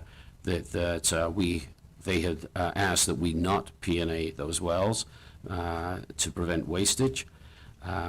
When in February, Rocky Top submitted their exhibits for the case, in which they ended up requesting that 1 well would be P&A'd and 8 of them would be, 4 of them would be returned to production with Ratcliffe, additional Ratcliffe workovers, and 4 of them would be put in TA status for future potential that they had identified.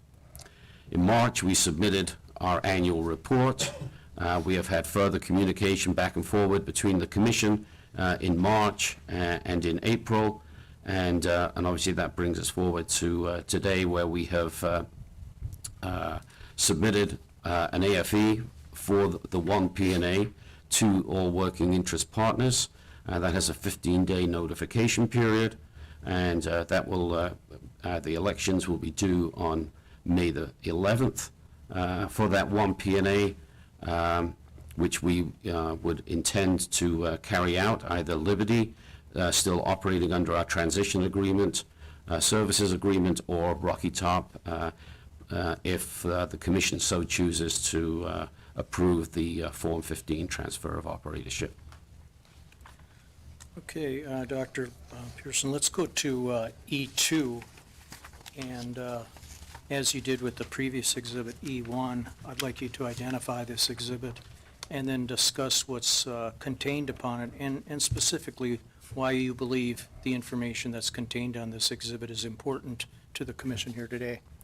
And I think it's really important that we all understand that this unit, has been cast at times as an unprofitable unit, as something that is not generating value for the owner, for the state, or for the mineral owners. And so we have presented here the 2022 summary statistics for the unit.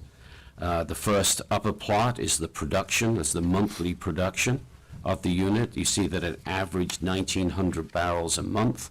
The 2 months where there was significantly less production was when there was inclement weather in April and in December of that month.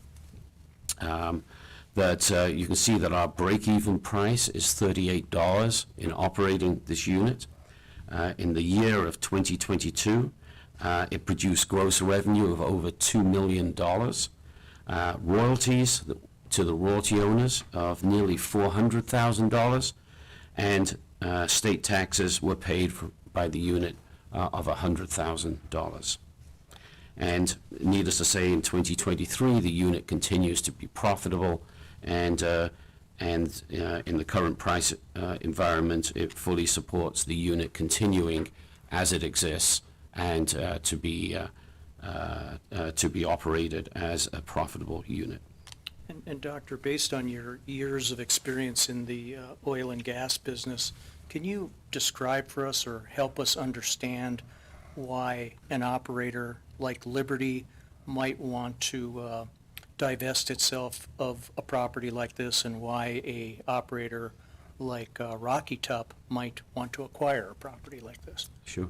In any asset of size that it goes through a life cycle of the type of operators to operate it, and that might be a large public company for a large asset to start off with.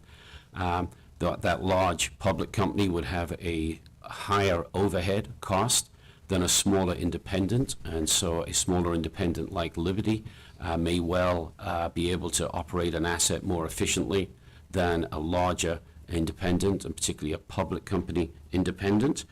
But then later in an asset life, typically a smaller operator that also has the capability to bring services in-house that they operate to the asset so that they can actually maintain production and lower those operating costs is a typical life cycle that we see in the industry.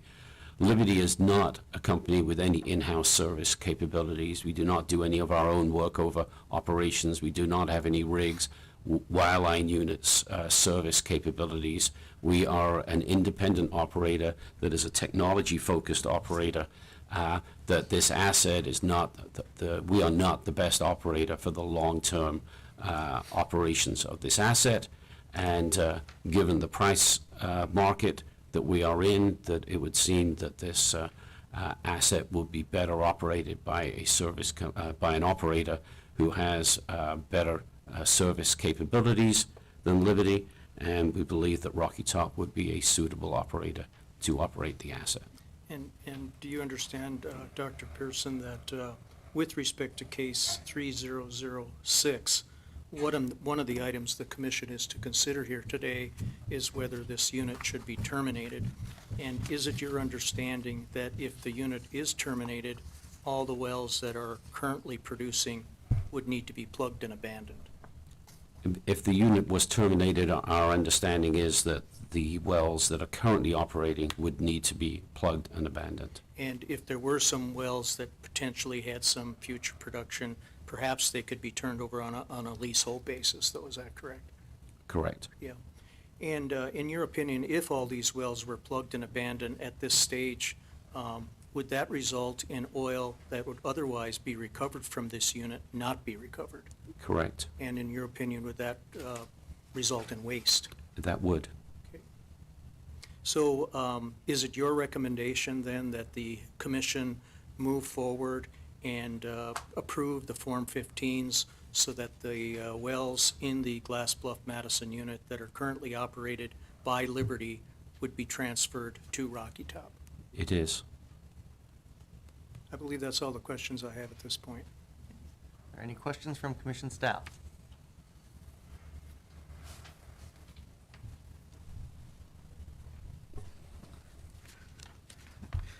Mark, this is David Tabor.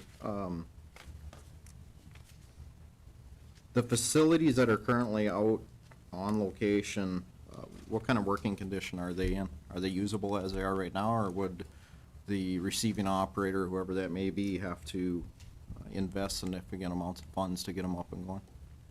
They are a mixture. Obviously, on the producing wells, they are fully functioning and in full safety and environmental compliance.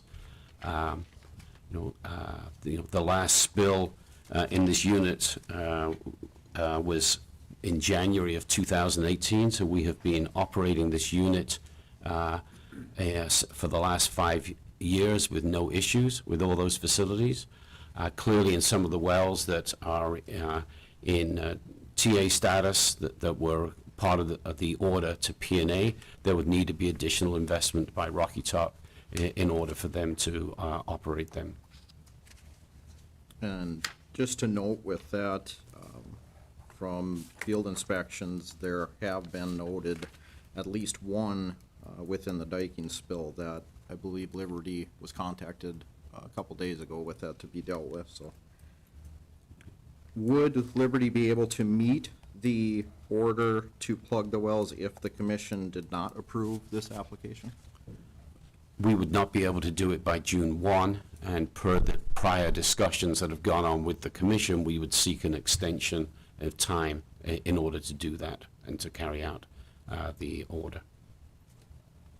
Is the gathering system operable as far as you know?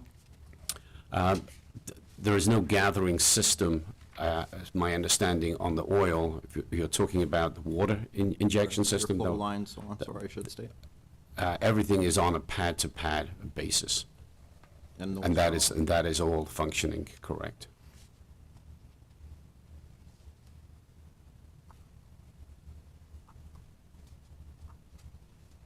Okay, thank you. Just to add on to an additional question when it comes to the water transfer system. So you're stating that there are no, that any existing infrastructure that was in place that would have transferred water between the central tank batteries has all been properly abandoned by Liberty Resources? None of that is operable today, and that has all been abandoned and cut off. And would you be willing to provide documentation to show so? We can do that.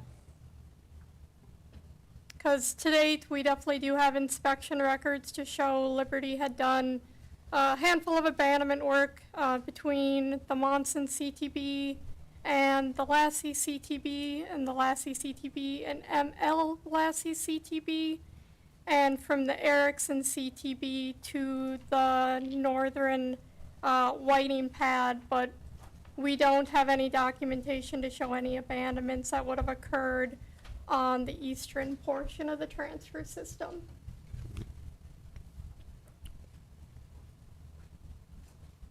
So that would be documentation we would want to show that it's been properly abandoned. And if not, that Rocky would be willing to do any further abandonment on the pipeline side.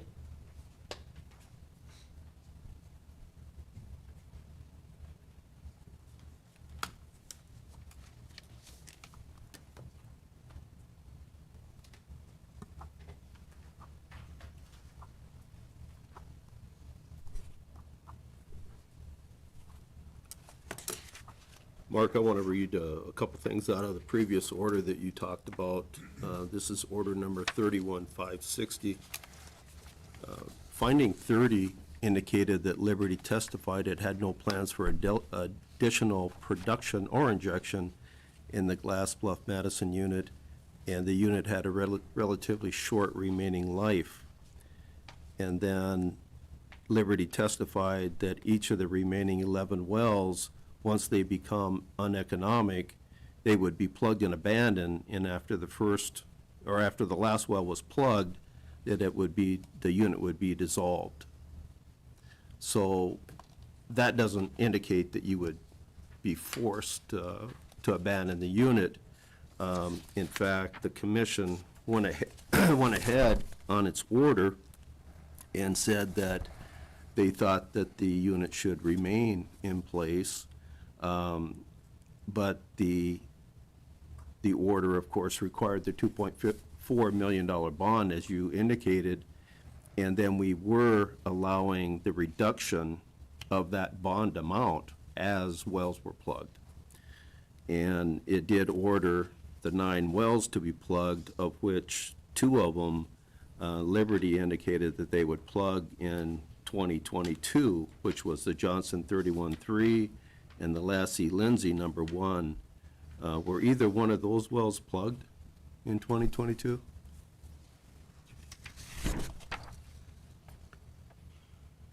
I'll have to check the records here in front of me. Can you state the 2 well names again? It's the Johnson 21-3 and the Lassie Lindsay number 1.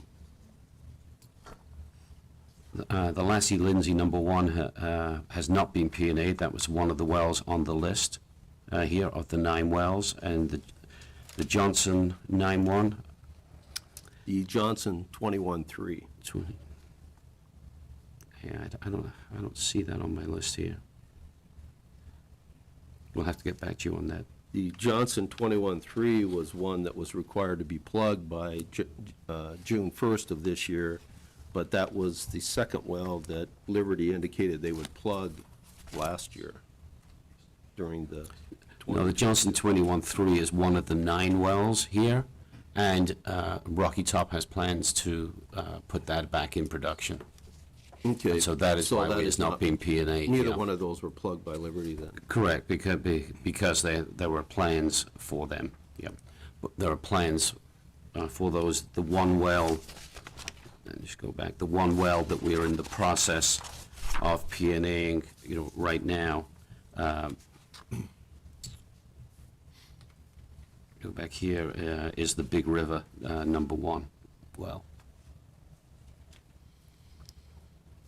So the other 8 wells are all part of Rocky Top's plan to increase production in the field.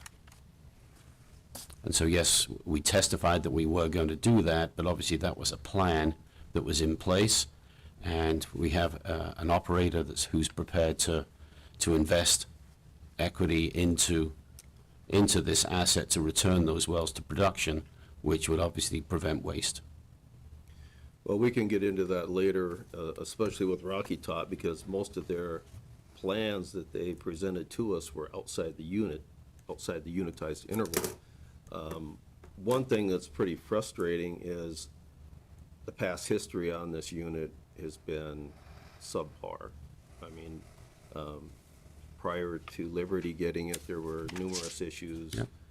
Throughout Liberty's tenure with it. There were several, I want to say numerous issues with it. It looked like we were finally getting to a point that we were going to be able to allow wells to produce. As they became uneconomic, they would get plugged out, and that we would make everybody whole.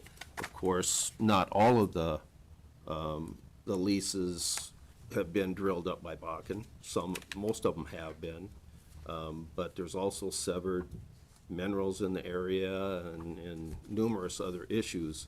I think that everybody's a little frustrated with the size of the unit and the relatively small amount of production that is being produced from it.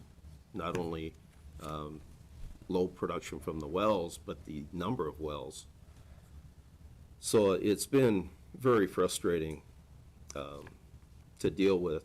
I can understand that you would try to get as much money as you could out of the asset, but yet it appears to me that it was almost just the order was ignored, and it would have been nice to be able to get a heads up on what's going on rather than be told that this is what we've done. Yeah, with due respect, Commissioner, firstly, we did communicate in real time. The marketing process that we went on was not something that we initiated ourselves. It was brought to us, and clearly the fact that we had 5 different independent operators want to buy this asset because they realized potential opportunity here, which we had not been able to realize, would suggest that there is significant oil remaining to be recovered from this asset. And I can tell you from Liberty's investors' standpoint, we have lost a lot of money in this asset. It is not a matter of us trying to line our pockets here. We have lost money. We have invested in this unit. We have operated it to the best of our capability, and I don't think it's necessarily fair or even truthful to talk about this asset as something that is not of value. And I think we need to look at this and realize that it is a profitably producing unit. It might be large in land size, relative to the amount of oil compared to a Bakken well. But it is a profitable unit. It is being operated safely. It is being operated at least since we've got rid of the water injection lines. It is being operated, without problem, and for the most part, and this unit should continue in operation, and for it not to would cause wastage. Would Liberty be interested in pursuing reduction of the unit, allowing wells to produce, reducing the size of it, allowing wells outside the unit to be transferred to Rocky Top? No, not at all. And as Dwayne Fadness, our Vice President of Land, has testified in front of this commission before, because of the records and how the lack of records on this unit, that it would be a very hard thing to actually to reduce the unit and still operate it. It's just not going to happen. The amount of legal work and so on that's not even in the database. We've got a payee deck that we pay off of, but there is not the title records. There is not the work to go do it. A reduction in the size of the unit would cause the unit production to be lost. When you approached Rocky Top, no, sir. They approached us. I wasn't quite done with my question Okay, yet. sorry. When you approached Rocky Top of the fact that they needed to plug 9 wells, what was their response to that? I do not know. It was presented as part of the database, that it was a requirement. The order was in our data room, that it was a requirement for anyone that was considering the acquisition of this. Okay, so they shouldn't be surprised that the commission would require those 9 wells to be plugged in your deal that you made. They understood that there was an order out for the 9 wells to be P&A'd by June 1st of 2023. Okay, thank you. Dr. Pearson, you've testified a couple times now that the unit is profitable, and looking at your E2. Is the unit operating as an effective unit? Are there, is pressure maintenance assisting? Are you getting oil swept from the injectors to the producers? Do you have any documentation of that you can provide in this case? I believe we already have provided that in the past when requested by the commission, and we have provided that of water flow patterns showing pressure maintenance. We continue to inject all produced water into the field for pressure maintenance, so that we are not disposing of water, and we are maintaining pressure with the produced water reinjection, which is all trucked now to the injection wells. With respect to the materials you previously provided, do you recall what cases those would have been in? They were in the cases here that we reference in the hearings here in 2021 and I believe 22, but for sure in the exhibits of those cases, they were submitted. Would there be any objection from Liberty if the commission determined we wanted to make those part of the record in this case? We don't have any objection to that.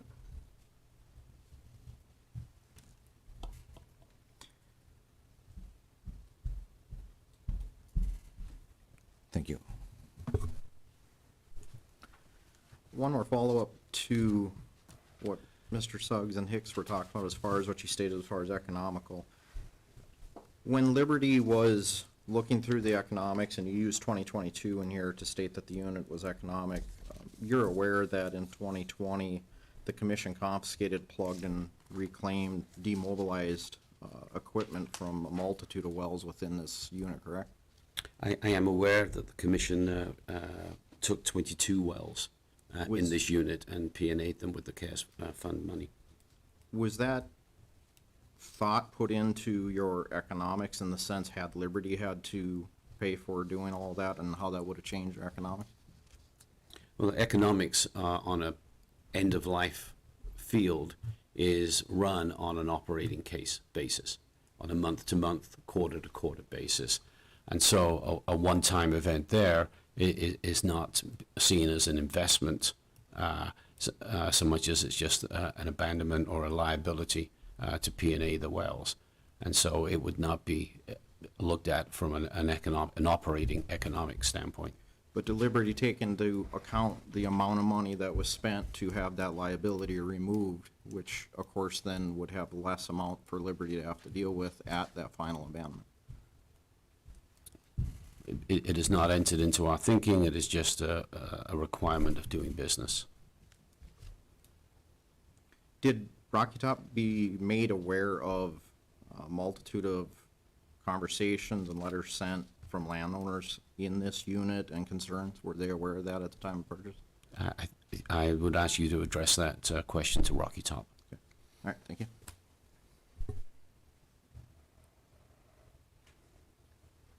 Are there any further questions from commission staff? I do have one additional question. The sale to Rocky Top, is it pending as far as, does it need commission approval to transfer the wells to them? Yeah, it requires them to take over operatorship, yes. Okay. Have they satisfied all other terms of the agreement up to this point? Everything except the Form 15 approval. Okay, thank you. Any further questions? Seeing none, you can move on to your next Yeah, witness. next witness is Justin Brown. Okay, Mr. Brown, please raise your right hand. Do you solemnly swear or affirm under the penalties of perjury that the testimony you're about to give in this matter will be true and correct to the best of your knowledge and belief? I do, yes. Justin, by whom are you employed? Rocky Top Energy, In what capacity? asset manager. Okay. And you testified in this case previously when it was heard. I don't remember the month, but this is a continued case, and you did testify previously. Is that correct? January, yes, I did. Okay. And you've brought with you today additional exhibits that you planned on discussing. Is that correct? Yes, sir. Okay. Let's turn to that packet of exhibits, and let's start with E1. And I think by going through this exhibit, you're probably going to answer some of the questions that were asked of Dr. Pearson, but maybe keep that in mind, and if it does address those questions, perhaps you can point that out as you go through it. Does that sound okay? Yes, sir. Okay, let's go to Exhibit E1 and just briefly discuss what's contained on that exhibit. So the first thing is plug and abandon the Big River #1, and that is a process that Liberty has already started performing with their other working interest owners as far as approval. And that was one of the 9 wells, I believe, that Dr. Pearson talked about in his presentation. Is that correct? Yes, sir. And that's a well that Rocky Top believes doesn't have any other potential in the unitized formation or zones other than the unitized formation. Is that correct? We do not have any plans for the Big River #1. Okay. Well, let's continue then with Exhibit E1. The next step is we plan to perforate in the Ratcliffe Formation within the GBMU unitized formations in wells that have had prior production in the Ratcliffe.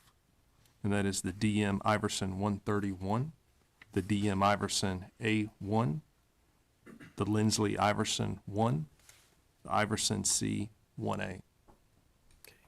And Mr. Hicks asked Dr. Pearson some questions, or pointed out to Dr. Pearson that at the original hearing having to do with this matter, which is continued here today, that all of the requests to recomplete wells in the unit were in zones that were not in the unitized formation. Do you remember that questioning? Yes, sir, I do. Okay. And did Rocky Top, after that hearing, submit some supplemental exhibits in which they showed or demonstrated to the commission that they were willing to change those recompletions not into the zones outside the unitized formation, but into the unitized formation? Yes, sir. Okay, and is that your plan today? Yes, sir. Okay. Let's go on then to the next item that you have here, number 3. Can you describe what that is? So temporary abandon any well that is currently abandoned status in the Ratcliffe that has already been perforated or produced in the Ratcliffe. And that is the ML Lassie A1, the Johnson 41-3, the Johnson 21-3, and the Lassie Lindsay 1. Okay. And once again, in the supplemental exhibits that Rocky Top filed previously, there were plans of Rocky Top to do those recompletions in each of those wells in the unitized formation, correct? Yes, sir. Okay. Let's go on then to Exhibit E2. Can you tell us what E2 is? Exhibit E2 is a diagram of procedures as far as plugging the Big River #1. Okay, can you just very quickly go through that and determine when that'll be done? This is work that's already been submitted, as well as to the working interest owners. And it looks like that it'll have its full approval over the next couple of weeks, and work will immediately start based off rig availability. So you would start plugging that well sometime in May of 2023, is that right? That is correct. Okay. Let's go on then to Exhibit E3. Tell us what Exhibit E3 is. This is a perforation plan as well as budget into the Ratcliffe unitized formation and the DM Iverson 131, the DM Iverson A1, Lindsay Iverson 1, and the Iverson C1A. Okay, and then why don't you just briefly discuss for the commission the work that you plan on doing and the estimated cost it will be to do that work. Our plan is to go in and perforate new pay zone in the Ratcliffe formation in all 4 of these wells, and based off its current status as well as work, we have a budget plan that we've actually performed in this formation zone in the county, and this is based off our experience and what our average cost would be. Okay, and all that workover work that you'd be doing in these wells, that would all be in the Ratcliffe, which you believe is part of the unitized formation. Is that correct? Yes, sir. Okay. And in terms of timing, can you provide for the commission what the timing would be if these wells are transferred to Rocky Top and you'd be allowed to move forward with the recompletion operations? We would start with 2 wells the first month, followed by 2 wells in the additional month, and to perform all 4 of these over the next 2 months or full months from approval. Okay. Let's go to E4. Can you tell us what E4 is? And so this is similar, where these are Ratcliffe existing production that we plan to rework, acid frac, as well as add perforations in a couple of these wells to further benefit production inside the unit. Okay, and once again, you have listed here the estimated investment that it would take to do this work. Is that correct? Yes, sir. And once again, this is work that would be in the Ratcliffe as you've determined to be in the unitized formation. Is that correct? Yes, sir. And can you tell me the timing of that work if the application to transfer these wells is granted from Liberty to Rocky Top? Within 3 months of approval of Form 15. Okay. Tell us, Justin, what is it about what you know about this field or other wells that you've reworked in the area that gives you confidence? And you know, keeping in mind that you've submitted a lot of supplemental exhibits, but what is it that gives you confidence that you can spend this money and you know, get additional production out of the Ratcliffe as part of the unitized formation? So Rocky Top does have experience in the Glass Bluff field, of which we've taken a well that hadn't been a full-time producer in 8 years and 5 months, and to now that is a commercial viable well, and that happens to be in the Ratcliffe in the Glass Bluff field, not the unit, but in the field. And based off our budgets and our profitability, that has certainly inclined us to look for more opportunities within the immediate area. And given the study that you've devoted to specifically the 9 wells that have been under discussion here today, Do you have an opinion that if these wells are plugged and abandoned, that there isn't sufficient reserves to justify drilling new wells to recover those reserves? I would highly recommend go get the zones behind pipe at a much more economical price. Okay. Well, can you go further and tell me, do you think that oil would ever be recovered if the wells were plugged and abandoned? I do not. Okay. And in that respect, that would create waste because that would be oil that would remain in the ground. Is that correct? Yes, it would. So royalty owners would lose, Yes. and the state of North Dakota would lose in terms of tax dollars. Yes, sir. Okay. What about the rest of the field? We've been talking basically about the 9 wells. Have you spent, or has Rocky Top spent any time reviewing the information on the other wells that are currently producing, and tell us what you believe in terms of what the probability is of recompleting some of those wells into other zones within the unitized formation? We think that they're all candidates and have some type of economic upside between Ratcliffe and certain Madison zones within the unit to be increased. And do you believe that continued injection of water into the unitized formation will help in terms of maintaining the pressure and also maybe sweeping oil? We feel that as you're able and successful to put wells back into production, that's going to create more volumes of water for pressure maintenance. That's all the questions I have for this witness at this time. Any questions from commission staff? Looking at Exhibit 3, E3, your estimated investment, is that just rig costs and costs to add the perfs and work over the well? No, actually, that's for perforations, acidation, workover rig, and some facility upgrades. Okay, can you specify more on the facility upgrades? Because as it was noted earlier from recent field inspections, some of these older wells, specifically the TA wells, don't have any facilities out there besides a wellhead. So that's a pretty large investment. Yes, and so some of those are going to need a little bit more investment for that.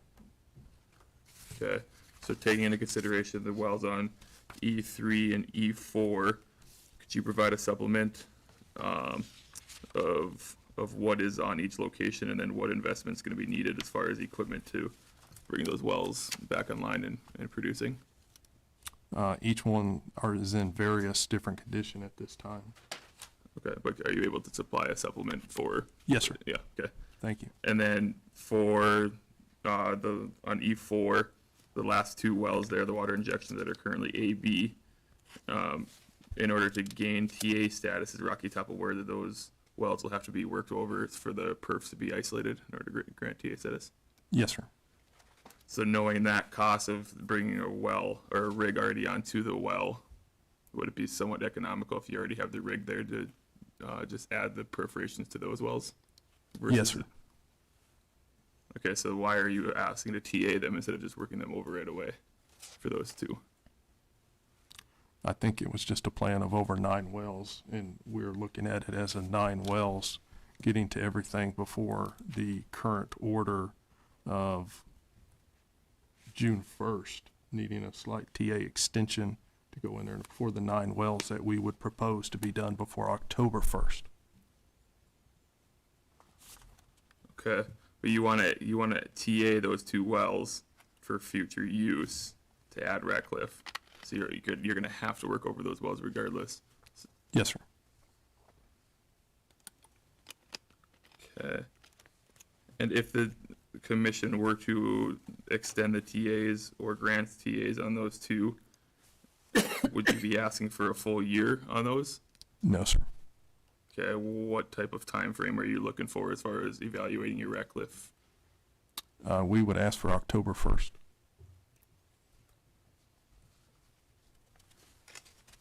And then could you provide the estimated recoverable reserves for each well? Based off the numbers that we have seen in the area, we see economic reserves behind pipe around 100,000 barrels recoverable on a per well basis in the Ratcliffe zone. Thank you.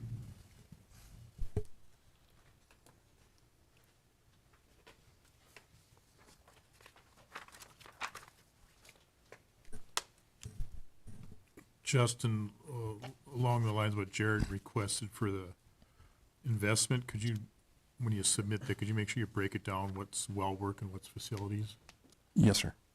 Okay. And then the original hearing, Rocky Top was focused on the non-unit portion of the Madison pool to rework and put those wells on production. And then your post-hearing exhibit shifted that focus dramatically to everything in the Ratcliffe. What was behind that? I think for us is to take a lower cost into developing into the Ratcliffe to preserve, as well as build back current infrastructure in the unitization and try and optimize it at that point as we continue to further evaluate.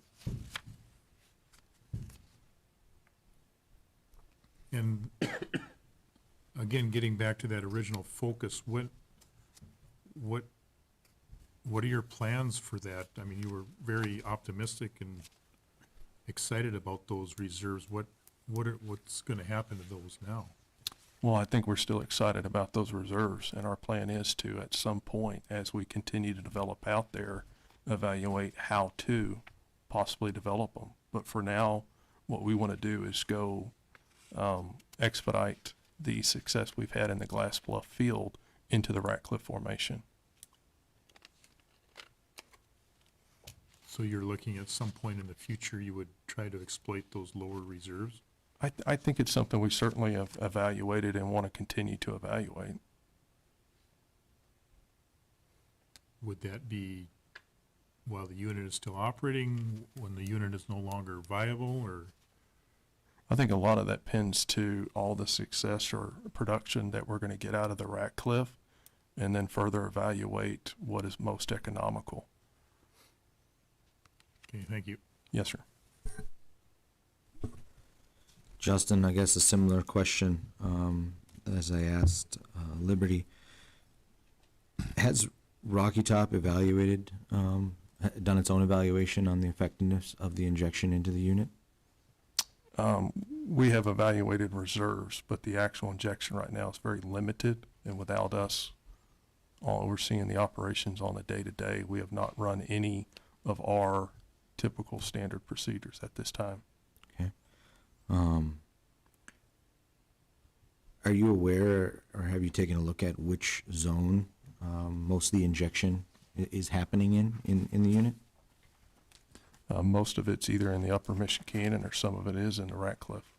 I believe only one of the injectors in the field has Well, works in it's- the Ratcliffe. Yes, sir, but it's certainly been injected in many different injectors throughout the history.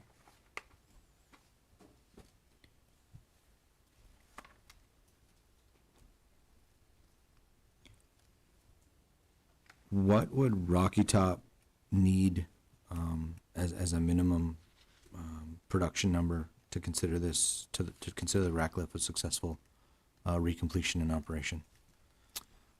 With the current production average where it is, just to break even on a new well coming in at economics of, especially we're in the price environment we're at, we're going to need at least a minimum of 5 barrels a day with the current production paying for things. But we would be looking at, numbers in the 10 to 20 barrels a day based off price and cost. So let me back up then. What give me two numbers. What's your expected barrels per day, and then what is your minimum need? I think the Ratcliffe, we should see a consistent 20 to 40 barrels a day out of the Ratcliffe zone. And then you need a 5 over breakover, and then an expected generated real profits, at least 10. Okay.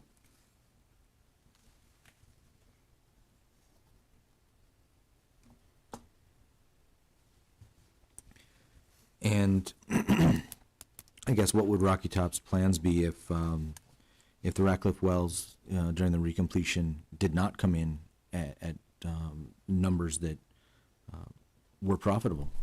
Would you proceed to plug those wells? I think some of them we would have to look forward back into the existing zones as far as certain acid fracs, because from our records there hasn't been any acid performed in quite some time.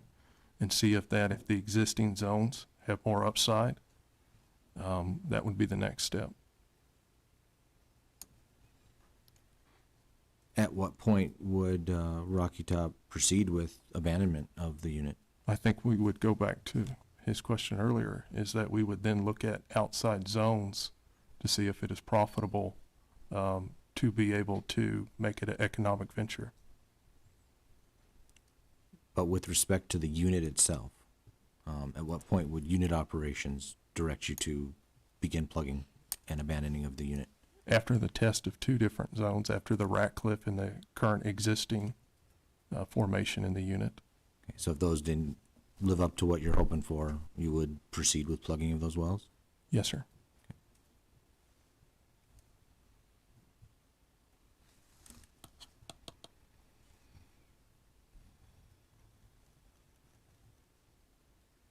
Okay, thank you. Justin, I have just a few more questions when it comes to the unit operations. So Liberty earlier had testified that all of the saltwater is currently being trucked. Is that the intent of Rocky to continue trucking? Yes, ma'am, at this time. So it's going to be economical without having any buried, installed transfer lines. Well, I think at this time, our plan is to go one well at a time, and then as we continue to bring wells on, we would look to improve the infrastructure, and that is something that we would revisit. Okay. And if the transfer is approved, if any underground buried pipeline infrastructure is found to still need to be properly abandoned, Rocky Top agrees to do that proper abandonment, including flushing of lines, cutting and capping of pipelines below grade? Yes, ma'am. Thank you.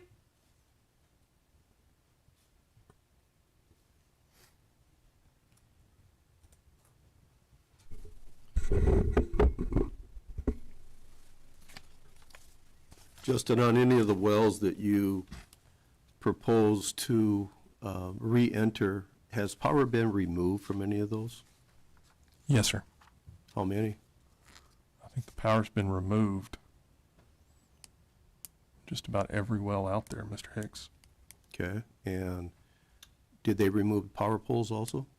Yes, sir. So have you talked to the RECs to see if they're willing to bring power back into those? I have not. Is that something that is required before you could go in and do any of this? Well, the well's currently working on the Ajax motors. Our plan is to keep that infrastructure in place and start with that before we're able to expand into the possibility of electrifying the field.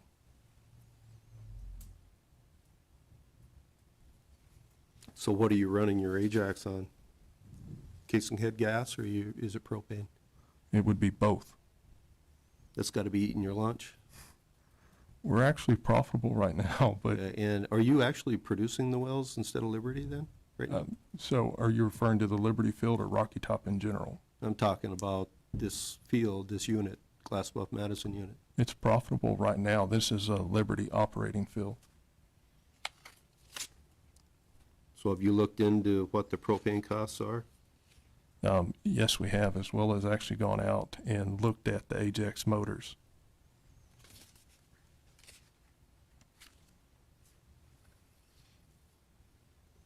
What was Rocky Top's take on the fact that 9 wells were required to be plugged by the commission by June 1st?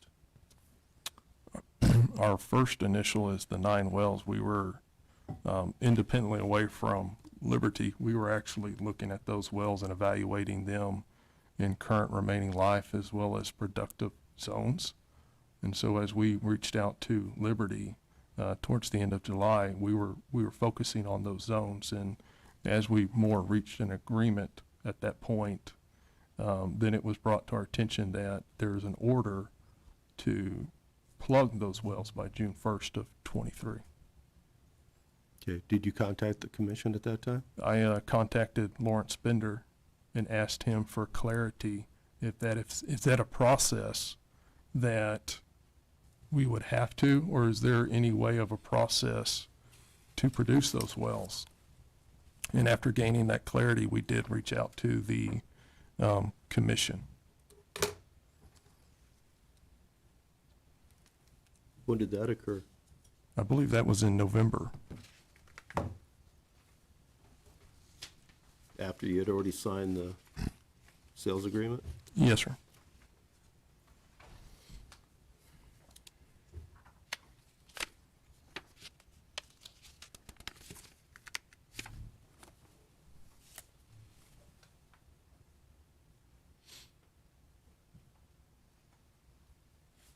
So when you signed the sales agreement, you knew that you were probably gonna have to go in and plug those wells, right? We were on the impression that there would be the ability to produce those wells. Without talking to the commission, you came to that conclusion? Well, I trusted within our council.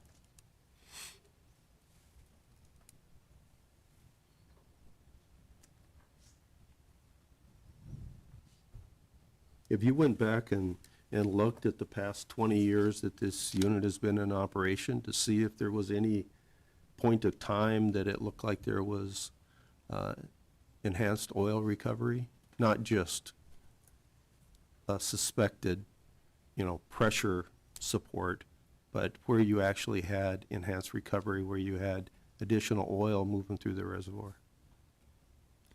I mean, we certainly have evaluated it, yes. So have you come to a conclusion that it was successful? You know, from the numbers and the data, obviously not managing the field at that time. I mean, the considerable amount of oil that it has made, I mean, it has certainly had its successes. That didn't really answer my question, though. You can have very good successes on primary production. Yes, sir. So I believe that one of the hearings that Rocky Top testified to that they were all about EOR and that you like to re-inject into the producing formation. Yes, sir. So I would think that you would be somewhat good at evaluating whether or not there was any type of recoveries under enhanced recovery operations. Yes, sir. So what's your take on this one? We look at that there are still remaining reserves, as well as there is potential with proper pressure maintenance and sweep efficiencies. What if the commission were to conclude that the unit can remain in place, although no additional work was going to be allowed in the unit? Do you mind clarifying that a little bit, please, sir? What part do you want to clarify? When you say no work? No additional perforations or additional work could be done within the unitized formation, so you would have just your existing wells. That would allow you to go in, maybe plug off the unit in certain wells and produce, and maybe it's temporarily plug off, but go in and perforate the lower Mission Canyon like you planned on initially. Would we still have the opportunity to perforate and produce the Ratcliffe? In the unitized interval? Yes, sir. Not under my scenario I just asked you about. Not at that time. I think that's something that we'd have to evaluate and understand the clarity a little bit more. Are there wells that you believe could be plugged off in the unitized formation and allow you to go in and test non-unit intervals, thereby not being in the unit? We do think the vast majority of all these wells do have potential in other zones outside the unit, if that's the question. You know, it's somewhat disingenuous to me that Rocky Top would come in initially and look at all these lower Mission Canyon reserves and say, this looks really good. Yes, sir. And very few wells that you talked about were having potential or, possible perforations within the unitized formation itself. And then after all the questioning that we had, it just appears to me that you changed your mind because you want to keep the unit in effect because you saw the writing on the wall, so to speak, by the questioning of the commission. So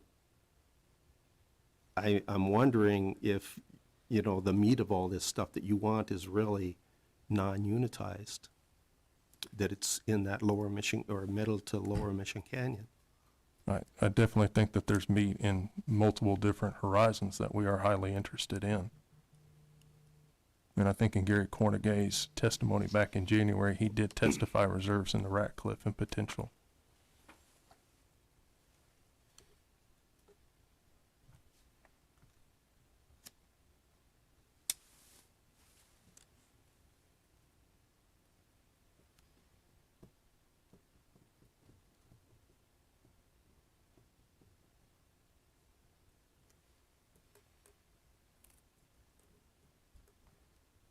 You know, I would hope that a company wanting to take over a field that has issues and pending orders on things that you don't want to live with, that you would contact the commission early prior to sales and find out, you know, what you could do and possibly get some of this taken care of before you would sign an agreement.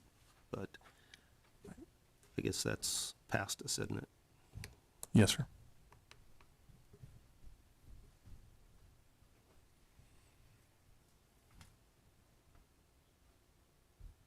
Okay, thank you.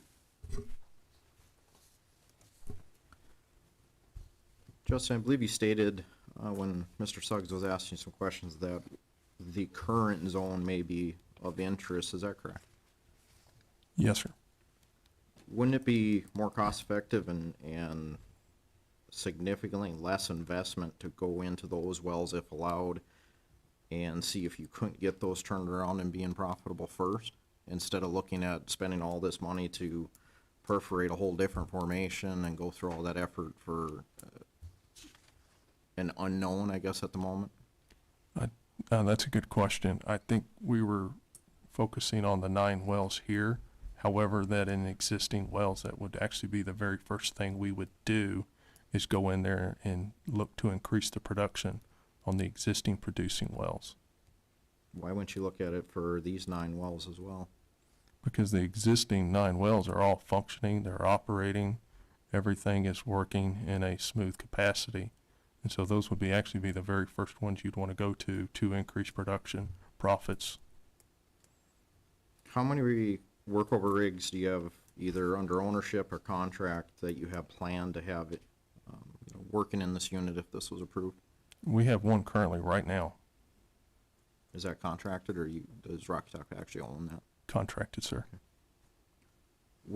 I asked Liberty this question and asked you, is Rocky Top aware of the past landowner concerns with the operation of this unit and questioning that was, I believe, from one of the landowners in the prior hearing that we had? Yes, sir. Did Rocky Top reach out to those landowners and try to find out what their concerns were and how to possibly resolve those? We have, one of the landowners graciously did reach out to us, and we have sat down and certainly listened, as well as got, more hands-on experience from their perspective, because they do not only reside on the property, they know more about that land than any of us could. And so, yes, we have sat down and built a relationship, and actually that gentleman's here today if he'd like to speak. Well, that'd be up to him if he wants to testify, I guess, further.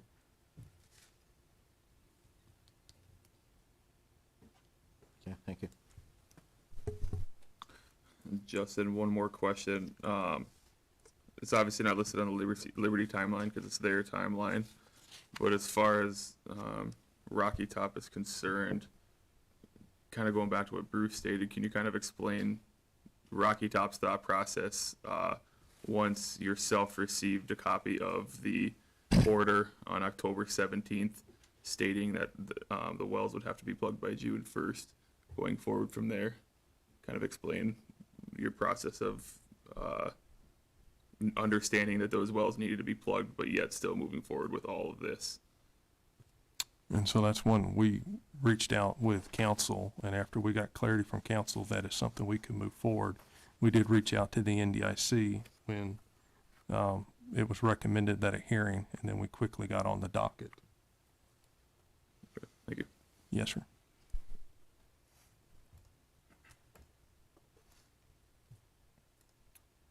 Any further questions from staff? Seeing none?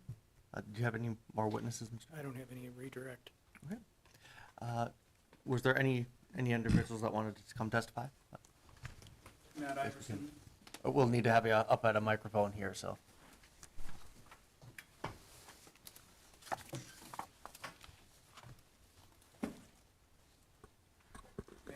Ask questions versus testify, or no? Nope, it'll just be testimony. It won't be an opportunity for questions. But- That's- So, any further comments? We can have you up at a microphone here.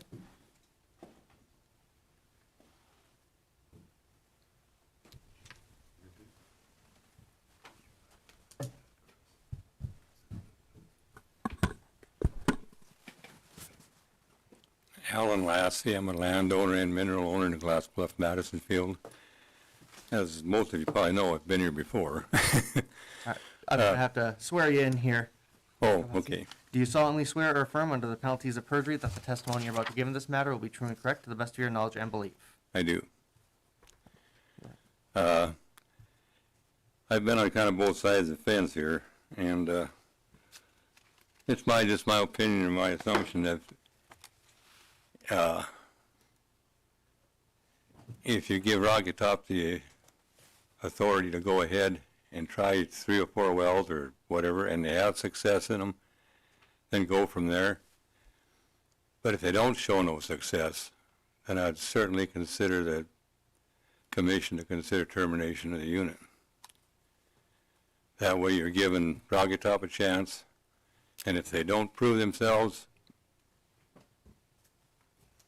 the other way.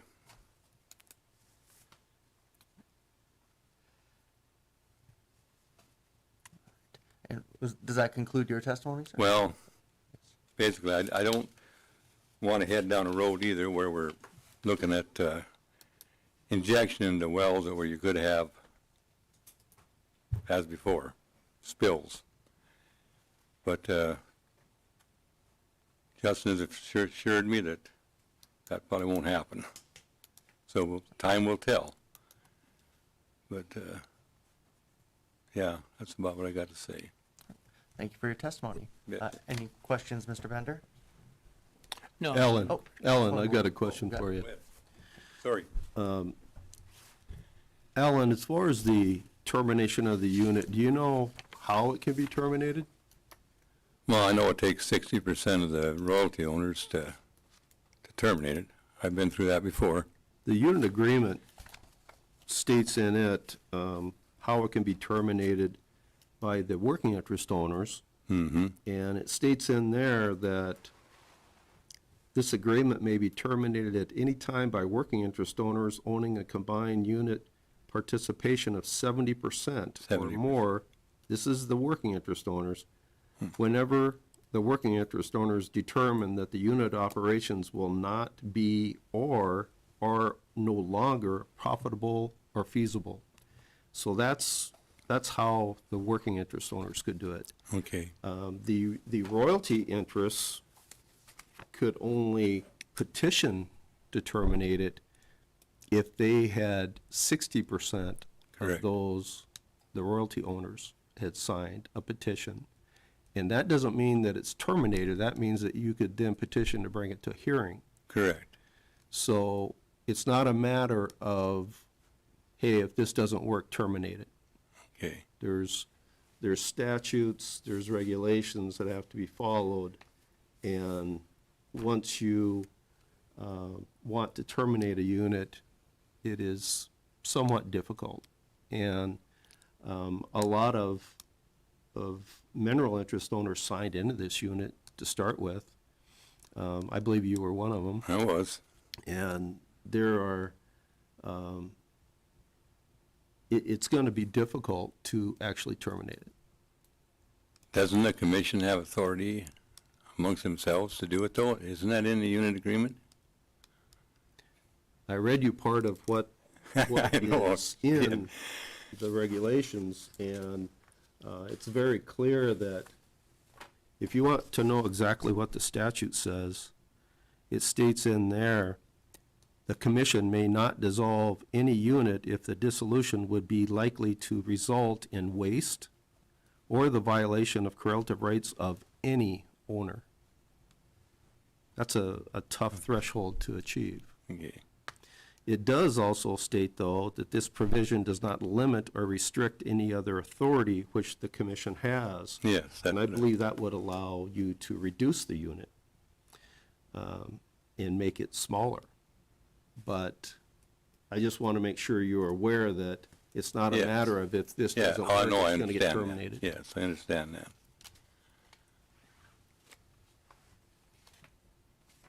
If I can respond to Mr. Hicks, I probably agree with you that the commission has Okay, thank you. the authority to reduce the size of the unit, but the commission is going to have to take into consideration whether that protects correlative rights. If you've had a number of owners sharing a long period of time, and now you just carve a group of owners out, and they have shared their production with all the other owners, and now you take them out, that isn't protecting correlative rights. I'm not saying that applies here. I think a lot of it is dependent upon how you would carve it up, but that's certainly something the commission needs to take into consideration if it's thinking about reducing the size of the spacing unit. How will it affect all the owners who for years and years have been sharing their production and now all of a sudden don't have an opportunity to recoup some of the production that's still left to come out of the ground? Thank you.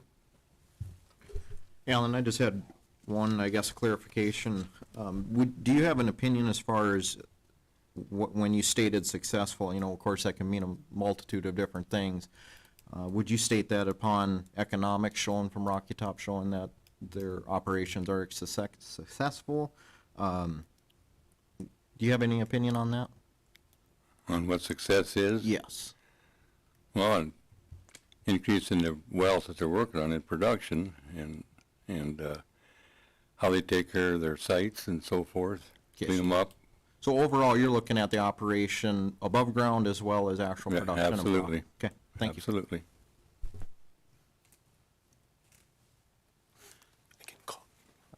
Any further questions from commission staff?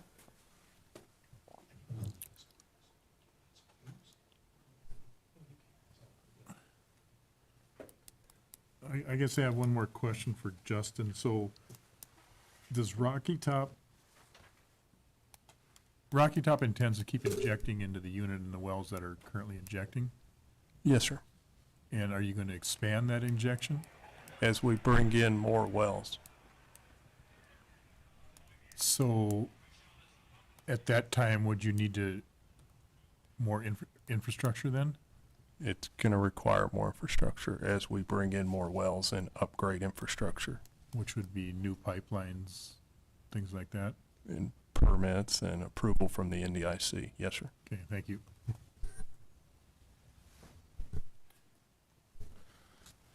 Alan, are the sites on your land, are they in good working condition right now, or are they pretty beat up and weedy and not taken care of very well?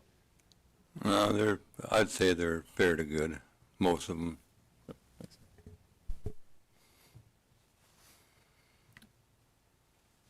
Any further questions from staff? Seeing none, thank you for your testimony today. You're welcome. Yes, any other comments from anyone wishes to make? I have one more.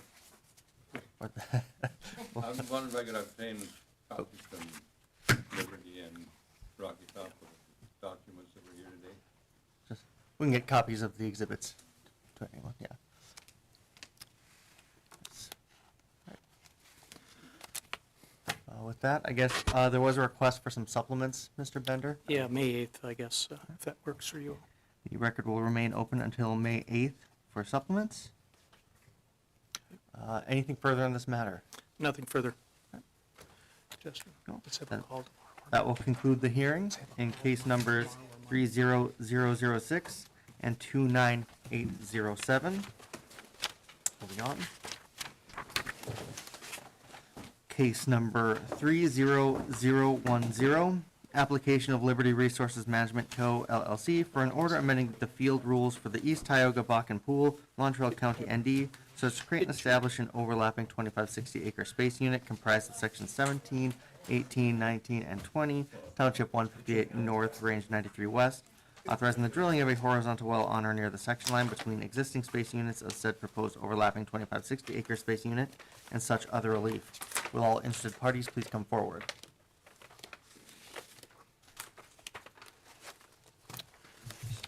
Okay. Thanks. There should be 3 in there. Just grab it.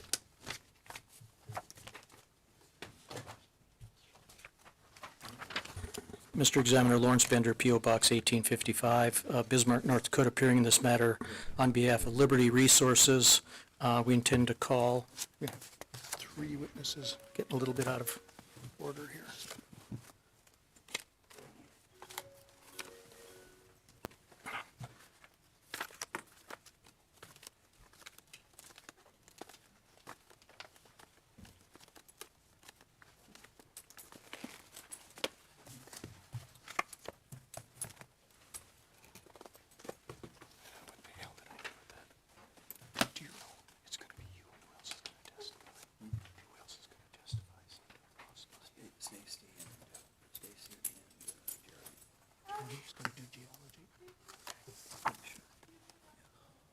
What's his last name?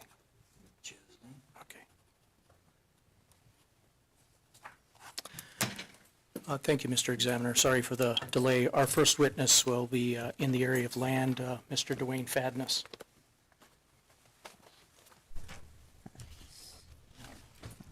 And is he here with us? Yes. Mr. Fadness, please raise your right hand. Do you solemnly swear or affirm under the penalties of perjury that the testimony you're about to give in this matter will be true and correct to the best of your knowledge and belief? I do. Dwayne, state your name for the record, please. Dwayne Fadness, And Dwayne, by whom are you employed in what capacity? Liberty Resources, as Vice President of Land. And in that capacity, have you testified before the commission previously? I have. Had your qualifications accepted as that of an expert? I have. For the further testimony, this witness that of an expert. The testimony will be received as that of an expert. Dwayne, I'm going to have you turn to what's been previously marked as Exhibit L1. Can you tell me what Exhibit L1 is? Exhibit L1 is a regional map depicting the area of interest of the 2560 acre spacing request that is the subject of this hearing here today. Okay, and then let's go to L2. Exhibit L2 is a more focused plat of the proposed spacing, and you'll note that the 2560 acre spacing is outlined in blue, and the rest of the magenta colored area is existing Liberty Resources spacing units that we have in this very focused area. Okay, and L3? L3 is a working interest plat. Let's start on the eastern side with section 17 and 20. We currently have the Morgan well, which we operate as a 2-mile lateral in section 17 and 20. And our working interest is 71.56%. Other working interest owners own 28.44% in that 1,280 acre spacing unit. Looking over on the west side of this 2560 is sections 18 and 19. Liberty currently has the Page well that we operate, and that's a Bakken lateral, a 2-mile Bakken lateral, and our working interest is 48.01%. Other working interest owners own the remaining 51.99%. Focusing further on the northwest portion of this plat, combining the working interests in this proposed 2560, Liberty would own 59.79% working interest. Other parties would own 40.21% working interest. And then let's go to, I guess that's the 2 land exhibits. I don't have any other questions of this witness at this time. Are there any questions from commission staff? Dwayne, can you tell us what the spacing unit is for the Mullet well? Pardon me? The Mullet, the one in the section 19 and 20 that's been drilled across? I believe it's a laydown 19 and 20. Is that an overlapping one, or was it overlapped by the other stand-up wells? I believe it was drilled first, and we came in after that and drilled the stand-up 1,280 acres spacing. Thank you. Yes.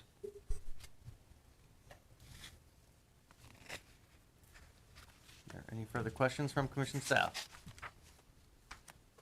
Seeing none, we move on to your next witness. Yeah, next witness is in the area of geology, Jeremy McChesney. Mr. McChesney, can you hear me? Yes, I can. Do you solemnly swear or affirm under the penalties of perjury that the testimony you're about to give in this matter will be true and correct to the best of your knowledge and belief? I do. Jeremy, would you state your full name for the record, please? Jeremy McChesney, And Jeremy, by whom are you employed? Liberty Resources, Okay. In what capacity? Geoscience Manager. In that capacity, have you testified before the commission previously? I have. And have you had your qualifications accepted as that of an expert? I have. Offer the further testimony of this witness that of an expert. The testimony will be received as that of an expert. Jeremy, let's go to Exhibit G1 in the packet. Can you tell me what G1 is? Yeah, Exhibit G1 is a geologic structure map on the top of the Upper Bakken Shale with 50-foot contour interval. The formation is continuous and dipping to the south-southeast in the proposed 2560-acre spacing unit, which is depicted in the blue outline, and it overlaps two Liberty Resources existing 1280 operated spacing units. The Middle Bakken wells are colored green, while the Three Forks landed wells are colored red. Liberty plans to drill a Middle Bakken lateral along the section line corridor in the proposed 2560-acre unit. And off to the west on this map is a blue circle that locates the type log for this area. It's a Petra Hunt drilled pilot hole in the southwest quarter of section 11 of 15894, and that's the subject of the next exhibit, Exhibit G2. Okay, let's go to G2. This is the Jorgensen pilot hole drilled by Petra Hunt in 2010. The log captures the base of the lodge pole through the Bakken and upper Three Forks. The target zones are called out for the Middle Bakken and the first bench Three Forks. Gamma rays in the far track, followed by resistivity and electron porosity and density on the far right. No further questions. Are there any questions from commission staff? Jeremy, just confirming your intended target for the horizontal section line well would be the Middle Bakken, as you indicated previously? That's correct. Okay, thank you. Any further questions from commission staff? Seeing none, we can move on to your third witness. Ms. Stacy Strickland. Ms. Strickland, do you solemnly swear or affirm under the penalties of perjury that the testimony you're about to give in this matter will be true and correct to the best of your knowledge and belief? I do. Stacy, by whom are you employed? Liberty Resources Management Company. In what capacity? I'm the data analytics manager, but I do have a chemical engineering degree and have worked as an engineer for 30-plus years. And in that capacity, have you testified before the commission previously? I have. And you've had your qualifications accepted as that of an expert? Yes. Offer the further testimony of this witness that of an expert. The testimony will be received as that of an expert. Stacy, let's turn to the next exhibit in the packet of exhibits. Just give me a moment. Exhibit E1 illustrates a 2-mile wellbore that Liberty Resources would execute in order to safely drill and complete a Middle Bakken well. There is a 7-inch intermediate casing with a 4.5-inch liner. You'll notice the liner is cemented, and our expected completion design would include 27 frac stages and approximately 1,000 pounds per foot of proppant using a plug-and-perf technique. Okay, then let's go to E2. Exhibit E2 illustrates the proposed 2560-acre spacing unit in Township 158 North, Range 93 West, Sections 17, 18, 19, and 20. The existing horizontal wells are shown on both sides of the section line, with a Middle Bakken well in green on the western side, the Page 3 MBH in Sections 18 and 19, and a Three Forks well in red on the eastern side, the Morgan 2 TFH in Sections 17 and 20.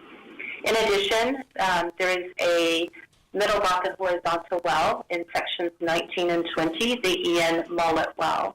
The proposed section line well is the dashed purple line in the diagram. Lease line development will take place within the 500-foot corridor, and Liberty will honor the spacing unit north and south boundary setbacks stated in the Commission's order. Note that the lease line well is a proposed Middle Bakken well that would be co-developed with 2 additional Middle Bakken wells, which are shown in green dashed lines.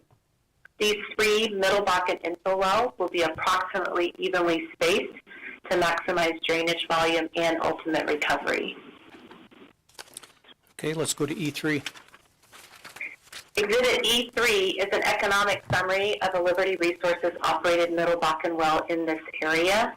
General reservoir parameters are provided at the top with an estimated formation thickness of 70 feet, 7% porosity, and 40% water saturation. The expected production profile based on offset analog Middle Bakken wells includes an initial rate of 775 barrels of oil per day, gas rate of 850 MCFPD, decline rate starting initially at 88% and then moving to 56% once on hyperbolic decline. We're using a B factor of 0.9 and a water cut of 68%. The GOR is projected to be around 1,100 for the first 6 months and then ramping to 1,700 over a period of 6 months and holding flat. This results in an EUR of about 365 MBO and 560 MCF. At the bottom for the economic projection, Liberty's current drill and complete costs for 1280 are estimated at $8.1 million, with an associated midstream connect cost of $310,000. Assuming LOE cost of about $6,000 per month fixed and $8 per barrel of oil variable, with a wellhead price of $70 flat and a gas price of $5 per MCF, that results in a rate of return of 51% with a payout of 15 months. And Exhibit E4, is that a gas capture affidavit that the Commission typically requires in these sorts of matters? That's correct. And in your opinion, will the requested relief prevent waste, protect correlative rights, and prevent the drilling of unnecessary wells? Yes, it will. No further questions. Offer the exhibits. Exhibits are admitted. Are there any questions from Commission staff? Stacy, when you drill these 3 wells, are you going to be utilizing the pad that's already located in section 29? We would actually be putting in a new pad or an extension of an existing pad just north of sections 8, 17, and 18. And our plan is to drill these 3 wells to the south and an additional 2 or 3 wells to the north off the same pad. Are you referring to the Storsel well in 17? That's correct. Okay. And then since you're going to be crossing the end mullet that's already in the Middle Bakken, are you planning on skipping any stages or plugging that well? We do not plan to plug the well, and we do not plan to skip any stages right now. We'll have the anti-collision efforts in place during the drilling program. We will frac protect that well prior to fracking the new infill wells. But we've crossed quite a few laterals in the past and have experience with it. Okay, thanks.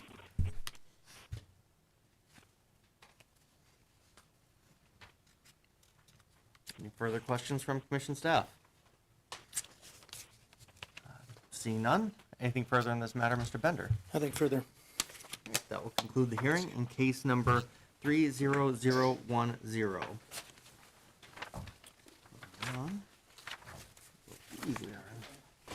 Case number 30017, application of Grayson Mill Operating LLC, and order amending the field rules for the Camp Bakken Pool, McKenzie County, ND, as follows. Authorizing the drilling, completing, and producing of a well with the lateral to be located approximately 400 feet to 450 feet from the west line of an existing 1280-acre spacing unit comprised of sections 29 and 32, Township 152 North, Range 101 West, and authorizing the drilling, completing, and producing of a well with the lateral to be located approximately 400 feet to 450 feet from the east line of an existing 1280-acre space unit comprised of sections 30 and 31, Township 152 North, Range 101 West, both as exceptions to the provisions of Section 43020318 of the NDAC and such other and further relief. Will all interested parties please come forward? Lawrence Bender, P.O. Box 1855, excuse me, Bismarck, North Dakota, appearing in this matter, case 30017, on behalf of Grayson Mill Operating LLC. We intend on calling 3 witnesses in this matter. Ms. Amy Becker will be offering some land testimony. Ms. Catherine Henry will be offering some geologic testimony. And Mr. Evan Luke will be providing some engineering testimony.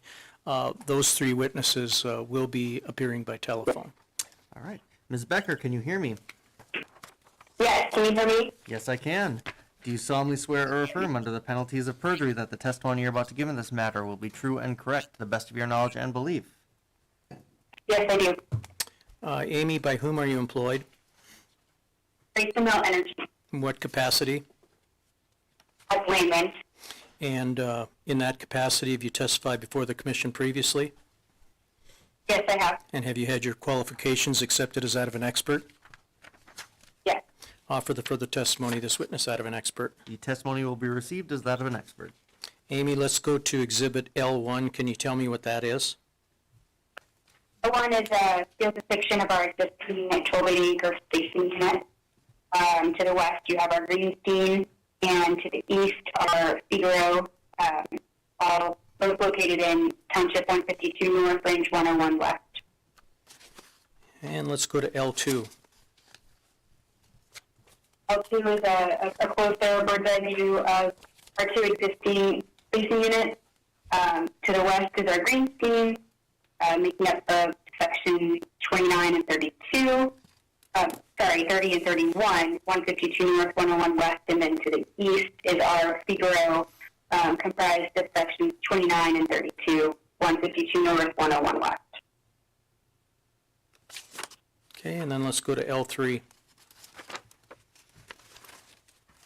L3 is our ownership, showing our ownership in the Greenstein 1280 acre spacing unit.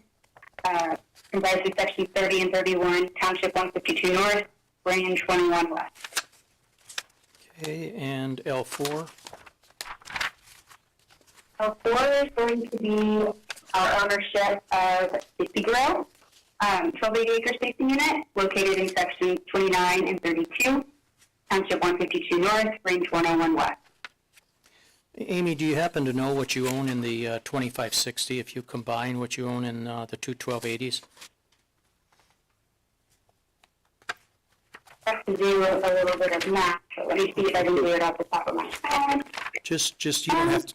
Go ahead, I'm sorry. Go ahead. I think an average, I think it'd be about 84% working interest. Okay, thank you. Okay. No further. I'm sorry, go ahead. I'm finished. Okay. No further questions. Are there any questions from commission staff? Seeing none, we'll move on to Ms. Henry. Can you hear me? Yes. Do you solemnly swear or affirm under the penalties of perjury that the testimony you're about to give in this matter will be true and correct to the best of your knowledge and belief? Yes, I do. Catherine, by whom are you employed? Grayson Mill Energy, In what capacity? as a geologist. And in that capacity, have you testified before the commission previously? Yes.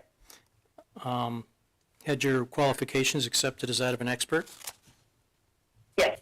Offer the further testimony of this witness that of an expert. The testimony will be received as that of an expert. Catherine, let's go to G1. Very briefly, tell me what's contained on that exhibit. Exhibit G1 is a structure map of the Upper Bakken Shale. Contours are at a 25-foot interval. And then I highlighted the type log in yellow. That's the Nelson A Warren. Okay, and G2? B2 is just the type log of the Nelson A1 that was referenced on the map. It's showing a thickness of the Middle Bakken at 36 feet, and the well in question that we're targeting is the Middle Bakken. No further questions. Are there any questions from commission staff? Seeing none, we'll move on to Mr. Luke. Can you hear me? Yes, sir. Do you solemnly swear or affirm under the penalties of perjury that the testimony you're about to give in this matter will be true and correct to the best of your knowledge and belief? I do. Evan, by whom are you employed? Grayson Mill Energy, What capacity? reservoir engineer. And in that capacity, have you testified before the commission previously? Yes, sir. And I have. have you had your qualifications accepted as that of an expert? I have. Offer the further testimony of this witness that of an expert. The testimony will be received as that of an expert. Evan, very briefly, I'll direct your attention to E1. Tell me what that exhibit is. So what we're showing here is kind of a bird's eye view of the existing wells that are shown in solid lines. So you have in blue solid lines are the existing parent Middle Bakken wells. In orange are the existing Three Forks parent wells. In the green sign of Figaro DSUs, and the proposed Middle Bakken wells are in dashed blue line. Okay, and E2. E2 is just a quick wellbore schematic here. So this is a 3-string design, right, with surface, intermediate, and cemented liner in place 4.5. We're estimating 62 plug and perf completion design with modern completions is about 160-foot stage spacing, and it's a 10,000-foot lateral. And E3. E3 is just a high-level reservoir characteristics summary. So like we mentioned, development area is at 1280. TBD of these wells are on 10,700 feet. Bottom hole pressure gradient's about 0.7 psi per foot here. We're looking at a porosity of 7.7% and water saturations at 21%. And E4. E4 is looking at the well economics. So the top one is looking kind of at the reserve side. This is a Middle Bakken target. The initial rates for these wells is about 2,300 BOPD with a final rate of 2. Initial declines at 89%. We're looking at a total MBOE EUR of 815 with a GR around just a little north of 1,600.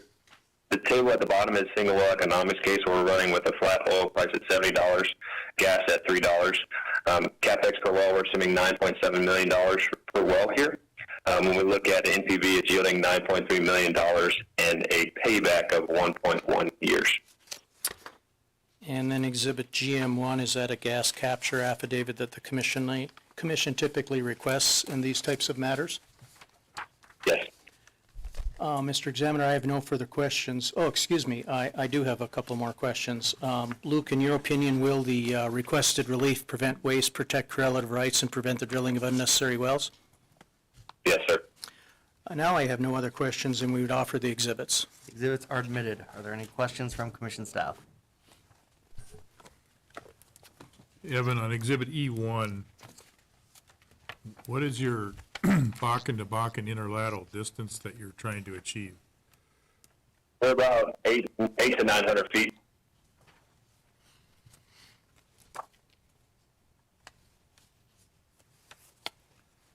And the 2 wells, what is your planned location when you drill them from the section line? So from the Greenstein sections 30 and 32 there on the west-hand side, that will be from the Greenside pad located from the north, and the wells on the eastern side in sections 29, 32, there's a new pad coming into the south on the Figaro DSU. And where's that pad going to be located? It's on the southern side of section 32. Yeah. And that will be a new built pad. Where at approximately?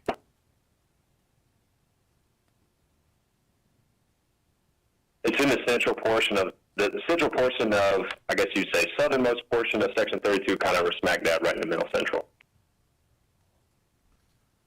And then the location of these laterals, about when you permit them, where are they going to be permitted at from the section line? So the Greenstein 6H and the Figaro 3H will be permanent for the mirror exception, and all the others will be permanent in DSU. Okay, so on the well in 30 and 31, that's on the west side of the section line? Yes, sir. What is its planned bottom hole location? We are planning to be 400 to 450 feet west of the section line.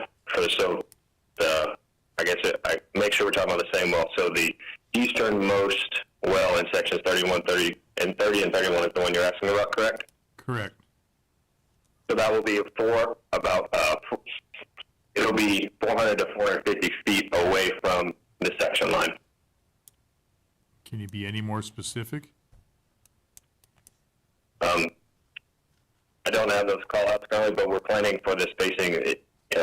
I don't have those in front of me, but that 400 to 450 foot is where we're planning both on either side, right? So the green sign 6H well will be in that 400 foot slot, and same with the Figueroa 3H 400 to 450 foot. So if we set the setback at 400 feet, is that good enough? Our preference would be to probably be at 425 in the middle. So that would give us around 850 spacing. Just a minute or though, Mark, are you, when you say if you set it at 400, will that work? You would just be saying it couldn't be any closer than 400. Correct. So, do you understand that, Luke? I'm Sorry. Evan. Yes, sorry. Yep. Yes, sir, sorry. I didn't understand that. Yes, that'll work. Okay, thank you.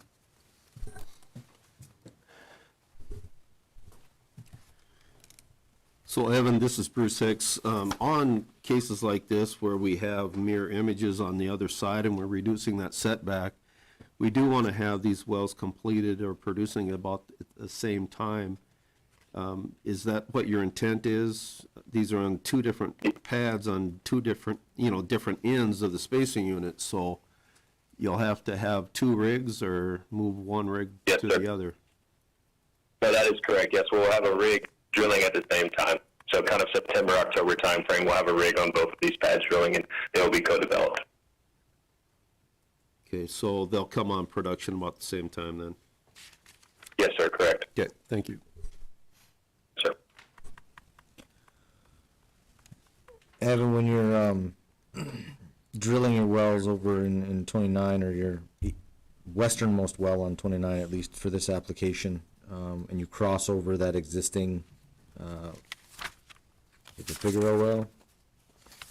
Yes, sir, the Figueroa 1. What are your plans for avoidance and completion when you cross that well? So for the drilling side, we are going to shut in. Well, we're going to drill, protect, shut in for the drilling operations, as will be crossing. When we do this westernmost Figueroa, we'll be developing all of them, so that well will be shut in for drill, protect, and frac protected. Plan is to geosteer around that well, and then from a completion side, we don't plan to skip stages. Okay, so regarding the geosteering, you'd be at the end of the lateral at that point? You have enough room in the middle Bakken to steer around that still? Yes, sir, we do. Okay, thank you.